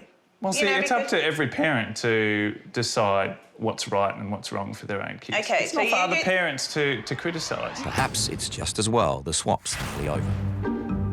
It's day 7 of Wife Swap Australia, and the wives are packing their bags. The biggest thing that I've learned since I've been here is whether you believe in God or you don't, doesn't make your kids any less naughty than other kids. Yolanda's stay with the Liggins family has confirmed that her parenting style works. I've left with a good sense that, probably a reassurance that I am actually doing a good job and that it's okay to say that I am. Right, here we go. Time for the wives to say goodbye to their adopted kids. Hey, that's your sissy. You're supposed to be hugging me. See you later. Thank you, Mick. And head to the table meeting. Thanks for coming. See ya. See ya. Bye. Bye. It's been a confronting week for Glenn, and he's relieved when his wife's car comes into sight.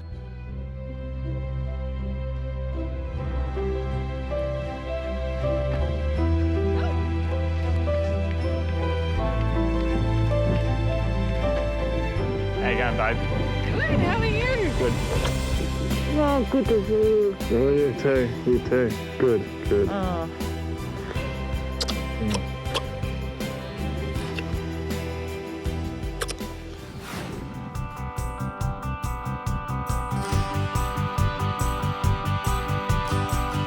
And big smiles for the Liggins too.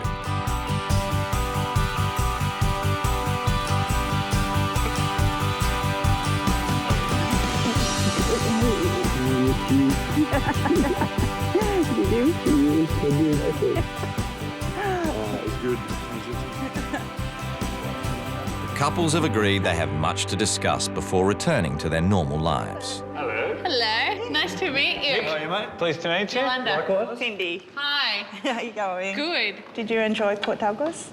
Loved it. Sat down and read the manual, and I tell you, boy, oh boy, it sounded a bit frightening from your manual. I know, it didn't sound like you spent very much time with your kids. You only saw Mick for 3 weeks out of 6, and... Fantastic. You think, after spending a week with him, I would spend more time with him. He's an awesome guy.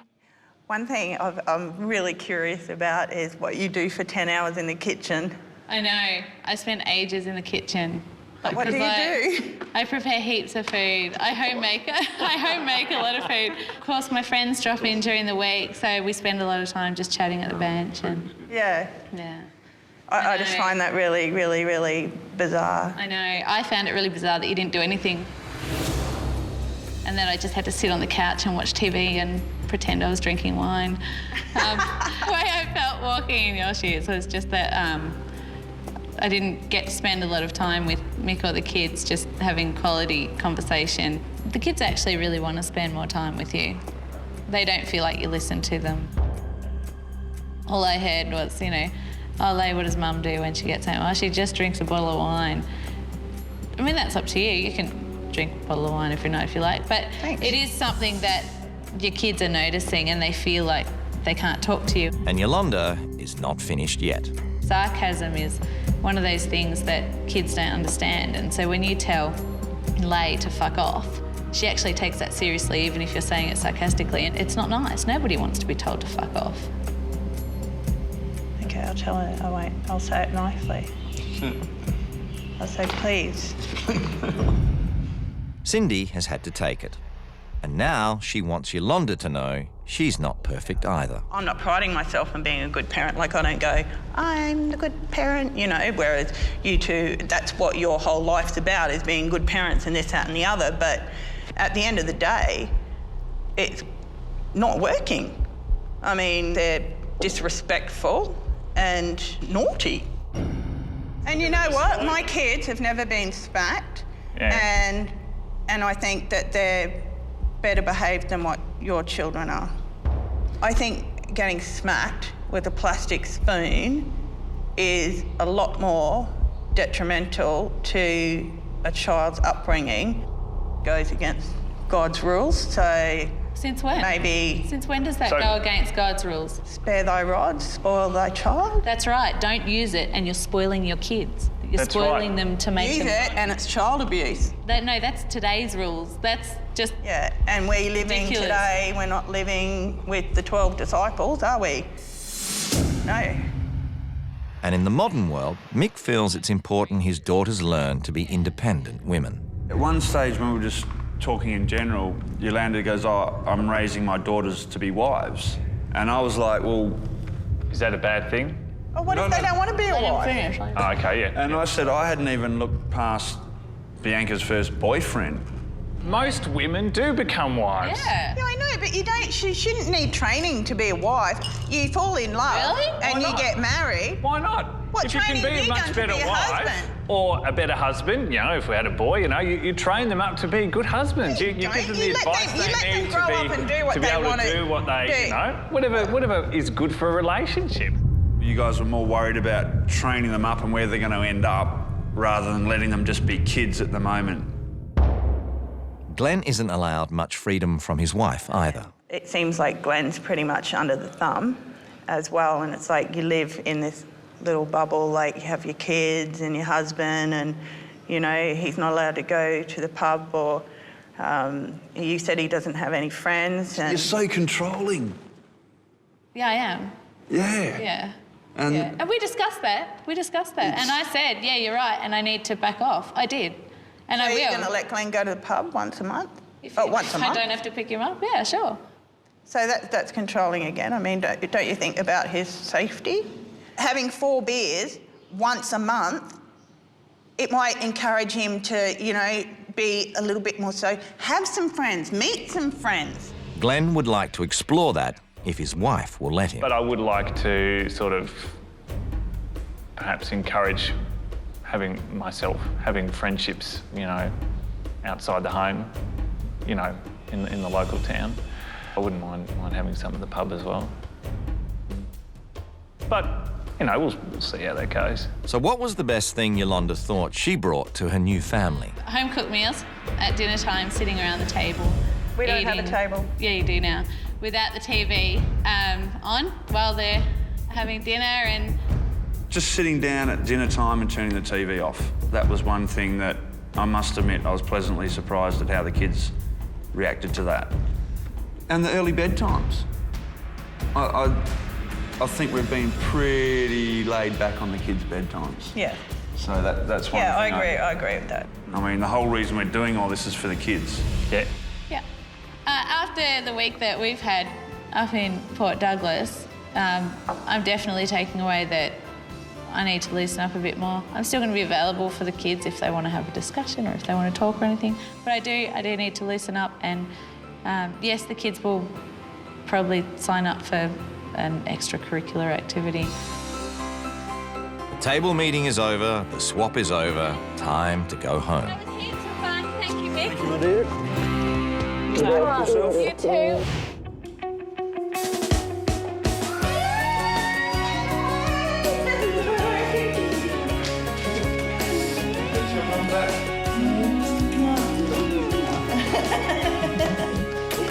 Oh, Yolanda's rules.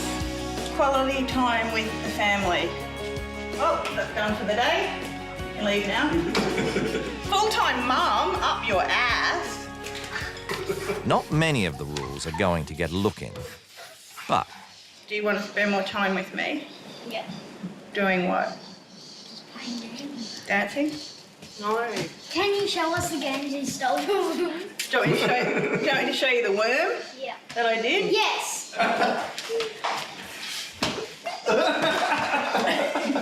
situation normal again at the Liggins. As Yolanda arrives at Bonnie Doon.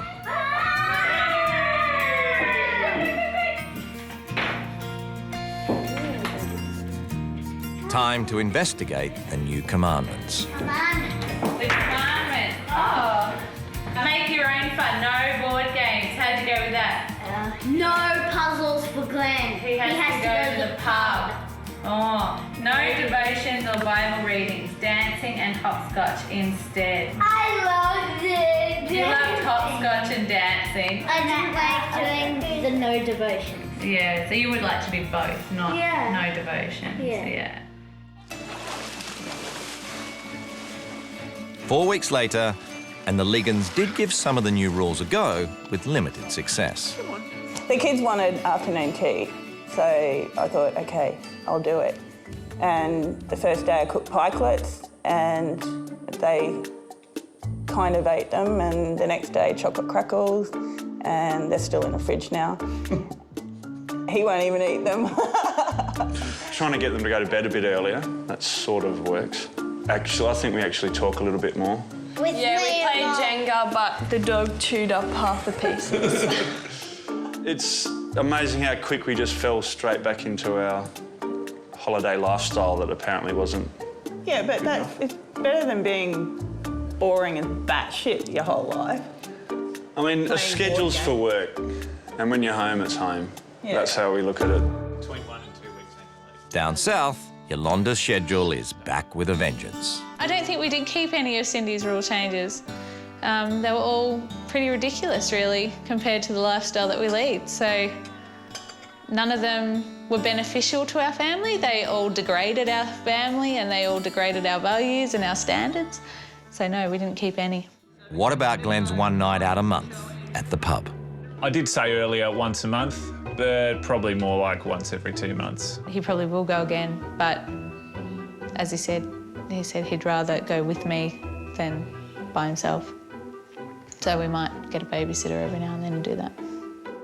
Dear Lord, thank you for that wonderful dinner that we had and that it would taste great. Amen. Amen.